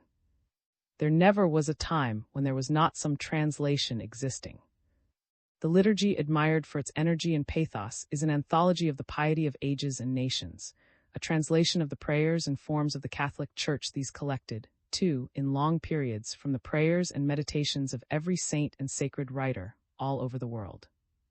Makes the like remark in respect to the Lord's Prayer, that the single clauses of which it is composed were already in use, in the time of Christ, in the rabbinical forms. He picked out the grains of gold. The nervous language of the common law, the impressive forms of our courts, and the precision and substantial truth of the legal distinctions, are the contribution of all the sharp-sighted, strong-minded men who have lived in the countries where these laws govern. The translation of Plutarch gets its excellence by being translation on translation. There never was a time when there was none. All the truly and national phrases are kept, and all others successively picked out and thrown away. Something like the same process had gone on, long before, with the originals of these books. The world takes liberties with world books. Vedas, Aesop's fables, Arabian Nights, Sea-eyed, Iliad, Robin Hood, Scottish minstrelsy are not the work of single men. In the composition of such works, the time thinks, the market thinks, the mason, the carpenter, the merchant, the farmer, the fop, all think for us. Every book supplies its time with one good word, every municipal law, every trade, every folly of the day, and the generic Catholic genius who is not afraid or ashamed to owe his originality to the originality of all, stands with the next age as the recorder and embodiment of his own. We have to thank the researches of antiquaries and the Shakespeare Society for ascertaining the steps of the English drama, from the mysteries celebrated in churches and by churchmen and the final detachment from the church, and the completion of secular plays from And and Gammer's Needle, down to the possession of the stage by the very pieces which Shakespeare altered and finally made his own. Elated with success and piqued by the growing interest of the problem, they have left no bookstall unsearched, no chest in a garret unopened, no file of old yellow accounts to decompose in damp and worms. So keen was the hope to discover whether the boy Shakespeare poached or not, whether he held horses at the theater door, whether he kept school, and why he left in his will only his second-best bed to his wife. There is somewhat touching in the madness with which the passing age mischooses the object on which all candles shine, and all eyes are turned, the care with which it registers every trifle touching Queen Elizabeth, and King James, and the Essexes, Leicesters, and let pass without a single valuable note the founder of another dynasty, which alone will cause the Tudor dynasty to be remembered, the man who carries the Saxon race in him by the inspiration which feeds him, and on whose thoughts the foremost people of the world are now for some ages to be nourished, and minds to receive this and not another bias. A popular player nobody suspected he was the poet of the human race, and the secret was kept as faithfully from poets and intellectual men as from courtiers and frivolous people. Bacon, who took the inventory of the human understanding for his times, never mentioned his name. Ben, though we have strained his few words of regard and panegyric, had no suspicion of the elastic fame whose first vibrations he was attempting. He no doubt thought the praise he has conceded to him generous, and esteemed himself, out of all question, the better poet of the two. If it need wit to know wit, according to the proverb, Shakespeare's time should be capable of recognizing it. Sir Henry was born 4 years after Shakespeare and died 23 years after him, and I find among his correspondents and acquaintances the following persons: Isaac, Sir Philip, Earl of Essex, Lord Bacon, Sir Walter Raleigh, John Milton, Sir Henry Vane, Isaac, Dr. Abraham, Charles Cotton, John Hales, with all of whom exists some token of his having communicated, without enumerating many others, whom doubtless he saw: Shakespeare, Beaumont, too, Chapman, and the rest. Since the constellation of great men who appeared in Greece in the time of Pericles, there was never any such society, yet their genius failed them to find out the best head in the universe. Our poet's mask was impenetrable. You cannot see the mountain near. It took a century to make it suspected, and not until 2 centuries had passed after his death did any criticism which we think adequate begin to appear. It was not possible to write the history of Shakespeare till now, for he is the father of German literature. It was on the introduction of Shakespeare into German by Lessing, and the translation of his works by and that the rapid burst of German literature was most intimately connected. It was not until the 19th century, whose speculative genius is a sort of living Hamlet, that the tragedy of Hamlet should find such wondering readers. Now literature, philosophy, and thought are. His mind is the horizon beyond which, at present, we do not see. Our ears are educated to music by his rhythm, and are the only critics who have expressed our convictions with any adequate fidelity, but there is in all cultivated minds a silent appreciation of his superlative power and beauty, which, like Christianity, qualifies the period. The Shakespeare Society have inquired in all directions, advertised the missing facts, offered money for any information that will lead to proof, and with what results.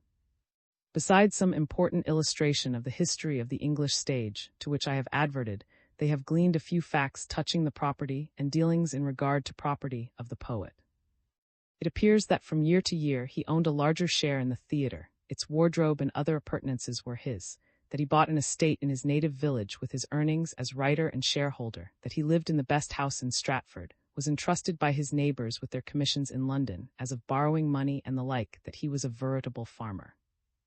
About the time when he was writing Macbeth, he sues Philip Rogers in the Borough Court of Stratford for 35 shillings 10 pence for corn delivered to him at different times, and in all respects appears as a good husband, with no reputation for eccentricity or excess.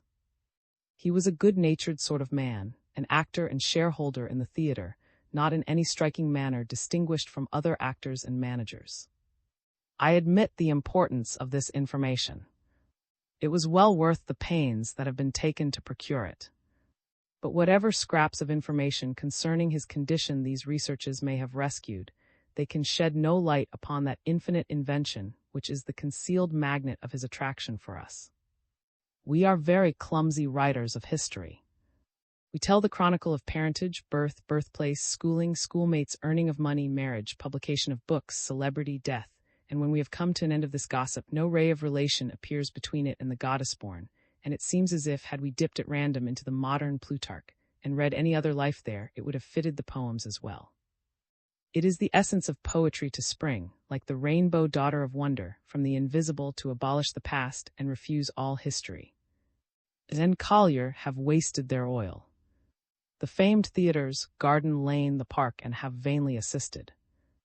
And dedicate their lives to this genius. Him they crown, elucidate, obey, and express. The genius knows them not. The recitation begins. One golden word leaps out immortal from all this painted pedantry, and sweetly torments us with invitations to its own inaccessible homes. I remember I went once to see the Hamlet of a famed performer, the pride of the English stage, and all I then heard, and all I now remember of the tragedian, was that in which the tragedian had no part, simply Hamlet's question to the ghost, what may this mean, that thou, dead corse, again in complete steel revisit'st thus the glimpses of the moon. That imagination which dilates the closet he writes into the world's dimension, crowds it with agents in rank and order, as quickly reduces the big reality to be the glimpses of the moon. These tricks of his magic spoil for us the illusions of the green room. Can any biography shed light on the localities into which the Midsummer Night's Dream admits me?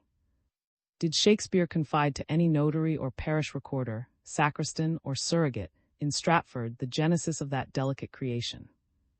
The forest of the nimble air of Scone Castle, the moonlight of Sevilla, the antres vast and idle of captivity, where is the third cousin or grandnephew, the chancellor's file of accounts or private letter, that has kept one word of those transcendent secrets.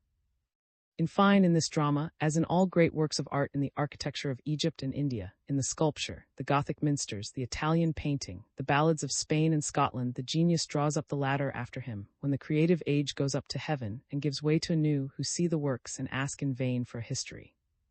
Shakespeare is the only biographer of Shakespeare, and even he can tell nothing, except to the Shakespeare in us, that is, to our most apprehensive and sympathetic hour. He cannot step from off his tripod, and give us anecdotes of his inspirations. Read the antique documents extricated, analyzed, and compared by the assiduous and Collier, and now read one of those sky sentences aerolites which seem to have fallen out of heaven, and which not your experience but the man within the breast has accepted as words of fate, and tell me if they match, if the former account in any manner for the latter, or which gives the most historical insight into the man. Hence, though our external history is so meager, yet with Shakespeare for biographer instead of, and we have really the information which is material, that which describes character and fortune, that which, if we were about to meet the man and deal with him, would most import us to know. We have his recorded convictions on those questions which knock for answer at every heart, on life and death, on love, on wealth and poverty, on the prizes of life, and the ways whereby we may come at them, on the characters of men and the influences, occult and open, which affect their fortunes, and on those mysterious and demoniacal powers which defy our science, and which yet interweave their malice and their gift in our hours. Whoever read the volume of sonnets, without finding that the poet had there revealed, under masks that are no masks to the intelligent, the lore of friendship and of love, the confusion of sentiments in the most susceptible, and at the same time the most intellectual of men? What trait of his private mind has he hidden in his dramas? One can discern in his ample pictures of the gentleman and the king what forms and humanities pleased him, his delight in troops of friends, in large hospitality, in cheerful giving. Let Timon, let Warwick, let the merchant, answer for his great heart. So far from Shakespeare being the least known, he is the one person in all modern history known to us. What point of morals, of manners, of economy, of philosophy, of religion, of taste, of the conduct of life, has he not settled? What mystery has he not signified his knowledge of? What office or function or district of man's work has he not remembered? What king has he not taught state, as Talma taught Napoleon? What maiden has not found him finer than her delicacy? What lover has he not outloved? What sage has he not outseen? What gentleman has he not instructed in the rudeness of his behavior? Some able and appreciating critics think no criticism on Shakespeare valuable that does not rest purely on the dramatic merit, that he is falsely judged as poet and philosopher. I think as highly as these critics of his dramatic merit, but still think it secondary. He was a full man who liked to talk, a brain exhaling thoughts and images which, seeking vent, found the drama next at hand. Had he been less, we should have had to consider how well he filled his place, how good a dramatist he was, and he is the best in the world. But it turns out that what he has to say is of that weight as to withdraw some attention from the vehicle, and he is like some saint whose history is to be rendered into all languages, into verse and prose, into songs and pictures, and cut up into proverbs, so that the occasions which gave the saint's meaning the form of a conversation, or of a prayer, or of a code of laws, is immaterial compared with the universality of its application. So it fares with the wise Shakespeare and his book of life. He wrote the airs for all our modern music. He wrote the text of modern life, the text of manners. He drew the man of England and Europe, the father of the man in America. He drew the man and described the day and what is done in it. He read the hearts of men and women, their probity and their second thought and wiles, the wiles of innocence, and the transitions by which virtues and vices slide into their contraries. He could divide the mother's part from the father's part in the face of the child, or draw the fine demarcations of freedom and fate. He knew the laws of repression which make the police of nature, and all the sweets and all the terrors of human lot lay in his mind as truly, but as softly as the landscape lies on the eye. And the importance of this wisdom of life sinks the form, as of drama or epic, out of notice. 'Tis like making a question concerning the paper on which a king's message is written. Shakespeare is as much out of the category of eminent authors as he is out of the crowd. He is inconceivably wise, the others conceivably. A good reader can, in a sort, nestle into Plato's brain and think from thence, but not into Shakespeare's. We are still out of doors. For executive faculty, for creation, Shakespeare is unique. No man can imagine it better. He was the farthest reach of subtlety compatible with an individual self, the subtlest of authors, and only just within the possibility of authorship. With this wisdom of life is the equal endowment of imaginative and of lyric power. He clothed the creatures of his legend with form and sentiments, as if they were people who had lived under his roof, and few real men have left such distinct characters as these fictions. And they spoke in language as sweet as it was fit. Yet his talents never seduced him into an ostentation, nor did he harp on one string. An omnipresent humanity coordinates all his faculties. Give a man of talents a story to tell, and his partiality will presently appear. He has certain observations, opinions, topics which have some accidental prominence, and which he disposes all to exhibit. He crams this part and starves that other part, consulting not the fitness of the thing but his fitness and strength. But Shakespeare has no peculiarity, no importunate topic, but all is duly given, no veins, no curiosities, no cow-painter, no bird-fancier, no mannerist is he. He has no discoverable egotism, the great he tells greatly, the small subordinately. He is wise without emphasis or assertion. He is strong, as nature is strong, who lifts the land into mountain slopes without effort, and by the same rule as she floats a bubble in the air, and likes as well to do the one as the other. This makes that equality of power in farce, tragedy, narrative, and love songs, a merit so incessant that each reader is incredulous of the perception of other readers. This power of expression, or of transferring the inmost truth of things into music and verse, makes him the type of the poet, and has added a new problem to metaphysics. This is that which throws him into natural history as a main production of the globe, and as announcing new eras and ameliorations. Things were mirrored in his poetry without loss or blur. He could paint the fine with precision, the great with compass, the tragic and comic indifferently, and without any distortion or favor. He carried his powerful execution into minute details, to a hairpoint, finishes an eyelash or a dimple as firmly as he draws a mountain, and yet these, like nature, will bear the scrutiny of the solar microscope. In short, he is the chief example to prove that more or less of production, more or fewer pictures, is a thing indifferent. He had the power to make one picture, learned how to let one flower etch its image on his plate of iodine, and then proceeds at leisure to etch a million. There are always objects, but there was never representation. Here is perfect representation, at last, and now let the world of figures sit for their portraits. No recipe can be given for the making of a Shakespeare, but the possibility of the translation of things into song is demonstrated. His lyric power lies in the genius of the piece. The sonnets, though their excellence is lost in the splendor of the dramas, are as inimitable as they, and it is not a merit of lines, but a total merit of the piece. Like the tone of voice of some incomparable person, so is this a speech of poetic beings, and any clause as now as a whole poem. Though the speeches in the plays and single lines have a beauty which tempts the ear to pause on them for their euphuism, yet the sentence is so loaded with meaning, and so linked with its foregoers and followers, that the logician is satisfied. His means are as admirable as his ends, every subordinate invention, by which he helps himself to connect some irreconcilable opposites, is a poem too. He is not reduced to dismount and walk, because his horses are running off with him in some distant direction. He always rides.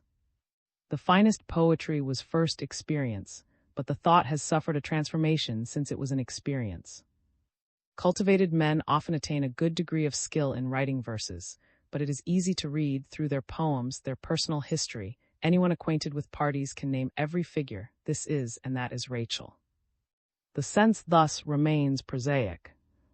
It is a caterpillar with wings, and not yet a butterfly.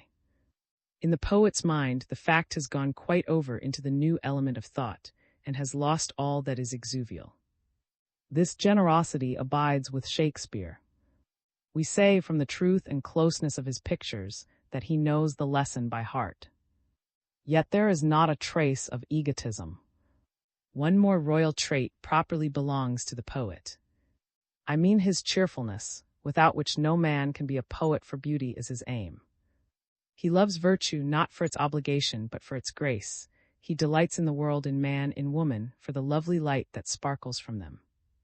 Beauty, the spirit of joy and hilarity, he sheds over the universe. Epicurus relates that poetry hath such charms that a lover might forsake his mistress to partake of them. And the true bards have been noted for their firm and cheerful temper. Homer lies in sunshine, is glad and erect, and says, "It was rumored abroad that I was penitent, but what had I to do with repentance?" Not less sovereign and cheerful, much more sovereign and cheerful, is the tone of Shakespeare. His name suggests joy and emancipation to the heart of men. If he should appear in any company of human souls, who would not march in his troop? He touches nothing that does not borrow health and longevity from his festive style. And now how stands the account of man with this bard and benefactor, when in solitude, shutting our ears to the reverberations of his fame, we seek to strike the balance? Solitude has austere lessons. It can teach us to spare both heroes and poets, and it weighs Shakespeare also, and finds him to share the imperfections of humanity. Shakespeare, Homer, Dante saw the splendor of meaning that plays over the visible world, knew that a tree had another use than for apples, and corn another than for meal, and the ball of the earth than for tillage and roads, that these things bore a second and finer harvest to the mind, being emblems of its thoughts, and conveying in all their natural history a certain mute commentary on human life. Shakespeare employed them as colors to compose his picture. He rested in their beauty, and never took the step which seemed inevitable to such genius, namely, to explore the virtue which resides in these symbols, and imparts this power. What is that which they themselves say? He converted the elements, which waited on his command, into entertainments.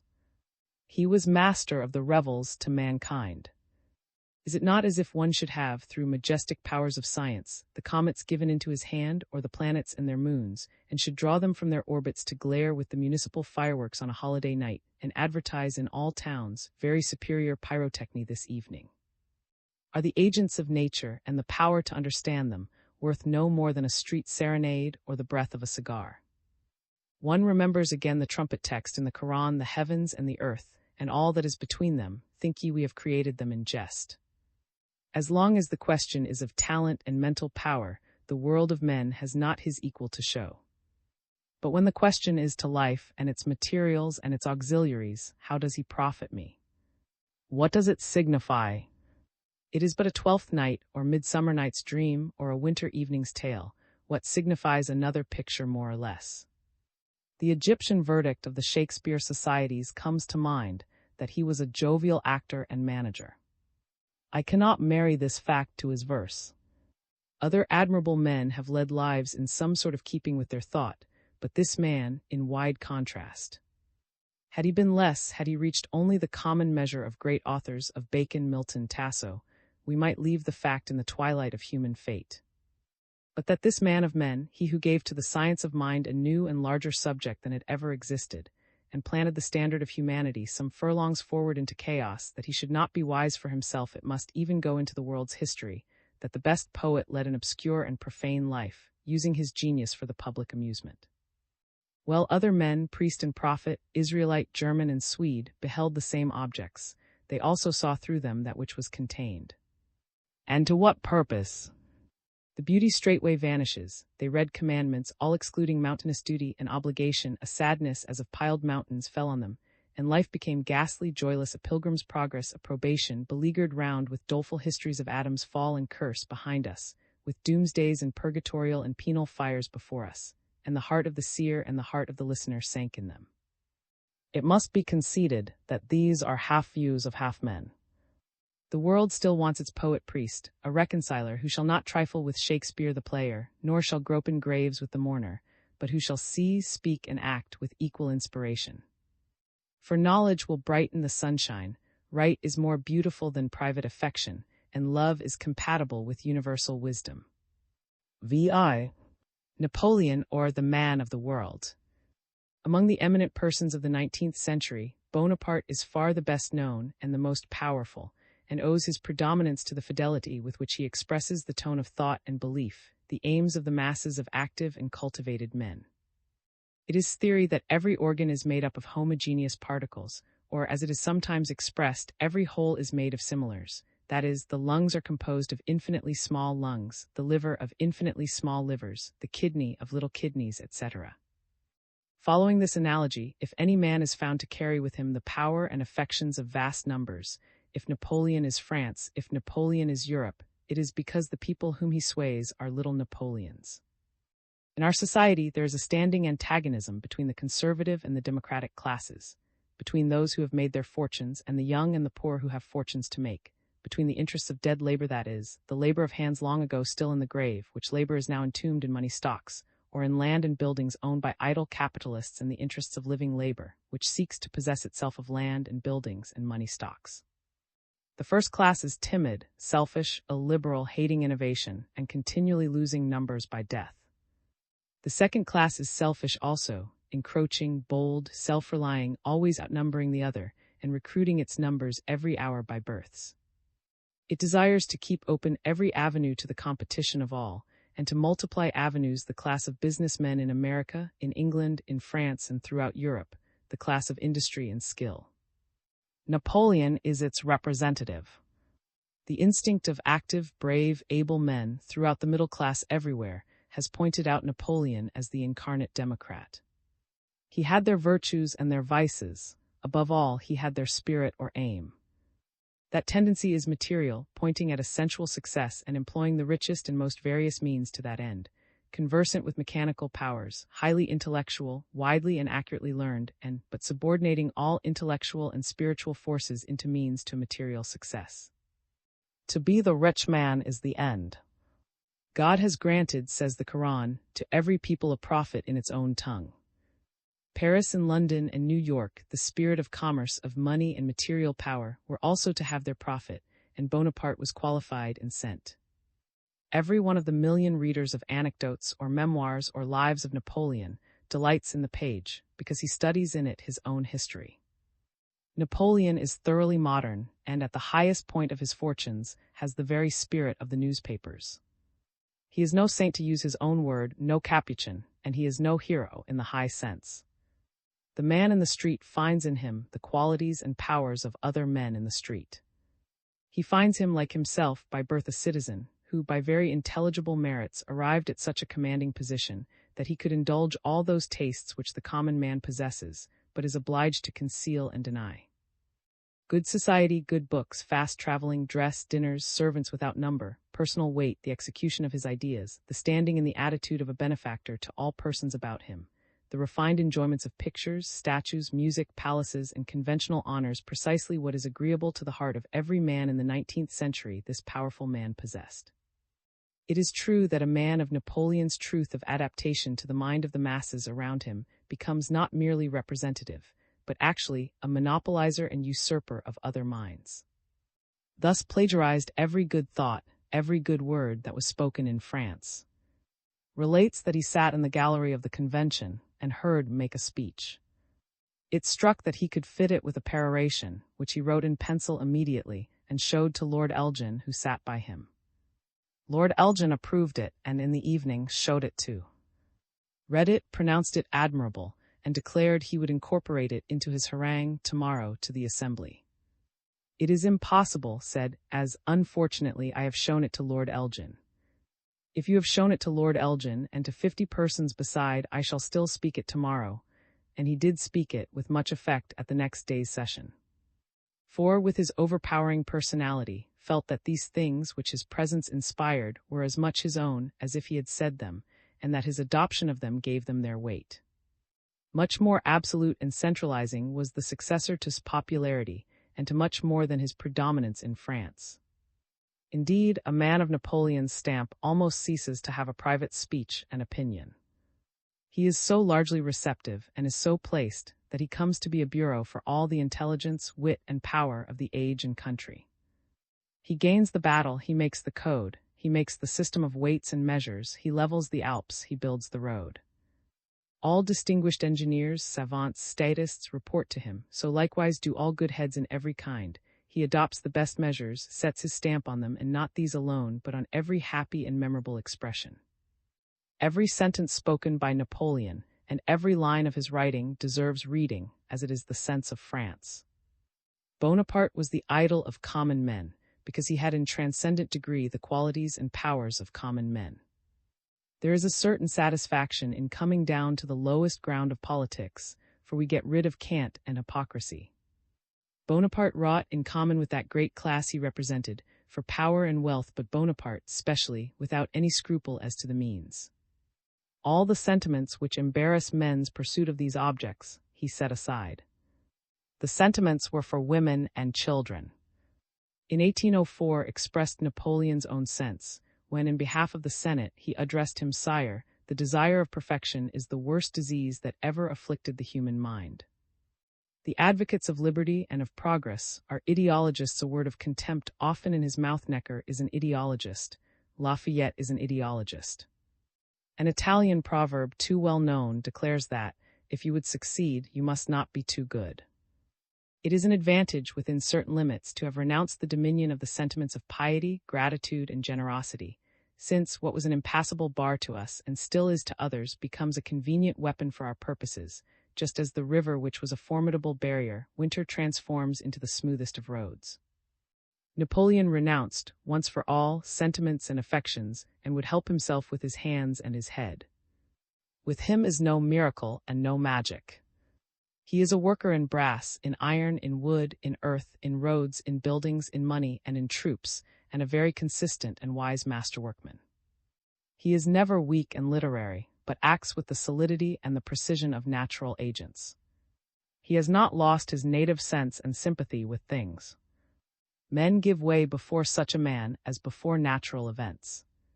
To be sure, there are men enough who are immersed in things, as farmers, smiths, sailors, and mechanics generally, and we know how real and solid such men appear in the presence of scholars and grammarians, but these men ordinarily lack the power of arrangement and are like hands without a head.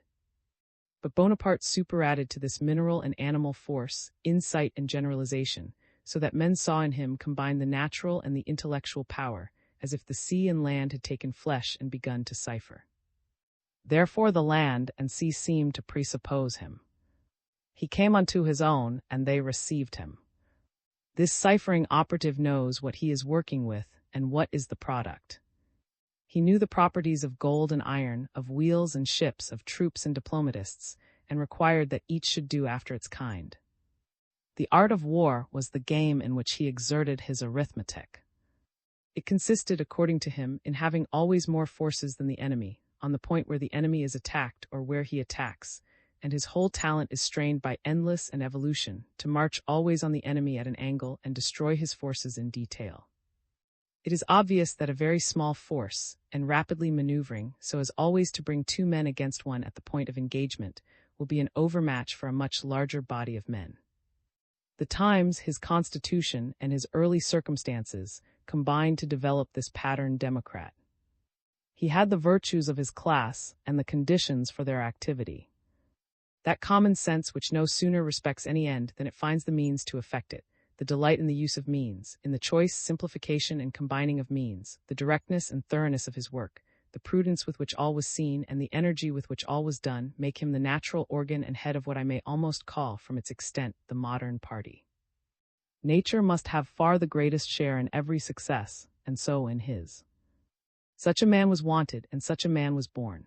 A man of stone and iron, capable of sitting on horseback 16 or 17 hours, of going many days together without rest or food except by snatches, and with the speed and spring of a tiger in action. A man not embarrassed by any scruples, compact, instant, selfish, prudent, and of a perception which did not suffer itself to be balked or misled by any of others, or any superstition, or any heat or haste of his own. My hand of iron, he said, was not at the extremity of my arm, it was immediately connected with my head.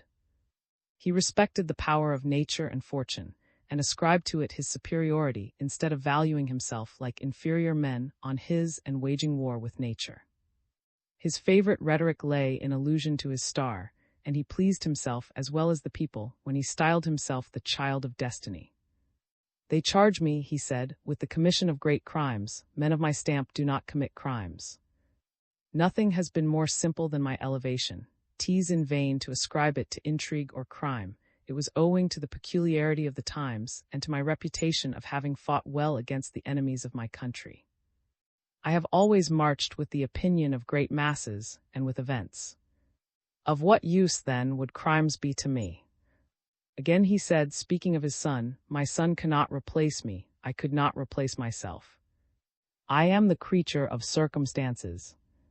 He had a directness of action never before combined with so much comprehension. He is a realist, terrific to all talkers and confused truth-obscuring persons. He sees where the matter hinges, throws himself on the precise point of resistance, and slights all other considerations. He is strong in the right manner, namely, by insight. He never blundered into victory, but won his battles in his head, before he won them on the field. His principal means are in himself. He asks counsel of no other. In 1796, he writes to the Directory, I have conducted the campaign without consulting anyone. I should have done no good if I had been under the necessity of conforming to the notions of another person. I have gained some advantages over superior forces, and when totally destitute of everything, because, in the persuasion that your confidence was reposed in me, my actions were as prompt as my thoughts. History is full, down to this day, of the imbecility of kings and governors. They are a class of persons much to be, for they know not what they should do. The weavers strike for bread, and the king and his ministers, not knowing what to do, meet them with bayonets. But Napoleon understood his business. Here was a man who, in each moment and emergency, knew what to do next. It is an immense comfort and refreshment to the spirits, not only of kings but of citizens. Few men have any next, they live from hand to mouth, without plan, and are ever at the end of their line, and after each action, wait for an impulse from abroad. Napoleon had been the first man of the world, if his ends had been purely public. As he is, he inspires confidence and vigor by the extraordinary unity of his action. He is firm, sure, self-denying, self-postponing, sacrificing everything to his aim, money, troops, generals, and his own safety also to his aim, not misled like common adventurers by the splendor of his own means. Incidents ought not to govern policy, he said, but policy incidents. To be hurried away by every event is to have no political system at all. His victories were only so many doors, and he never for a moment lost sight of his way onward, in the dazzle and uproar of the present circumstance. He knew what to do, and he flew to his mark. He would shorten a straight line to come at his object. Horrible anecdotes may, no doubt, be collected from his history of the price at which he bought his successes, but he must not therefore be set down as cruel, but only as one who knew no impediment to his will, not bloodthirsty, not cruel, but woe to what thing or person stood in his way. Not bloodthirsty, but not sparing of blood, and pitiless. He saw only the object, the obstacle must give way. Sire, general cannot combine with general, for the dreadful fire of the Austrian battery. Let him carry the battery. Sire, every regiment that approaches the heavy artillery is, sire, what orders forward, forward. A colonel of artillery gives in his military memoirs the following sketch of a scene after the battle at the moment in which the Russian army was making its retreat painfully, but in good order on the ice of the lake. The Emperor Napoleon came riding at full speed toward the artillery. You are losing time, he cried. Fire upon those masses, they must be engulfed, fire upon the ice. The order remained for 10 minutes. In vain several officers and myself were placed on the slope of a hill to produce the effect. Their balls and mine rolled upon the ice without breaking it up. Seeing that, I tried a simple method of elevating light howitzers.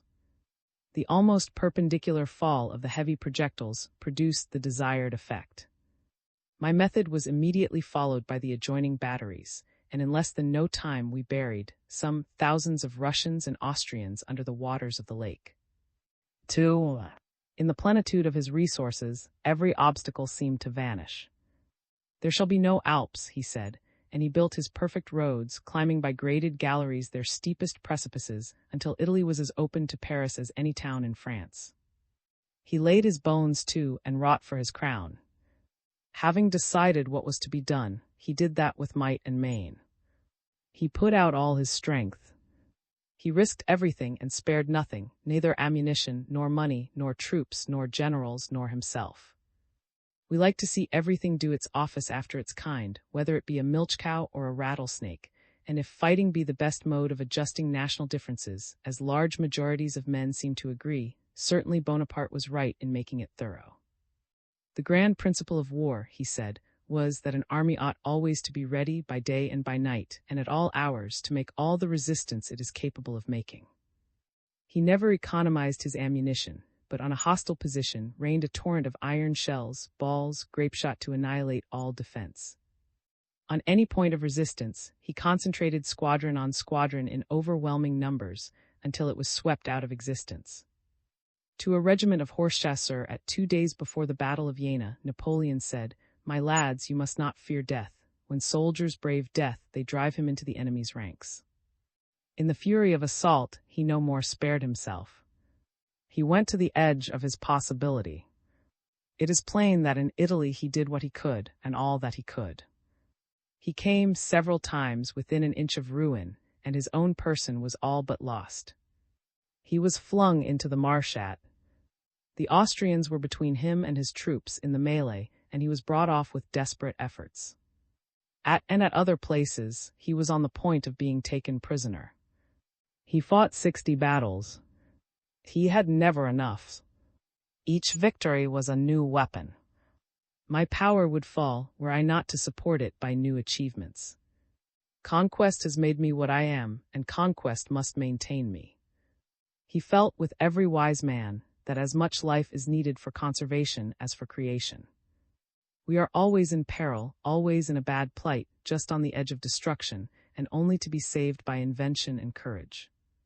This vigor was guarded and tempered by the coldest prudence and punctuality.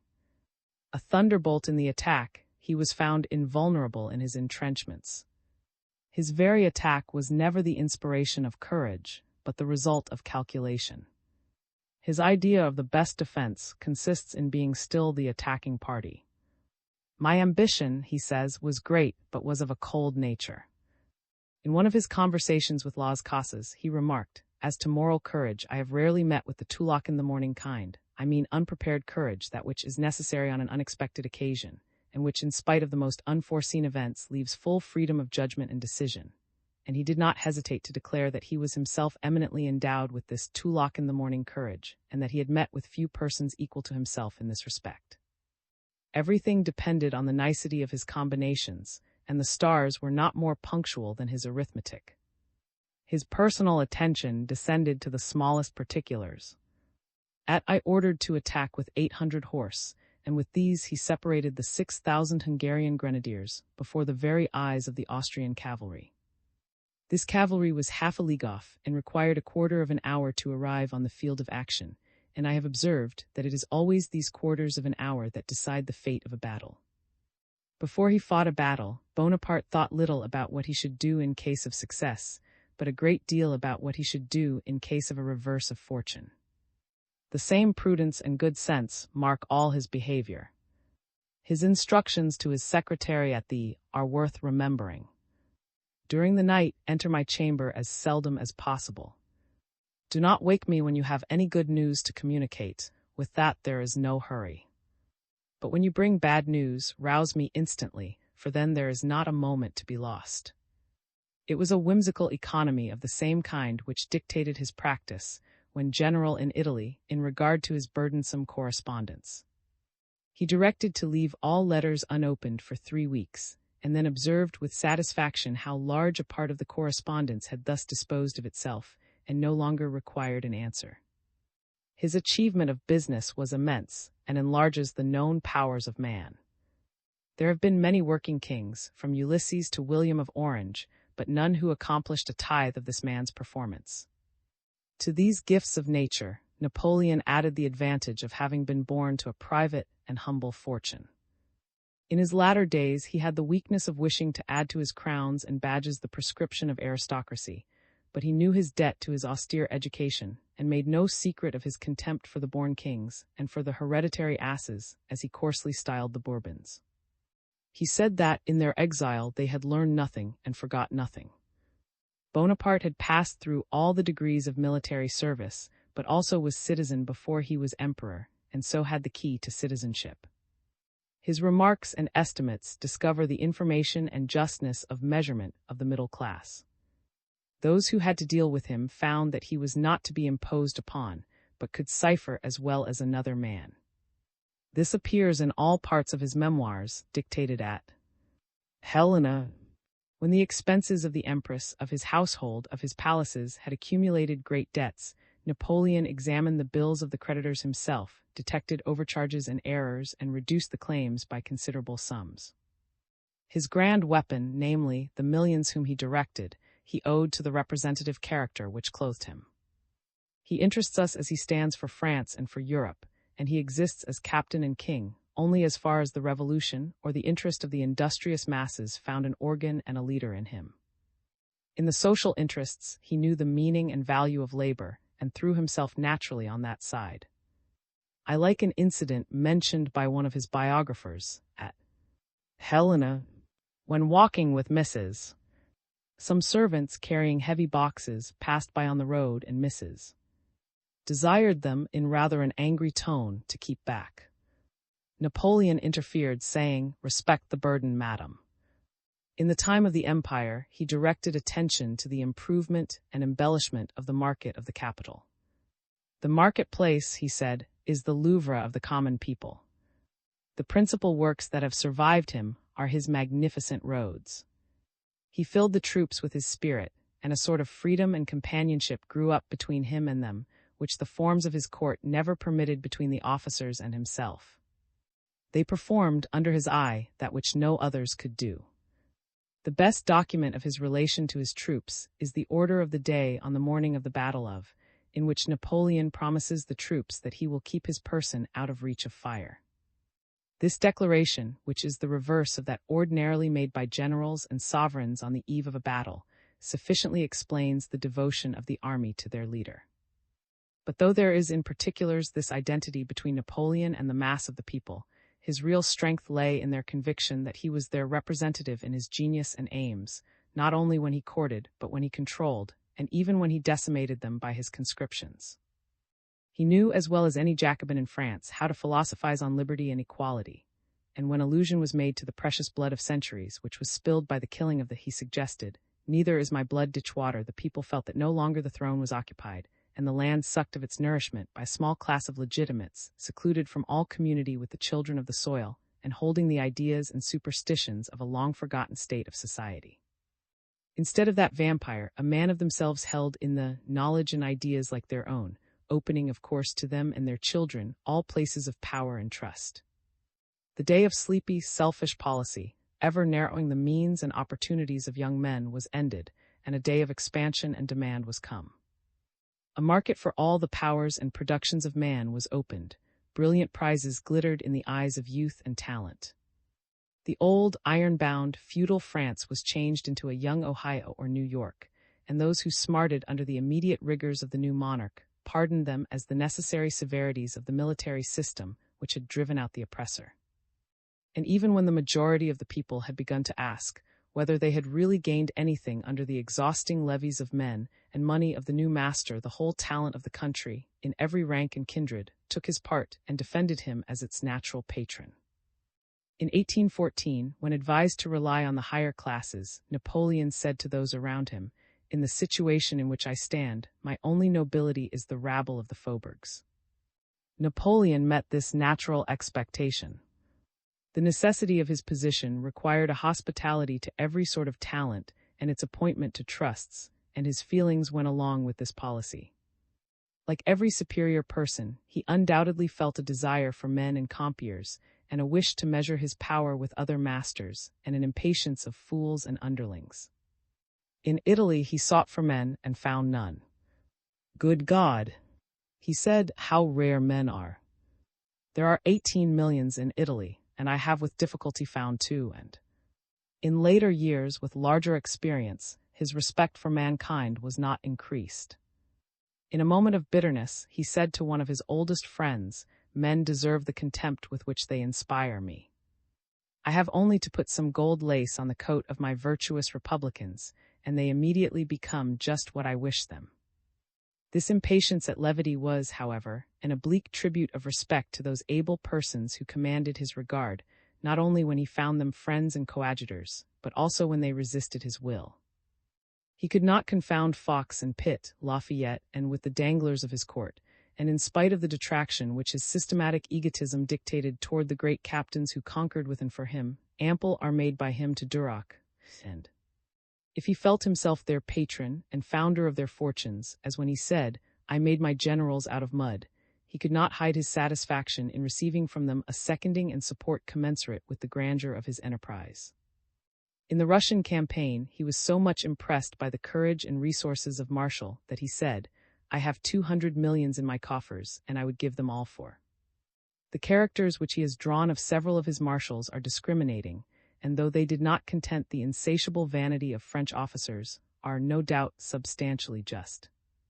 And in fact, every species of merit was sought and advanced under his government. "I know," he said, "the depth and draught of water of every one of my generals." Natural power was sure to be well received at his court.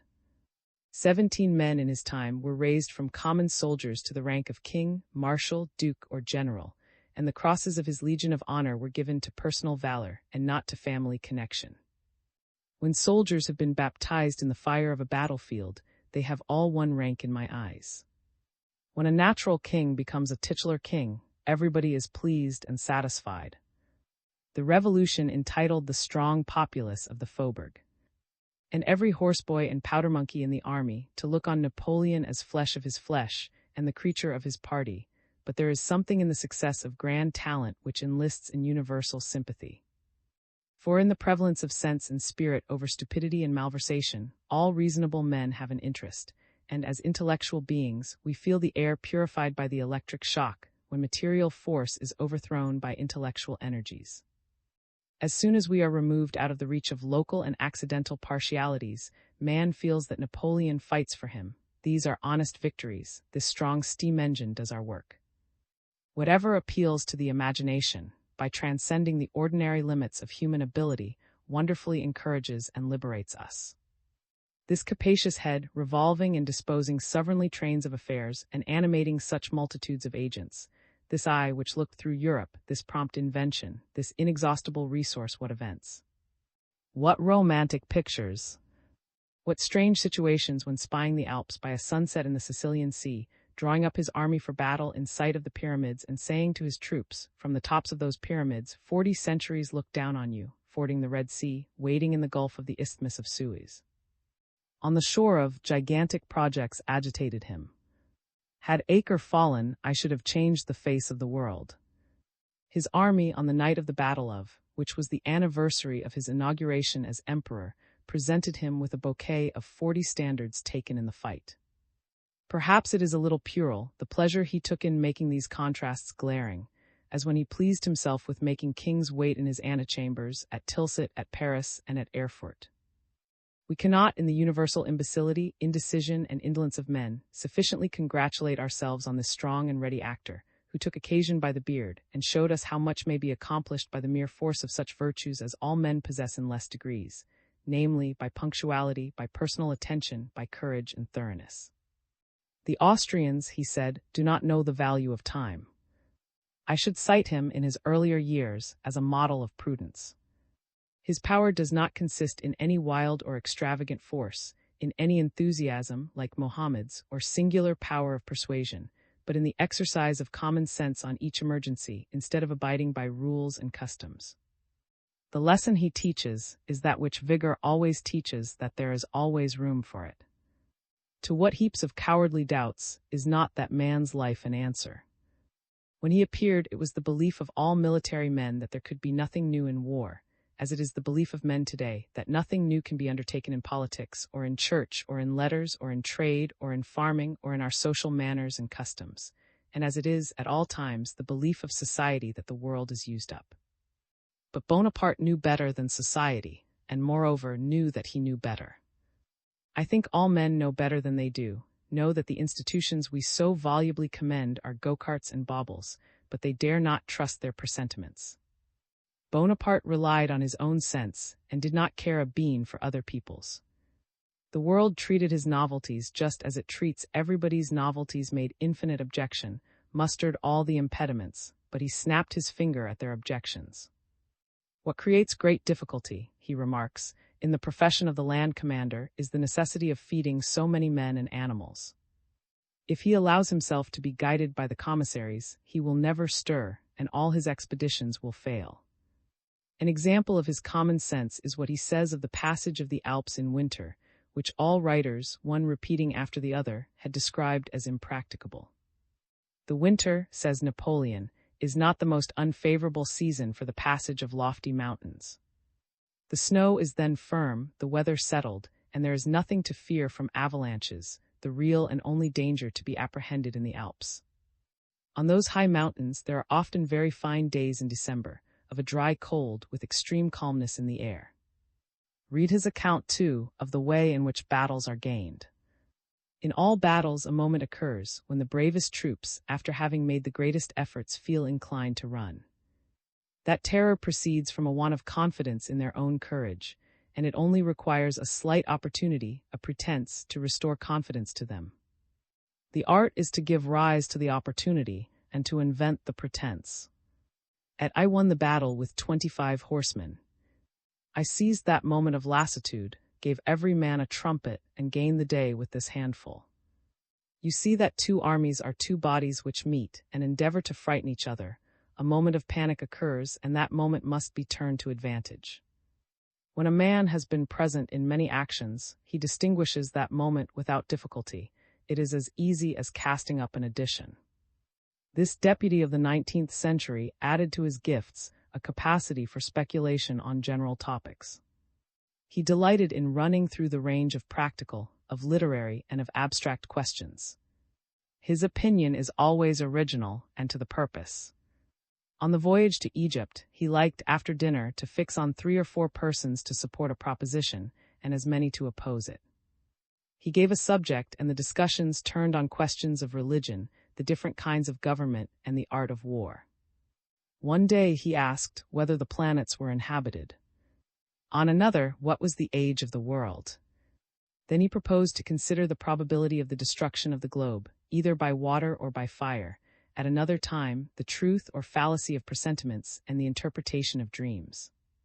He was very fond of talking of religion. In 1806, he conversed with Bishop of Montpellier on matters of theology. There were 2 points on which they could not agree: that of hell and that of salvation out of the pale of the church. The emperor told Josephine that he disputed like a devil on these 2 points, on which the bishop was inexorable. To the philosophers he readily yielded all that was proved against religion as the work of men and time, but he would not hear of materialism. One fine night on deck, amid a clatter of materialism, Bonaparte pointed to the stars and said, "You may talk as long as you please, but who made all that?" He delighted in the conversation of men of science, particularly but the men of letters he slighted. They were manufacturers of phrases. Of medicine, too, he was fond of talking, and with those of its practitioners whom he most esteemed with at Paris, and with at Helena. "Believe me," he said to the last, "we had better leave off all these remedies. Life is a fortress which neither you nor I know anything about. Why throw obstacles in the way of its defense? Its own means are superior to all the apparatus of your laboratories. Candidly agreed with me that all your filthy mixtures are good for nothing. Medicine is a collection of uncertain prescriptions, the results of which, taken collectively, are more fatal than useful to mankind. Water, air, and cleanliness are the chief articles in my pharmacopoeia." His memoirs, dictated to Count and General at Helena, have great value, after all the deduction that, it seems, is to be made from them, on account of his known disingenuousness. He has the of strength and conscious superiority. I admire his simple, clear narrative of his battles, good as Caesar's, his good-natured and sufficiently respectful account of Marshall and his other antagonists, and his own equality as a writer to his varying subject. The most agreeable portion is the campaign in Egypt. He had hours of thought and wisdom. In intervals of leisure, either in the camp or the palace, Napoleon appears as a man of genius, directing on abstract questions the native appetite for truth and the impatience of words he was wont to show in war. He could enjoy every play of invention, a romance, a bon mot, as well as a stratagem in a campaign. He delighted to fascinate Josephine and her ladies in a dim-lighted apartment by the terrors of a fiction, to which his voice and dramatic power lent every addition. I call Napoleon the agent or attorney of the middle class of modern society, of the throng who fill the markets, shops, counting-houses, manufactories, ships of the modern world, aiming to be rich. He was the agitator, the destroyer of prescription, the internal improver, the liberal, the radical, the inventor of means, the opener of doors and markets, the subverter of monopoly and abuse. Of course, the rich and aristocratic did not like him. England, the center of capital, and Rome and Austria, centers of tradition and genealogy, opposed him. The consternation of the dull and conservative classes, the terror of the foolish old men and old women of the Roman conclave who in their despair took hold of anything, and would cling to red-hot iron the vain attempts of statists to amuse and deceive him, of the Emperor of Austria to bribe him, and the instinct of the young, ardent, and active men everywhere which pointed him out as the giant of the middle class, make his history bright and commanding. He had the virtues of the masses of his constituents, he had also their vices. I am sorry that the brilliant picture has its reverse. But that is the fatal quality which we discover in our pursuit of wealth, that it is treacherous and is bought by the breaking or weakening of the sentiments, and it is inevitable that we should find the same fact in the history of this champion, who proposed to himself simply a brilliant career, without any stipulation or scruple concerning the means. Bonaparte was singularly destitute of generous sentiments. The highest-placed individual in the most cultivated age and population of the world, he has not the merit of common truth and honesty. He is unjust to his generals, egotistic and monopolizing, meanly stealing the credit of their great actions from intriguing to involve his faithful in hopeless bankruptcy, in order to drive him to a distance from Paris, because the familiarity of his manners offends the new pride of his throne. He is a boundless liar. The official paper, his and all his bulletins, are proverbs for saying what he wished to be believed, and worse he sat in his premature old age in his lonely island, coldly falsifying facts and dates and characters and giving to history a theatrical. Like all Frenchmen, he has a passion for stage effect. Every action that breathes of generosity is poisoned by this calculation.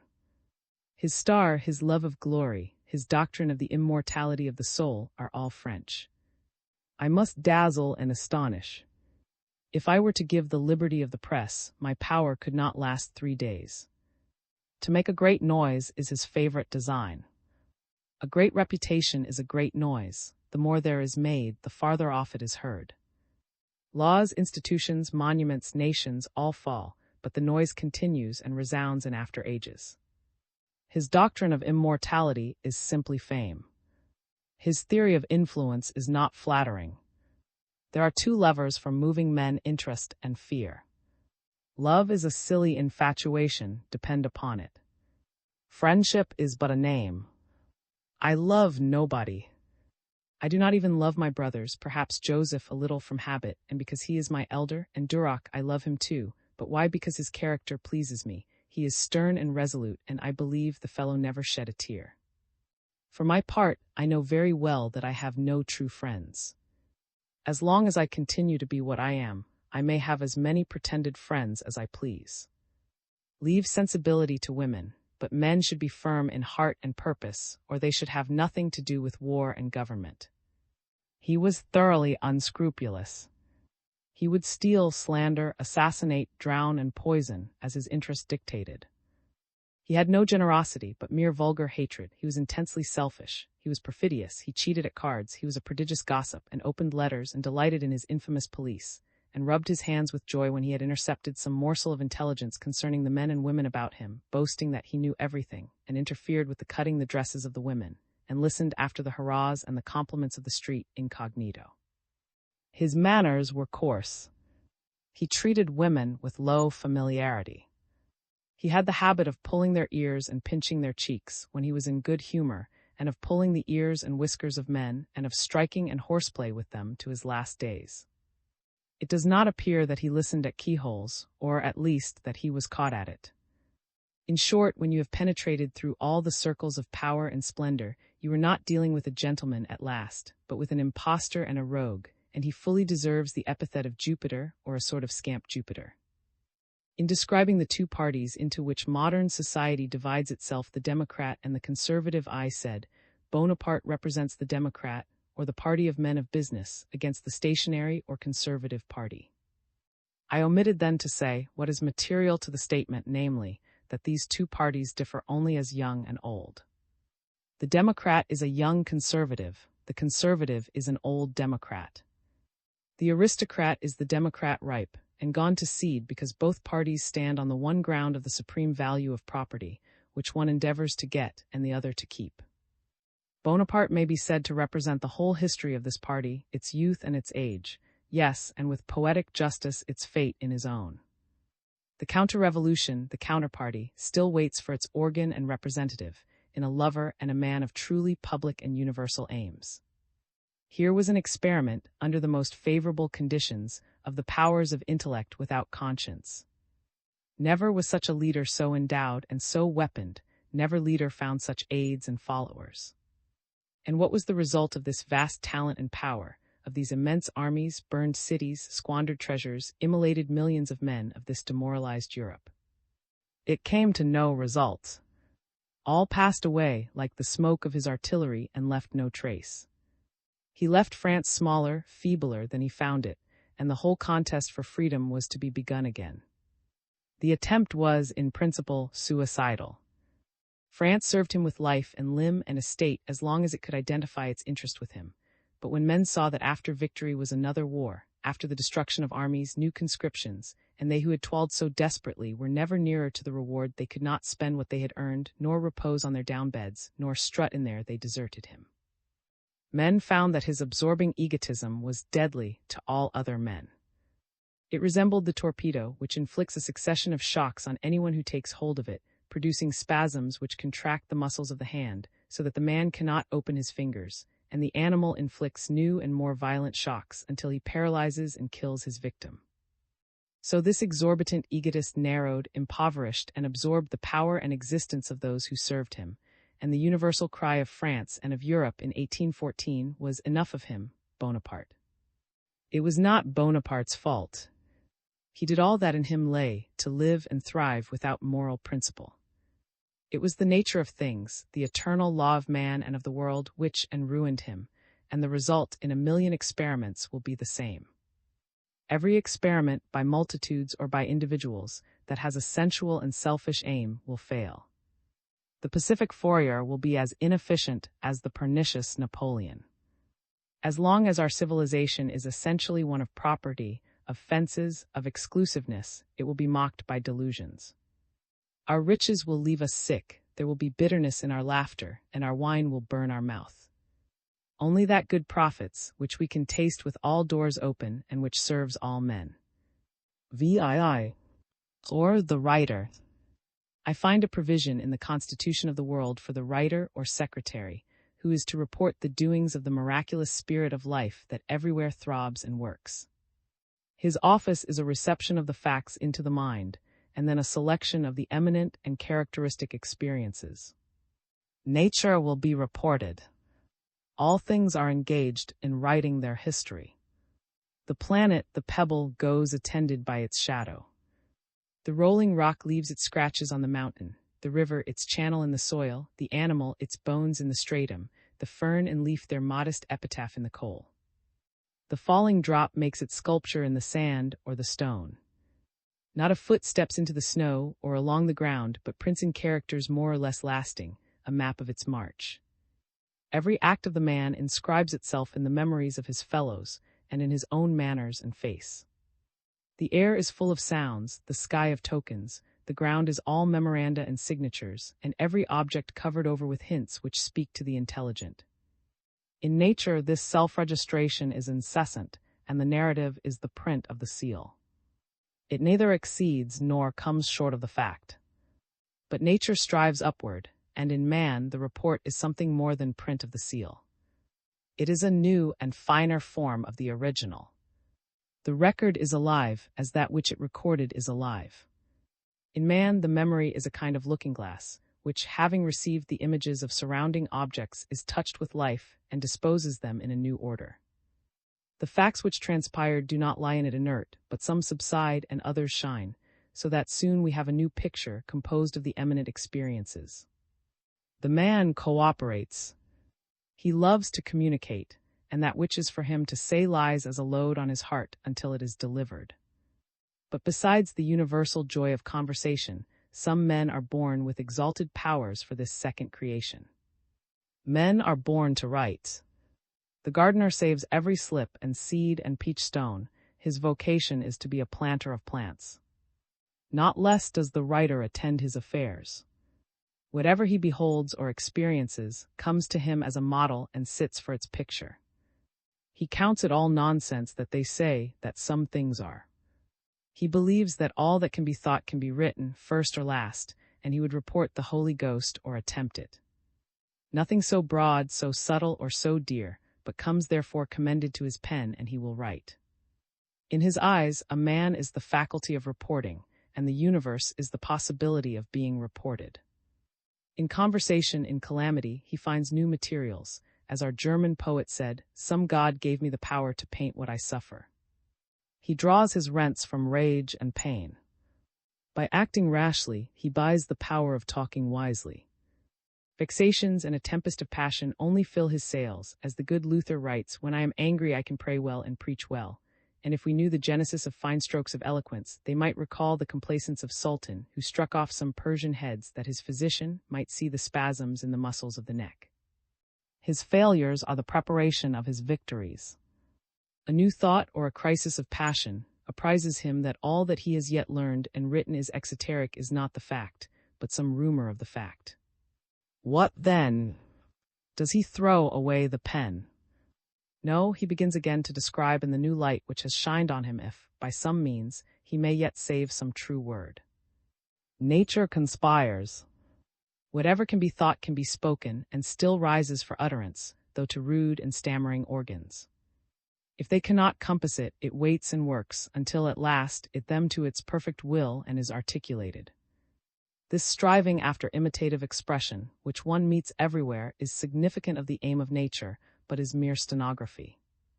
There are higher degrees, and nature has more splendid endowments for those whom she elects to a superior office.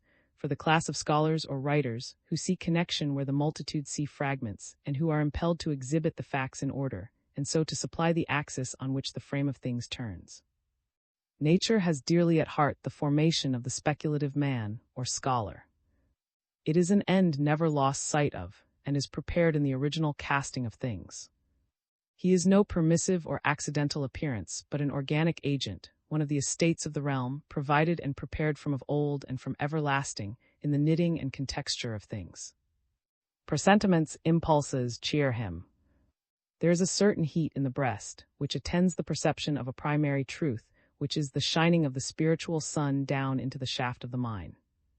Every thought which dawns on the mind, in the moment of its emergency, announces its own rank, whether it is some whimsy, or whether it is a power. If he have his incitements, there is, on the other side, invitation and need enough of his gift. Society has, at all times, the same want, namely, of one sane man with adequate powers of expression to held up each object of monomania in its right relation. The ambitious and mercenary bring their last new mumbo-jumbo, whether tariff, Texas, railroad, Romanism, mesmerism, or California, and by detaching the object from its relations, easily succeed in making it seen in a glare, and a multitude go mad about it, and they are not to be reproved or cured by the opposite multitude, who are kept from this particular insanity by an equal frenzy on another crochet. But let one man have the comprehensive eye that can replace this isolated prodigy in its right neighborhood and bearings, the illusion vanishes, and the returning reason of the community thanks the reason of the monitor. The scholar is the man of the ages, but he must also wish, with other men, to stand well with his contemporaries. But there is a certain ridicule among superficial people thrown on the scholars or clerisy, which is of no import unless the scholars heed it. In this country, the emphasis of conversation and of public opinion commends the practical man, and the solid portion of the community is named with significant respect in every circle. Our people are of Bonaparte's opinion concerning ideologists. Ideas are subversive of social order and comfort, and at last make a fool of the possessor. It is believed the ordering a cargo of goods from New York to Smyrna, or the running up and down to procure a company of subscribers to set a-going 5 or 10,000 spindles, or the negotiations of a caucus and the practicing on the prejudices and facility of country people to secure their votes in November is practical and commendable. If I were to compare action of a much higher strain with a life of contemplation, I should not venture to pronounce with much confidence in favor of the former. Mankind have such a deep stake in inward illumination that there is much to be said by the hermit or monk in defense of his life of thought and prayer. A certain partiality, a headiness and loss of balance, is the tax which all action must pay. Act if you like, but you do it at your peril. Men's actions are too strong for them. Show me a man who has acted, and who has not been the victim and slave of his action. What they have done commits and enforces them to do the same again. The first act, which was to be an experiment, becomes a sacrament. The fiery reformer embodies his aspiration in some rite or covenant, and he and his friends cleave to the form and lose the aspiration. The Quaker has established Quakerism, the Shaker has established his monastery and his dance, and although each prates of spirit, there is no spirit but repetition, which is anti-spiritual. But where are his new things of today? In actions of enthusiasm, this drawback appears, but in those lower activities which have no higher aim than to make us more comfortable and more cowardly, in actions of cunning, actions that steal and lie, actions that divorce the speculative from the practical faculty and put a ban on reason and sentiment, there is nothing else but drawback and negation. The Hindus write in their sacred books, children only, and not the learned, speak of the speculative and the practical faculties as two. They are but one, for both obtain the self-same end, and the place which is gained by the followers of the one is gained by the followers of the other. That man who that the speculative and the practical doctrines are one. For great action must draw on the spiritual nature. The measure of action is the sentiment from which it proceeds. The greatest action may easily be one of the most private circumstances. This disparagement will not come from the leaders, but from inferior persons. The robust who stand at the head of the practical class share the ideas of the time and have too much sympathy with the speculative class. It is not from men excellent in any kind that disparagement of any other is to be looked for. With such, question is ever the main one, not is he rich.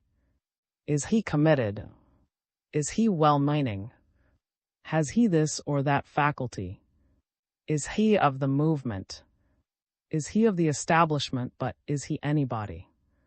Does he stand for something? He must be good of his kind. That is all that State Street, all that the common sense of mankind asks. Be real and admirable, not as we know, but as you know. Able men do not care in what kind a man is able, so only that he is able. A master likes a master, and does not stipulate whether it be orator, artist, craftsman, or king. Society has really no graver interest than the well-being of the literary class. And it is not to be that men are cordial in their recognition and welcome of intellectual accomplishments. Still, the writer does not stand with us on any commanding ground. I think this to be his own fault. A pound passes for a pound. There have been times when he was a sacred person. He wrote Bibles, the first hymns, the codes, the epics, tragic songs, Sibylline verses, Chaldean oracles, Laconian sentences inscribed on temple walls.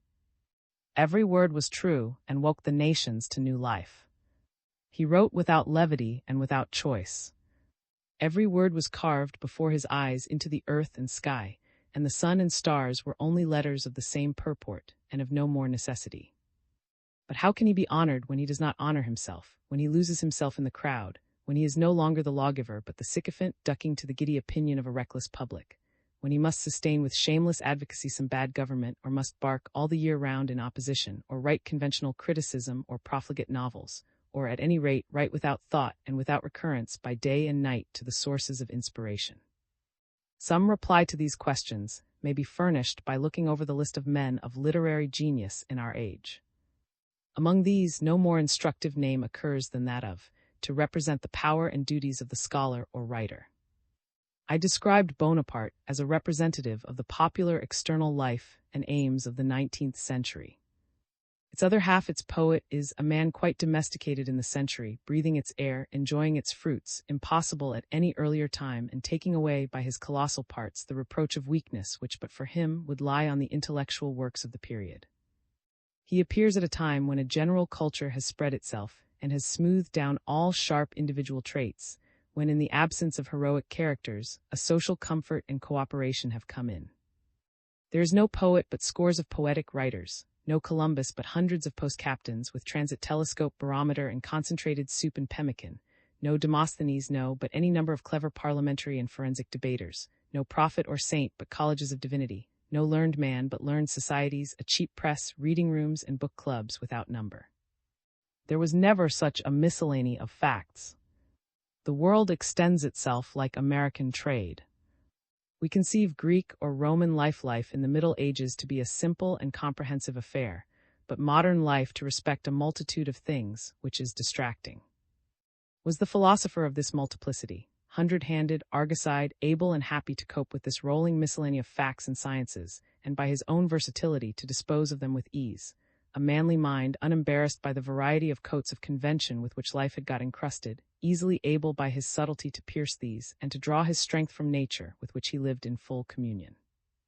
What is strange, too, he lived in a small town, in a petty state, in a defeated state, and in a time when Germany played no such leading part in the world's affairs as to swell the bosom of her sons with any metropolitan pride, such as might have cheered a French or English, or once a Roman or Attic genius. Yet there is no trace of provincial limitation in his muse. He is not a debtor to his position, but was born with a free and controlling genius. Helena, or the second part of Faust, is a philosophy of literature set in poetry, the work of one who found himself the master of histories, mythologies, philosophies, sciences, and national literatures, in the manner in which modern erudition, with its international intercourse of the whole earth's population, researches into Indian, Etruscan, and all arts, geology, chemistry, astronomy, and every one of these kingdoms assuming a certain aerial and poetic character by reason of the multitude. One looks at a king with reverence, but if one should chance to be at a congress of kings, the eye would take liberties with the peculiarities of each. These are not wild miraculous songs, but elaborate forms, to which the poet has confided the results of 80 years of observation. This reflective and critical wisdom makes the poem more truly the flower of this time. It dates itself. Still he is a poet of a prouder laurel than any contemporary, and under this plague of microscopes, for he seems to see out of every pore of his skin, strikes the harp with a hero's strength and grace. The wonder of the book is its superior intelligence. In the menstruum of this man's wit, the past and the present ages and their religions, politics, and modes of thinking are dissolved into archetypes and ideas. What new mythologies sail through his head? The Greeks said that Alexander went as far as Chaos, went only the other day as far, and one step farther he hazarded and brought himself safe back. There is a heart-cheering freedom in his speculation. The immense horizon which journeys with us lends its majesties to trifles, and to matters of convenience and necessity, as to solemn and festal performances. He was the soul of his century. If that was learned and had become, by population, compact organization, and drill of parts, one great exploring expedition, accumulating a glut of facts and fruits too fast for any hitherto existing savants to classify, this man's mind had ample chambers for the distribution of all. He had a power to unite the detached atoms again by their own law. He has clothed our modern existence with poetry. Amid littleness and detail, he detected the genius of life, the old cunning Proteus nestling close beside us, and showed that the dullness and prose we ascribe to the age was only another of his masks, his very flight is presence in disguise. That he had put off a gay uniform for a fatigued dress, and was not a whit less vivacious or rich in Liverpool or The Hague than once in Rome or Antioch. He sought him in public squares and main streets, in boulevards and hotels, and in the kingdom of routine and the senses he showed the lurking demonic power, that in actions of routine a thread of mythology and fable spins itself, and this by tracing the pedigree of every usage and practice, every institution, utensil, and means, home to its origin in the structure of man. He had an extreme impatience of conjecture and of rhetoric. I have guesses enough of my own. If a man write a book, let him set down only what he knows. He writes in the plainest and lowest tone, omitting a great deal more than he writes, and putting everything for a word. He has explained the distinction between the antique and the modern spirit and art. He has defined art, its scope and laws. He has said the best things about nature that ever were said. He treats nature as the old philosophers, as the 7 wise masters did, and with whatever loss of French tabulation and dissection, poetry and humanity remain to us, and they have some skill. Eyes are better, on the whole, than telescopes or microscopes. He has contributed a key to many parts of nature, through the rare turn for unity and simplicity in his mind. Thus suggested the leading idea of modern botany, that a leaf or the eye of a leaf is the unit of botany, and that every part of the plant is only a transformed leaf to meet a new condition, and by varying the conditions, a leaf may be converted into any other organ, and any other organ into a leaf. In like manner, in osteology, he assumed that one vertebra of the spine might be considered the unit of the skeleton. The head was only the uppermost vertebra transformed. The plant goes from knot to knot, closing at last with the flower and the seed. So the tapeworm, the caterpillar, goes from knot to knot and closes with the head. Men and the higher animals are built up through the vertebrae, the powers being concentrated in the head. In optics, again, he rejected the artificial theory of 7 colors, and considered that every color was the mixture of light and darkness in new proportions. It is really of very little consequence what topic he writes upon. He sees at every pore and has a certain gravitation toward truth. He will realize what you say. He hates to be trifled with, and to be made to say over again some old wife's fable that has had possession of men's faith these 1,000 years. He may as well see if it is true as another. He sifts it. I am here, he would say, to be the measure and judge of these things. Why should I take them on trust? And therefore what he says of religion, of passion, of marriage, of manners, property, of paper money, of periods or beliefs, of omens, of luck, or whatever else, refuses to be forgotten. Take the most remarkable example that could occur of this tendency to verify every term in popular use. The devil had played an important part in mythology in all times. Would have no word that does not cover a thing. The same measure will still serve. I have never heard of any crime which I might not have committed. So he flies at the throat of this imp.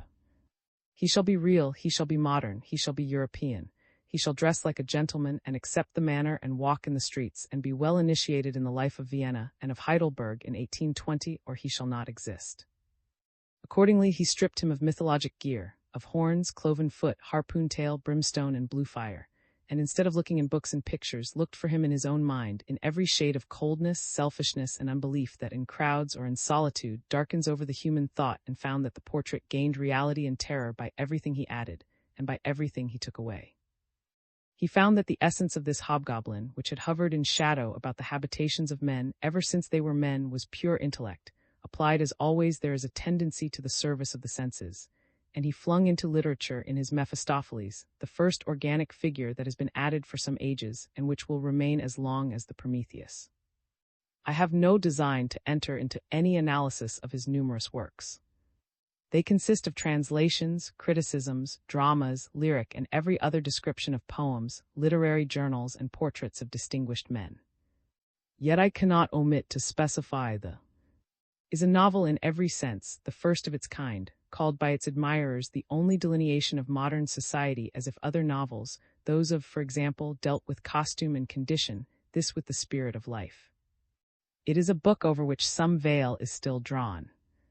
It is read by very intelligent persons with wonder and delight.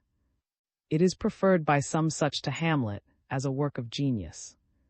I suppose no book of this century can compare with it in its delicious sweetness, so new, so provoking to the mind, gratifying it with so many and so solid thoughts, just insights into life and manners and characters, so many good hints for the conduct of life, so many unexpected glimpses into a higher sphere, and never a trace of rhetoric or dullness.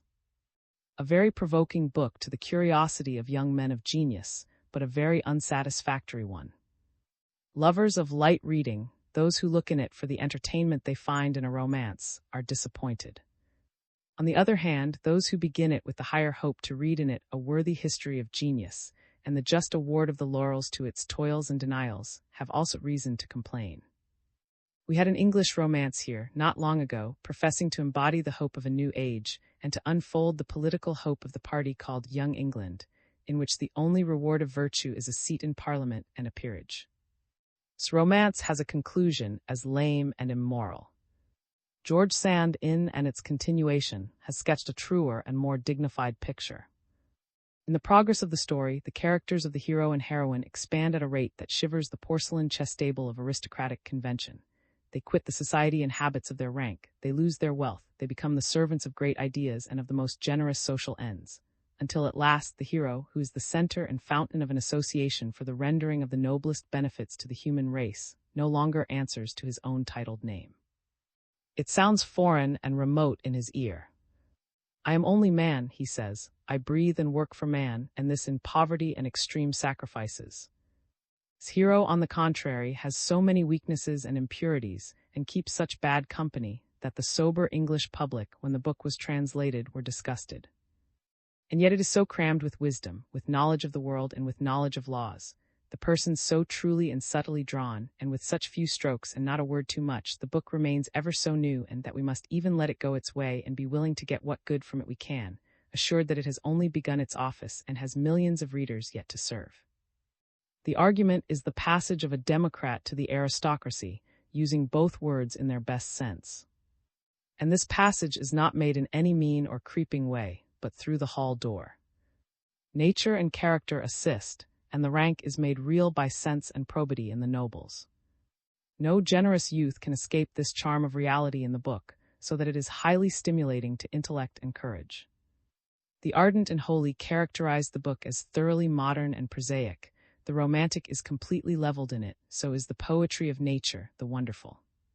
The book treats only of the ordinary affairs of men. It is a poeticized civic and domestic story. The wonderful in it is expressly treated as fiction and enthusiastic dreaming, and yet, what is also characteristic, soon returned to this book, and it remained his favorite reading to the end of his life.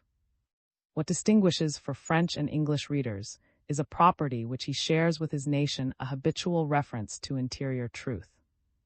In England and in America there is a respect for talent, and if it is exerted in support of any ascertained or intelligible interest or party, or in regular opposition to any, the public is satisfied. In France there is even a greater delight in intellectual, for its own sake. And in all these countries, men of talent write from talent. It is enough if the understanding is occupied, the taste propitiated so many columns, so many hours, filled in a lively and creditable way. The German intellect wants the French sprightliness, the fine practical understanding of the English and the American adventure, but it has a certain probity, which never rests in a superficial performance but asks steadily to what end. A German public asks for a controlling sincerity. Here is activity of thought, but what is it for? What does the man mean? Whence all these thoughts? Talent alone cannot make a writer. There must be a man behind the book, a personality which by birth and quality is pledged to the doctrines there set forth, and which exists to see and state things so and not otherwise, holding things because they are things. If he cannot rightly express himself today, the same things subsist and will open themselves tomorrow. There lies the burden on his mind, the burden of truth to be declared more or less understood, and it constitutes his business and calling in the world to see those facts through and to make them known. What signifies that he trips and stammers, that his voice is harsh or hissing, that this method or his tropes are inadequate? That message will find method and imagery, articulation and melody. Though he were dumb, it would speak. If not, if there be no such God's word in the man, what care we how adroit, how fluent, how brilliant he is? It makes a great difference to the force of any sentence, whether there be a man behind it or no. In the learned journal, in the influential newspaper, I discern no form, only some irresponsible shadow, oftener some corporation or some dangler who hopes in the mask and robes of his paragraph to pass for somebody. But through every clause and part of speech of a right book, I meet the eyes of the most determined of men. His force and terror inundate every word. The commas and dashes are alive, so that the writing is athletic and nimble, can go far and live long. In England and America, one may be an adept in the writing of a Greek or Latin poet without any poetic taste or fire. That a man has spent years on Plato and does not afford a presumption that he holds heroic opinions or undervalues the fashions of his town. But the German nation have the most ridiculous good faith on these subjects. The student out of the lecture room still broods on the lessons, and the professor cannot divest himself of the fancy that the truths of philosophy have some application to Berlin and Munich. This earnestness enables them to outsee men of much more talent. Hence, almost all the valuable distinctions which are current in higher conversation have been derived to us from Germany. But whilst men distinguished for wit and learning in England and France adopt their study and their side with a certain levity, and are not understood to be very deeply engaged from grounds of character to the topic or the part they espouse, the head and body of the German nation does not speak from talent, but the truth shines through. He is very wise, though his talent often veils his wisdom. However excellent his sentence is, he has somewhat better in view. It awakens my curiosity. He has the formidable independence which converse with truth gives. Hear you or forbear, his fact abides, and your interest in the writer is not confined to his story, and he dismissed from memory when he has performed his task creditably, as a baker when he has left his loaf, but his work is the least part of him. The old eternal genius who built the world has confided himself more to this man than to any other. I dare not say that ascended to the highest grounds from which genius has spoken. He has not the highest unity. He is incapable of a self-surrender to the moral sentiment. There are nobler strains in poetry than any he has sounded. There are writers in talent whose tone is and more touches the heart. Can never be dear to men. His is not even the devotion to pure truth, but to truth for the sake of culture. He has no aims less large than the conquest of universal nature, of universal truth to be his portion, a man not to be bribed, nor deceived, nor overawed, of a stoical self-command and self-denial, and having one test for all men: what can you teach me? All possessions are valued by him for that only, rank, privileges, health, time being itself. He is the type of culture, the amateur of all arts and sciences and events, artistic but not artist, spiritual but not spiritualist. There is nothing he had not right to know. There is no weapon in the army of universal genius he did not take into his hand, but with peremptory heed that he should not be for a moment prejudiced by his instruments. He lays a ray of light under every fact, and between himself and his dearest property. From him nothing was hid, nothing. The lurking demons sat to him, and the saint who saw the demons, and the metaphysical elements took form. Piety itself is no aim, but only a means whereby, through inward peace, we may attain to highest culture. And his penetration of every secret of the fine arts will make still more statuesque. His affections help him, like women employed by Cicero to worm out the secret of conspirators. Enmities he has none. Enemy of him you may be, if so you shall teach him aught which your good will cannot, were it only what experience will accrue from your ruin. Enemy and welcome, but enemy on high terms. He cannot hate anybody, his time is worth too much. Temperamental antagonisms may be suffered, but like feuds of emperors, who fight dignifiedly across kingdoms. His autobiography, under the title of Poetry and Truth Out of My Life, is the expression of the idea now familiar to the world through the German mind, but a novelty to England old and new, when that book appeared, that a man exists for culture, not for what he can accomplish, but for what can be accomplished in him. The reaction of things on the man is the only noteworthy result. An intellectual man can see himself as a third person, therefore his faults and delusions interest him equally with his successes. Though he wishes to prosper in affairs, he wishes more to know the history and destiny of man, whilst the clouds of egotists drifting about him are only interested in a low success. This idea reigns in the and directs the selection of the incidents, and nowise the external importance of events, the rank of the personages, or the bulk of incomes. Of course, the book affords slender materials for what would be reckoned with us a life of few dates, no correspondence, no details of offices or employments, no light on his marriage, and a period of 10 years that should be the most active in his life after his settlement at Weimar is sunk in silence. Meantime, certain love affairs that came to nothing, as people say, have the strangest importance. He crowds us with details certain whimsical opinions, cosmogonies, and religions of his own invention, and especially his relations to remarkable minds and to critical epochs of thought these he magnifies. His daily and yearly journal, his Italian travels, his campaign in France, and the historical part of his theory of colors have the same interest. In the last he rapidly notices Roger Bacon, Galileo, Newton, Voltaire, etc. And the charm of this portion of the book consists in the simplest statement of the relation betwixt these grandees of European scientific history and himself, the mere drawing of the lines from to Bacon, from to Newton. The drawing of the line is for the time and person, a solution of the formidable problem, and gives pleasure when Iphigenia and Faust do not, without any cost of invention comparable to that of Iphigenia and Faust. This lawgiver of art is not an artist. Was it that he knew too much, that his sight was microscopic, and interfered with the just perspective, the seeing of the whole? He is fragmentary, a writer of occasional poems and of sentences. When he sits down to write a drama or a tale, he collects and sorts his observations from 100 sides, and combines them into the body as fitly as he can. A great deal refuses to incorporate. This he adds loosely, as letters of the parties, leaves from their journals, or the like. A great deal still is left that will not find any place. This the bookbinder alone can give any cohesion to, and hence, notwithstanding the looseness of many of his works, we have volumes of detached paragraphs, aphorisms, etc. I suppose the worldly tone of his tales grew out of the calculations of self-culture. It was the infirmity of an admirable scholar who loved the world out of gratitude, who knew where libraries, galleries, architecture, laboratories, savants, and leisure were to be had, and who did not quite trust the compensations of poverty and nakedness. Socrates loved Athens, Paris, and Madame said she was only vulnerable on that side, namely of Paris.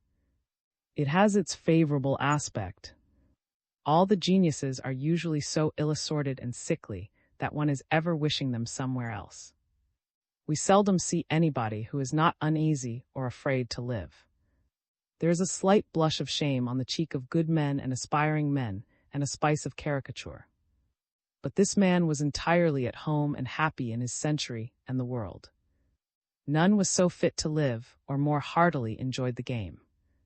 In this aim of culture, which is the genius of his works, is their power. The idea of absolute, eternal truth, without reference to my own enlargement by it, is higher. The surrender to the torrent of poetic inspiration is higher, but compared with any motives on which books are written in England and America, this is very truth, and has the power to inspire which belongs to truth. Thus has he brought back to a book some of its ancient might and dignity. Coming into an over-civilized time and country, when original talent was oppressed under the load of books, and mechanical auxiliaries and the distracting variety of claims taught men how to dispose of this mountainous miscellany and make it subservient. I join Napoleon with him, as being both representatives of the impatience and reaction of nature against the morgue of convention's too stern realists, who, with their scholars, have severally set the axe at the root of the tree of cant and seeming, for this time and for all time. This cheerful laborer, with no external popularity or provocation, drawing his motive and his plan from his own breast, tasked himself with stints for a giant, and without relaxation or rest, except by alternating his pursuits, worked on for 80 years with the steadiness of his first zeal. It is the last lesson of modern science, that the highest simplicity of structure is produced, not by few elements, but by the highest complexity. Man is the most composite of all creatures. The wheel insect Volvox is at the other extreme. We shall learn to draw rents and revenues from the immense patrimony of the old and recent ages. Teaches courage and the equivalence of all times, that the disadvantages of any epoch exist only to the genius hovers with his sunshine and music close by the darkest and deafest eras. No mortgage, no attainder will hold on men or hours. The world is young, the former great men call to us affectionately.